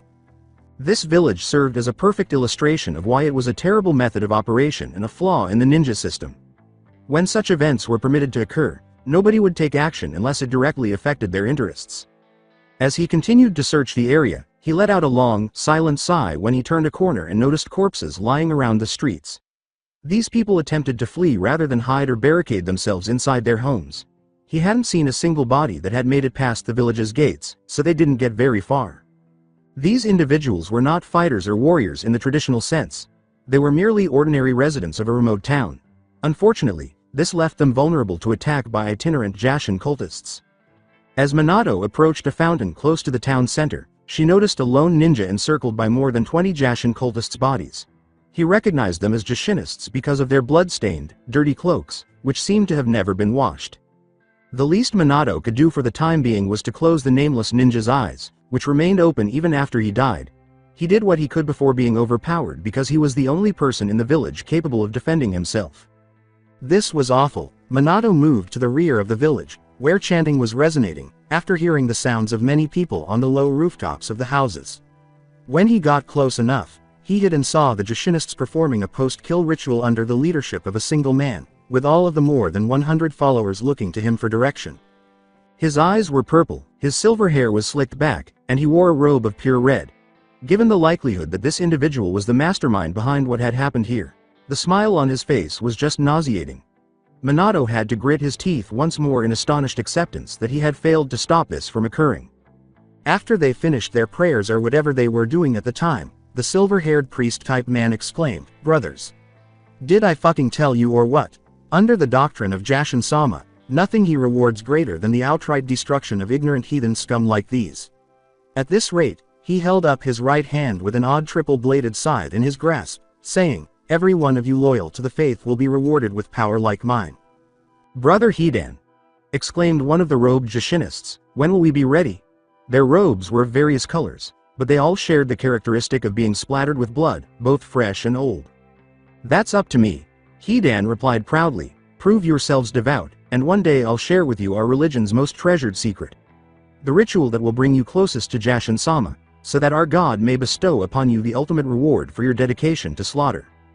As Hidan did the same, they all drew tiny amulets bearing their respective religious symbols. To emphasize that he was more significant than they were, his was bigger. This world is about death, brothers. Hidan said. It's everywhere. Even with every advancement ninjas make, they're still rank amateurs at killing, so it's up to us to show them what real massacres are.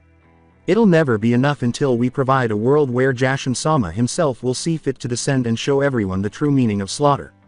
Towns like this, hey, it's not enough. One day, real towns, and eventually the ninja clans themselves. Show them all.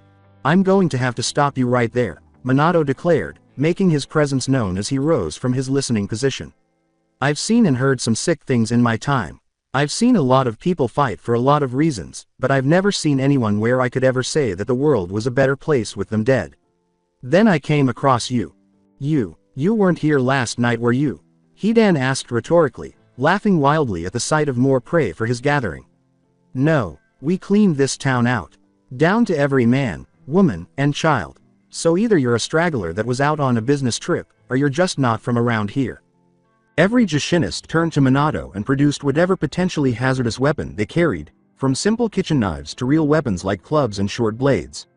When it came to the possibility of killing him, none of them showed even the smallest hesitation. In fact, some of them were actually smiling in a manner akin to Hidan's.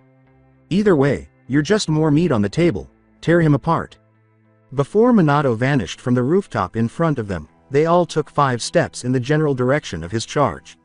5 seconds later, Minato arrived at the rear of the pack with an odd 3-pronged kunai in his hand, the blade smeared with blood. With their individual fatal wounds gushing blood, Hidan's entire cult collapsed to the ground. Minato flipped the strange weapon in his hand and grabbed it by the handle without blinking, flinching, or even turning back. All he did was stare intently at the ringleader in front of him. I didn't even see you move, Hidan remarked, repeatedly striking his shoulder with the rear side of his triple-bladed scythe. Hidan seemed unconcerned about his followers' deaths, as evidenced by the blood that spilled onto the ground. Those clowns aren't fighters, but that was still impressive. I swear though, I think I know who you are from what you just did. Oh really? As his smile gradually widened, Hidan said, yeah, a man so fast that his every move looks like a flash, that stupidly bright yellow hair, working alone the way you are, yeah. You're Namikaze Minato, aren't you? Hidan laughed uncontrollably when Minato made no attempt to deny anything. Oh fuck, you really are insane, aren't you? The man that stole an S-rank ninjutsu from the Senju clan. When a man like Hidan accused Minato of anything, a deep frown developed on her face. He knew full well that the rumor that he had acquired the jutsu was untrue, as it had been propagated by the Senju clan itself after he started to gain notoriety. Clanless ninjas have historically been given the lowest paying positions in the shinobi industry. Any customer who is prepared to pay a high fee for work will always shop their missions to local clans, making sure to strike a balance between cost and quality. Clanless ninjas were always the least expensive, but they were also the lowest quality. Clanless ninjas had to adapt to working for the bare minimum in order to make ends meet or to hope for a commission from larger clans that required additional bodies for specific purposes. Either you learned a trade to support yourself, or those were your 2 options. Although Minato was young and eager, he accepted the recruitment for a specific mission commissioned by the Senju clan even though it had suicide implications. This was especially true when he learned that he would be given a jutsu from the Senju clan arsenal to finish the mission rather than just money. It was the ideal lure to get inexperienced and unskilled freelance ninjas to perform the grunt work for other clans. Training for Hiraishin no Jutsu was the upfront payment, and he and 2 other people learned the technique in a sort of mini-camp seminar that gave them an easy way out of a Uchiha-protected fortress from which they were asked to infiltrate and steal a state secret. After getting what they needed and employing the strategy to flee to the Senju clan's designated extraction point, they were ambushed when they arrived to ensure that no mission witnesses or outside Hiraishin learners remained. Although the subsequent trap killed Minato's 2 temporary teammates, Minato was more than strong enough to live alone and eliminate his assailants. He received plenty of money in jutsu knowledge, but his post-mission payment was withheld because of the betrayal. His genius and general ninja skills had not been known at the time, even if they had only given him the incomplete version that took 3 people to complete. Within a few years, he was able to take what he already knew about jutsu and reverse engineer it to make it his own. When he had accepted the mission, the Senju clan had not bothered to find out who he was. At the end, he was supposed to die. It was therefore said that he had stolen their Senju Hashirama's jutsu when he reappeared years later, having become famous by using it.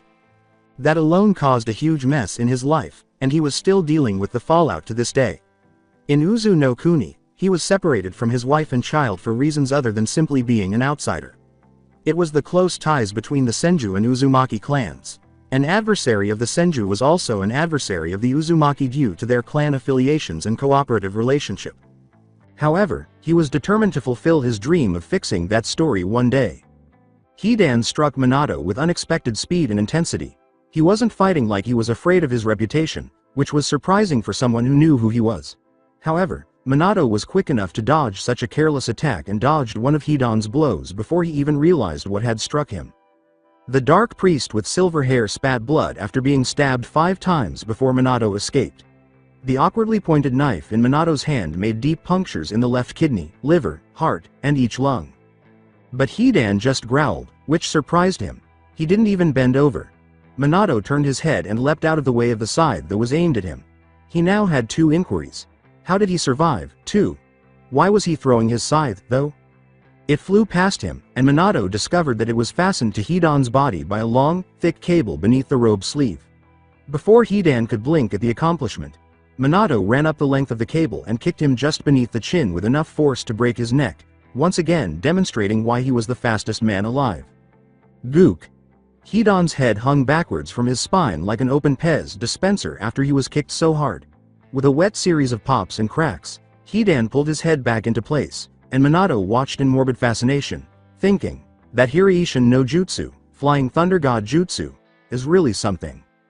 2 things. First, what the hell?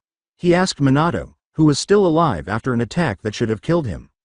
It's a gift from Jashin-sama, Hidan said.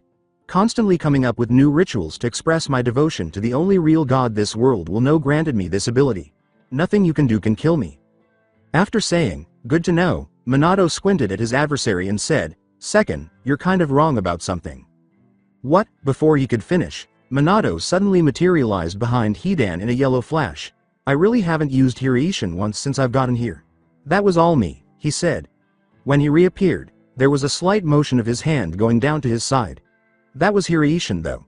See the difference?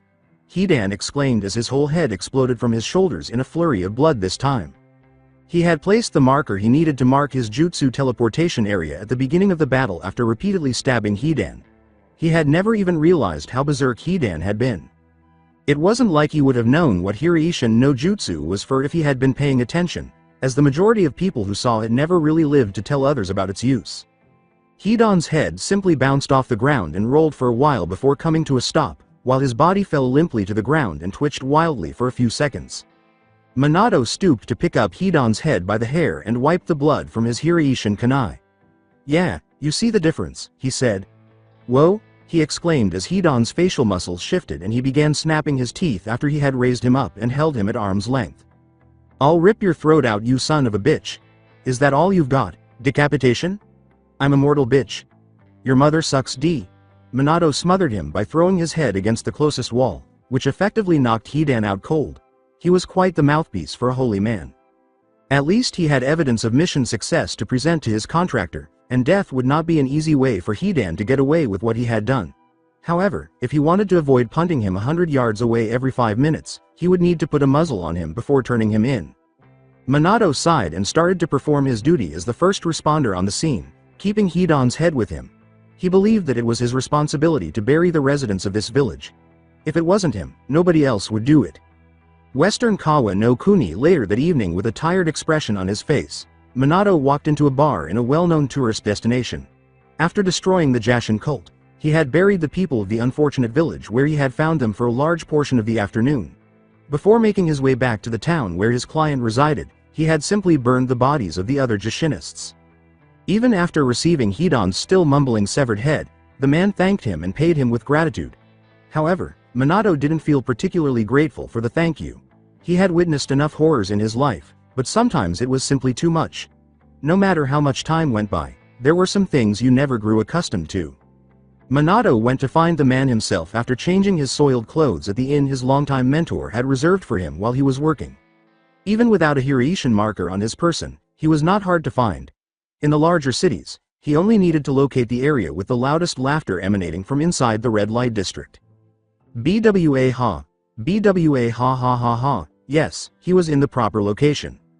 After entering, he soon discovered his mentor sitting in the center of the corner booth with two women hanging off of him. He was presumably paying for drinks and telling them stories about his grandiose shinobi nature. That Jiraiya is constantly attracted to civilian women. Jiraiya was a bright middle-aged man with red lines running down his face under his eyes, a wart on the side of his nose, and long shaggy white hair in a long ponytail down his back. In addition to a pair of wooden sandals, handguards, and a horned headband with the kanji for oil on it, he was dressed in a green long-sleeved kimono top, red haori without sleeves, and pants of the same color. Whatever Jiraiya's story had been, Minato walked up to the table, put his hands on it, and leaned forward, saying, "Thanks for all of the help, sensei, really." Jiraiya noticed Minato's sarcasm immediately and raised an eyebrow. The individual had trouble with it. "Okay. Aside from setting the beacon point at the inn to give you a quick trip here, would me going have made the fight you had any easier?"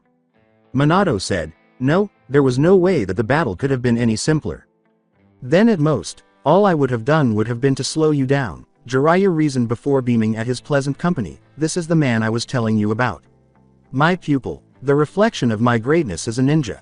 Bask in his greatness and know that it was I, the gallant Jiraiya, that laid the foundation that his castle in the sky was built upon." How can you set a foundation for a castle in the sky? Minato just stared at Jiraiya for a few long seconds, while the woman, perhaps due to the drinks or his literary prose, swooned or giggled. "Shut up, Minato," Jiraiya muttered, concealing his annoyance with a drink. "So the mission?" he asked. Jiraiya winced in agreement without having to say it aloud and startle the women. "You were right," Minato sighed as she pulled a chair up to the front of the table. "Taking you along probably would have slowed me down, but I wasn't exactly timely myself." He was aware of the Jushinist's intended purpose. "It's times like those, I don't know. Between things like that and the way some clans take my ideas, I'm in over my head here, I think." "What kind of dream?" "None of that crap. You got to those Jushinists as fast as you could, and dwelling on it won't change anything. If you couldn't find them fast enough, no one could have, Inuzuka's included." Jiraiya effectively cut him off before he went out of hand. "I didn't teach you basics of the life back when you were a ratty little kid because I thought it would be fun to corrupt a runt. I did it because I saw something in your eyes. You've always exceeded my expectations, Minato, no matter how large the task." "There are times when you say things like that and you prove that you're the man I look up to, and then," Minato said, a slight smile slowly spreading across his face, "I keep waffling back and forth on whether or not I'd ever want my son to meet you." Without actually saying it, Minato pointed to Jiraiya's drinking and loosely mingling with the fairer sex, adding, "Most of the time you're this guy." "I play hard, I work hard," Jiraiya declared, drawing his female friends closer to him for emphasis. "Besides, you never know when it'll all go to hell. We could all die any day. Yada yada, you know the drill. Basically, the whole basic hedonism justification riot act that you refuse to get into." With his hands raised defensively, Minato said, "Hey, I actually have a wife and a kid." "Yeah, about this mystery woman of yours. I've never even seen her. A ring on a chain around your neck doesn't really mean much to me." Minato smiled and shook his head, saying, "I'll make sure of it when everything comes together one day and I can see her again, Jiraiya-sensei." XXX. A little while later, somewhere else, in the sky. While her partner rode farther back and made their way to their shared interest point, the stoic blue-haired beauty controlled the direction of her origami creation as it flew through the air on a large paper bird. The teamwork has been quite successful ever since they picked him up. Following the trail of the rumors that had led Naruto west toward the desert, they were able to locate him with the aid of a specialized Senju clan tracking ninjutsu designed to find Biju. Following the jutsu to the closest trace of a tailed beast was all that was required from that point on. When it came to being forced into a relationship, Konan had to acknowledge that she could have done much worse than Tenzo. Regarding their relationship as makeshift partners, she hardly ever caught him staring at her body in her form-flattering dress, and he was generally quiet, never really attempting to talk to her unless it was related to their task of finding their target. He was, at the very least, a total professional. Tenzo, who had short brown hair, was dressed in black pants and a black undershirt and rusted brown plate armor. He had a metal plate with the Senju clan crest on his forehead, and he wore a forehead protector that framed his face. The fact that he was younger than her, by a considerable margin at 22, made it especially annoying when he did talk to her about something unrelated to the mission. The same question kept coming up. Why is it that you're so loyal to Uzumaki Nagato? Once more, there it was. He simply continued to pound the dead horse. I don't see how my loyalties to Nagato-sama matter to anyone else, Conan uttered without even looking at Tenzo twice. However, she was aware that he was sitting behind her, holding his arm up with his palm facing outward, with a green crystal necklace hanging from his wrist and hand, pointing in a direction similar to a compass needle, and the symbol for a special sensing jutsu emblazoned on it. His focus was on, my actions on his behalf will ensure that the Senju clan knows of his resolve on the partnership of your two clans. That's all you should care about. I just ask because you're not an Uzumaki clan member. You're unaffiliated. Tenzo elaborated. It's odd, you understand that, don't you? This is a delicate situation, and not really something that a clanless ninja would ever be involved in.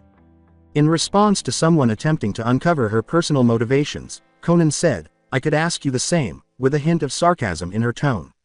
It's common knowledge for those out in the world of who you are, Mokuden no Tenzo. It's closer guarded knowledge that you aren't a born child of the Senju clan. Your origins to your clanship are rather shady reflection of your clan if they're to be believed, so why are you so loyal? Tenzo said bluntly, I'm not ashamed of who I am or where I've come from. Go ahead and say it. As Conan kept her back to the paper bird, a disgusted expression came over her face. So it's true then, you're the end result of the Merchant of Death Orochimaru's experimentation on replicating the Mokuden bloodline. The rumors are that decades ago he was contracted by the Senju clan to find a way to bring it about after it disappeared from their line. He used children for that. Over 60. In response, Tenzo simply laughed and said, the way you put it, you make it seem as if it was such an atrocity. 60 children, and only one survived. It seems like it was to me. 60 children that didn't have a future anyway, Tenzo explained. Do you know how easy it is to abduct children? There are countless orphans in every country all over the elemental nations. No one cares about them. They're just byproducts of the fallout from the constant fighting. I figured that you of all people would know this better than most. She also did. Conan had to concede, bitterly, that Tenzo was right. She knew it better because she was older than him. You were merely background scenery to the rest of the world when you lost your family to the devastation of war and had no one else. Tenzo went on to say, even if I was kidnapped, I was dead anyway. I know that. I didn't lose anything. Surviving it actually gave me something. When I showed signs of the Mokuton, I gained people in my life. Tsunade took me in personally, adopted me personally as family. The rest of the clan never saw me as anything lesser. They actually believed I was more Senju than they were because of my Kekkei Genkei. It doesn't matter if they were the reason that I suffered for a short time. What I got afterwards, it made up for all of it. After hearing that, Conan reasoned that Tenzo would be the best person to comprehend her loyalty to Nagato. He explained his loyalty by saying that when he had nothing else, he had found something in the world that recognized him. That was not too dissimilar from Conan's motivations. She found someone who believed in her and supported her whenever she needed him, at a time when she had no choice but to fight for her own survival. She had looked up to Nagato as a symbol of hope during her darkest moments. She would do so until he realized what she was prepared to do to walk with him as more than just his friend, now that she had the strength to do so. You might think it rather foolish, but you could refer to my reason of being loyal to Nagato-sama as unrequited love maybe? Conan felt a sense of camaraderie with Tenzo after his previous admission, so he decided to give him something in return. Tenzo arched an inquisitive eyebrow but said nothing. Why wouldn't someone return a woman like Conan's affections? She was very beautiful. If it meant getting the unwavering love of someone like her, the majority of men on the planet would risk going to hell. He's always loved someone else. Someone else that already fell for another a long time ago, Conan said, looking mistily at the lands over the paper bird. I know that he doesn't feel the same way, no matter how wonderful he's been to me for years and years, she said with a bitter laugh. I don't care about anything else. He's the only person I'll ever show my allegiance to. What a vicious cycle. No one else? I had someone else once. But he's gone now. And my sensei, he figured that he'd taught us enough and cut us loose, Conan said, her eyes and voice both bursting with sadness. Even from his side view of her face, Tenzo could see it. Do you see now? People in my life have died and simply left me behind. Nagato-sama is the only one that never has. And she would do something as heinous as killing a child for that man. Tenzo remained silent, only pointing out the direction they should follow going forward in order to find the child in question, as instructed by the crystal. XXX. With Naruto, Twin Ridge Town's western Kawa no Kuni. Perhaps the largest town Naruto had ever seen was Twin Ridge Town. The site was impressive. Across a vast, picturesque Great River Gorge, it was divided into two parts, with a sizable dam acting as the main link between them. A settlement of this size would normally be difficult to find, even in areas that are governed and guarded by ninja clans, but Twin Ridge Town had a number of advantages that combined to make it so.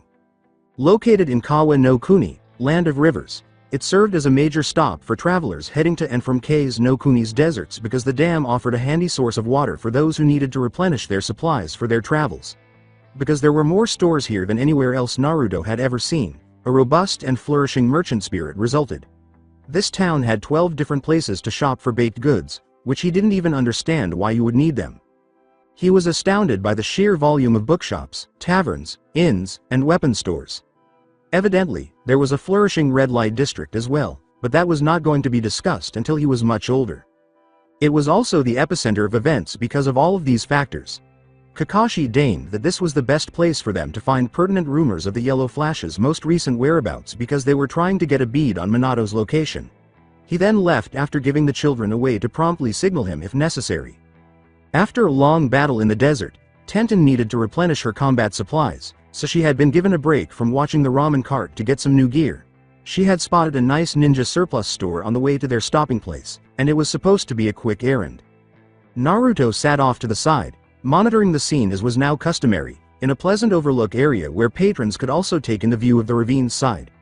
It was all just part of the job, and he found the dull practice more bearable when it meant keeping an eye on the people he cared about, including Ayame. Additionally, Kakashi introduced him to a new training technique that kept him occupied while he stood guard. Kunai spinning was a chakra control exercise in which Naruto had to learn how to use his chakra to gradually rotate a razor-sharp kunai after first learning how to use it to safely balance the point of the weapon in the palm of his hand. He didn't have to look at it to concentrate on it, even though it was uninteresting and painful. Additionally, Kakashi had promised him that he would practice this exercise if he ever wanted to learn a cool jutsu. Additionally, it made him more noticeable while on guard duty. When you saw a focused youngster staring at you while spinning the point of a lethal weapon in his hand, people were less likely to cause a scene or try something on an elderly man and a teenage girl operating a ramen cart. That was advantageous because, in addition to being a major center of social activity, the town was also somewhat of an outlaw outpost because it was not associated with any ninja clan or samurai group. Because of the constant movement of ninjas from various clans, roving samurai, monks, bounty hunters, and other shady characters, it could be a powder keg at any time. The best course of action to take beforehand was deterrence. People were less likely to start a fight after learning that he was a ninja child. For many people who were not particularly familiar with combat, the idea of actual child soldiers was frightening. Stop. Hey Naruto. A thief? Naruto saw someone running with a takeout container of ramen after hearing Tuchi's call. Is there someone pilfering ramen? Under his supervision? Not in his opinion. He caught the kunai and threw it in front of the fleeing civilian thief's feet, halting him in his tracks long enough for another Naruto to emerge from hiding and seize the container. His eyes were everywhere. The original wasn't the only one lounging around. The clone immediately returned to the shadows after giving the thief a glare that sent him running away empty-handed. The man was actually cornered by another clone who asked him why he had stolen. He apparently didn't have any money or lodging in the city. He gave the man a warning and let him go. But damn his tender heart. Later, he would reimburse Tucci for it himself. It was acceptable because he only did it once and no one else witnessed him doing it. For those who understood the significance of Naruto's prompt response stating that he was a full-fledged ninja and that the cart was not to be tampered with, that brief episode had done enough. After that, there were no more incidents for the next hour or so. A woman who had been a customer of the cart, with a light blue paper rose in her hair, approached him with her food at that moment and sat down next to him. For the past few minutes since her arrival, he had been focusing more on her than the majority of the other people waiting in line because she was so stunningly gorgeous. That alone triggered alarms and made him look at her suspiciously. After all, why in the world would she approach him? As she cracked open the lid of her food and broke her chopsticks to eat, she said, "Hello little one," and smiled slightly at him. She closed her eyes and ate gracefully, slowly enjoying her food, not even seeming to be bothered by his stern gaze. With a tiny kunai in his hand, Naruto was prepared to act immediately in case something came up, but this woman was only eating and sitting. What was the proper course of action? He wasn't a bastard, and she wasn't doing anything, so threatening to attack her was out. Telling her to go? At that specific overlook of the ravine, there were only so many spots to sit, and it wasn't as though he owned them all. The stoic woman paused to talk to him and said, "I like the marks on your cheeks," saying, "They're cute." After feeling self-conscious about his whisker marks, Naruto scratched absently at them, unsure of how to react. Thank you," he said. "I don't really think they're so great." He had interpreted his recent days in Uzu no Kuni as a sign that he was different, particularly in light of the rumors that the other children, who didn't like him in the first place, had been whispering about. He had never received praise for them, even after leaving. Hell, his mother had cried at the first sight of them. His eyes slowly widened in surprise as she said, "Yes, I know who you are. You've never met me, but I'm a close friend of your clan head and I've known your mother for quite some time as well. My name is Conan." "They're special, and what they represent makes you special," the woman insisted. "Even among the rest of your clan, you're special, Naruto. For better or worse." His heart was broken by her casual admission that she was aware of who and what he was. He had been compelled to flee his clan for a reason, after all. Naruto swallowed uneasily and said, "Why, you were looking for me?" Conan replied. "I can honestly tell you that she misses you greatly. First your father was forced to leave and then you were taken, ripped right out of her arms. She tries to be brave, but I understand. Even so, you do know why it's dangerous to let a Jinchuriki roam, don't you? Especially one attached to the Uzumaki clan." Indeed, he could imagine what people would think of a human being with that much power inside their body after witnessing what Shukaku was capable of and learning that he hadn't even been taking things seriously during that fatal night in Kei's no Kuni. With a living Jinchuriki, the Uzumaki clan, who were supposed to police such things and were generally regarded as the sealing masters of the ninja world, smacked of hypocrisy to all other clans. Before Naruto ended up displaying a sign of being a Jinchuriki that couldn't be disregarded as merely a paranoid rumor while he was out and about, this needed to be contained. It was the masked man that did this. The masked man that had no defining features other than his attire? The one that disappeared in and out of your clan's domain without a trace despite its censors and patrollers. The one that's more ghost than man, she grimly replied. A man with no identity is a weak culprit to pitch. Even if it's true, the Biju still has to come out of you regardless, for your clan's peace of mind. They'll be the ones to suffer the repercussions of your existence if you don't. Particularly from the Senju clan, it was obvious that he was one. Even inside a human, you could pick a Jinchuriki out with the right technique, as Tenzo had shown at the end of tracking him down after they had gotten close enough for the jutsu to pick him up. "I'll get him out myself." "What was that?" Conan asked, looking down at Naruto as he mumbled to himself, holding his stomach tightly and staring at the ground. "I'll get him out myself," the boy said gravely, looking her in the eye. "I didn't do anything wrong, and I'm just supposed to let you take me back and suck all of the life out of my body. Have there ever been any others before me?" he asked gravely, implying that his clan must have had a process in place for handling him. "Yes," Conan said, anticipating his question. "There have been 3 other attempts throughout history that were all caught on and had their Biju extracted as well. None of them ever survived the process. But then again, I don't have to extract it from you. You don't know there's another way. It's faster and won't hurt as much." Conan simultaneously thrust it forward at Naruto, causing a sharp blade to form from folded sheets of paper around her arm. It was swift enough to run him through silently before he even realized what had hit him. The horrified expression on his face upon realizing he had been stabbed. There was not the least bit of emotion change in her eyes from the way she had been speaking to him before. When Naruto expelled a puff of smoke from his fatal wound, those eyes did show a great deal of surprise. Tucci's normally closed eyes opened as soon as he popped, and he swiftly shut down the store, lowering the metal screen and locking everything. Conan hadn't noticed that Naruto had a strong clone jutsu in his toolbox because he hadn't been there when Naruto handled the thief situation so quickly. After using clones for so long, Naruto had come to the conclusion that, despite his efforts to protect the cart, he was always vulnerable to attack by someone who got the drop on him. As a result, he alternated between sitting closest to the cart himself and using clones to do so, all the while watching from a distance like the rest of his clones. To keep anyone who might have been observing him guessing, it was safer to mix things up. When the clone dispelled, he realized what was happening anyhow. Additionally, it made counterattacks much more satisfying when, while the attacker was still confused, all of his clones simultaneously swarmed on the threat against him after receiving the memory. Without missing a beat, up to 18 of Naruto's clones launched themselves out of the town woods, all aiming for Konan before she had even gotten to her feet. They all suddenly converged on her, kunai drawn, and immediately stabbed her. She initiated it, and he found it as repugnant as ruthlessly attacking someone.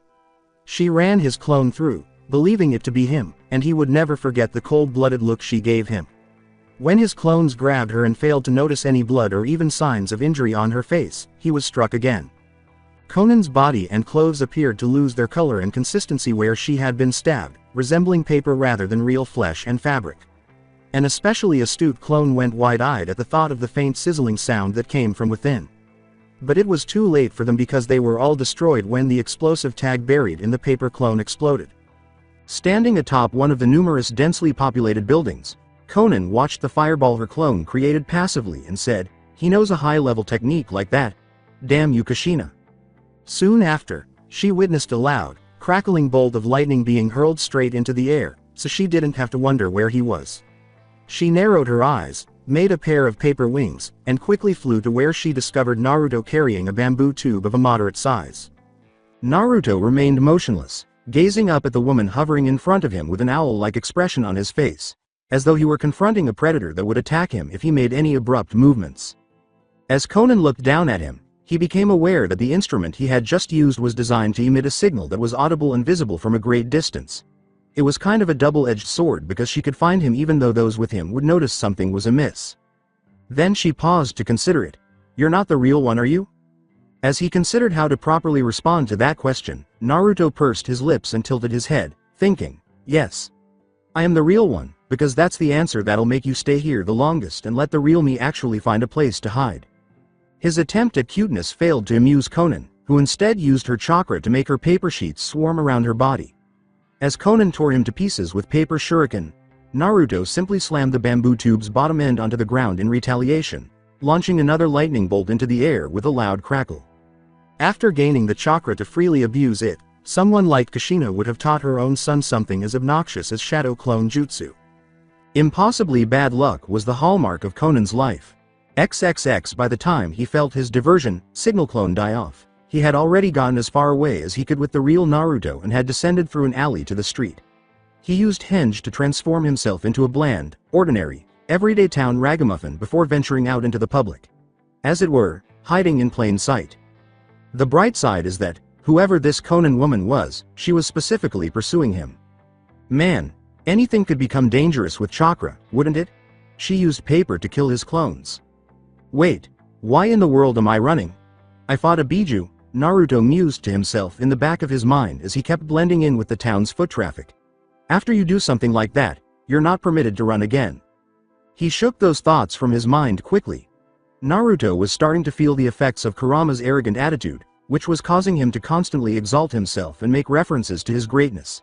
He was able to recognize when he was out of his league by this point, having dealt with ninjas such as Kakashi, Pakura, Rasa, and others who were superior to him on the battlefield. Thankfully, based on her demeanor at the cart, she was unwilling to involve innocent people in her attempt to remove him. She had a good chance to remove it without approaching him, but she chose not to use that nasty, razor-sharp paper barrage to attack his main clone from a distance. She also made no attempt to incorporate the cart into her attack. Naruto eventually arrived at the weapons surplus store where Tenten had gone, using the townspeople's blinders to conceal his movements. It would at least temporarily remove him from the streets. In this instance, the older ninja would locate him there since Kakashi would search for Tenten if he couldn't find him first. Hopefully, he heard and/or saw the two signals. As he entered the spacious store, he noticed his partner with the bun hair reportedly negotiating with the proprietor for 3 separate crates of supplies and seemingly struggling to barter with a businessman. "You can keep taking out all the blueprints you want, it's not money," the adult store owner said, shaking his head in frustration. "I don't care, kid. But you can make these and get them mass-produced yourself." Tenten was arguing. "Look, the chain wind staff is a great specialty melee weapon. The injection shot is a great long-range stealth weapon that she was still not done designing, and the lightning barrel is a great support tool. I've got more. There's got to be something I've got worth all of these supplies." The shopkeeper scowled when she saw some of the designs, saying, Kid, the second thing, it's just a signal. I might as well use a flare. I sell flares already. Tenten put on her best smile and attempted to continue selling her invention. And what about when you run out of flare shells and gunpowder, what then? This just needs some of your chakra to work and someone to set the base charge at the bottom of the barrel. Then it's good until you break it somehow, she said. They're handmade and the interior is lined with. I don't buy blueprints from kids. Sorry, I can't trust these things, even if you demonstrated one prototype that just so happens to work. That's so ageist. I put just as much research into, Tenten said as a strange, surprisingly strong town boy grabbed her hand. What's your problem, kid? He said, strong enough to pull her outside, where she swiftly escaped his hold. Tenten, said transformed Naruto, just come with me and act cool. Naruto. Why are you in a henge? And why aren't you with the cart? She asked, putting her blueprints away after receiving a nod from her transformed partner, forgetting all about trying to get her foot in the door as a weapons designer. Somebody's trying to kill me, said Naruto, and I didn't leave it alone. After I figured I ditched the lady chasing me, I made a few more clones to double back and watch over things there just in case. Tenten didn't get it. Why is anyone after you anyway? You're just a cart's bodyguard, he said. He must have had something the attacker wanted if he left and they continued to target him. Apart from that, the only people who would attack a food stand in the first place would be bandits, other thugs, and low-class ninjas who were desperate for money, and Naruto could and had dealt with those kinds of people with ease practically every day. Someone had to be pretty damn good to actually force him to back down in a fight. A shadow fell over the two young ninjas, saying, it's probably better for you that you don't know why he has people after him. I'd understand why he wouldn't tell anyone he didn't have to, but you can't hide certain things from the world, Naruto-san, the shadow said. When they looked up, they saw a man wearing plate armor a la Senju clan pointing at Naruto while holding up a glowing green crystal necklace. Up and down the block, the streets had started to clear by this point because there had been enough street fights for people to realize that the best defense was to hide behind something solid or go inside when the murderous intent started to spread. Tenten looked up at the man in front of them and said, what's going on? I thought a woman was chasing you. Naruto said, there was, but he hesitated before answering the second question, and, I don't really know how to tell you what's going on. His eyes briefly flashed guiltily in her direction before he looked back up and saw their attacker form a hand seal, saying, crap. Doden. Doryuso, Earth Release, Earth Flow Spears. As several spears of rock rose from the ground to try to skewer them both, Naruto tackled Tenten out of the way. Tenten knew by then that the man above them was a true ninja of the Senju clan. One of the strongest clans in the world. Before she realized that this was just a man, her body started to tremble as though she were going to confront Shukaku again. One man. You gave Konan-san the runaround. Unfortunately, she isn't much of a censor, so she got caught on a goose chase with your clones for a bit before I asked her to cover your only reel out while I did this myself. My abilities are better for taking on Jinchuriki than hers. The attack had caused him to lose his focus and drop his henge, leaving the man in front of them without any doubt that he was the real article. When that word was mentioned to Tenten, who lacked a definition for the odd phrase, Naruto's teeth clenched tightly. Power of human sacrifice. What? Before descending from the rooftop onto the street, the man posed the rhetorical question, she really doesn't know? Like I said, I don't blame you for not advertising it. Nothing personal, kid, but you should tell her to leave. There's no need for me to take down two kids, but I've got no problems getting as violent as I need to. Tenten was still on the ground after Naruto saved her, holding a lightning barrel, and she gave him a wink as he began to remove her. This time, she flipped the barrel onto the ground with enough of the opening angled toward their adversary, since his body blocked out most of hers.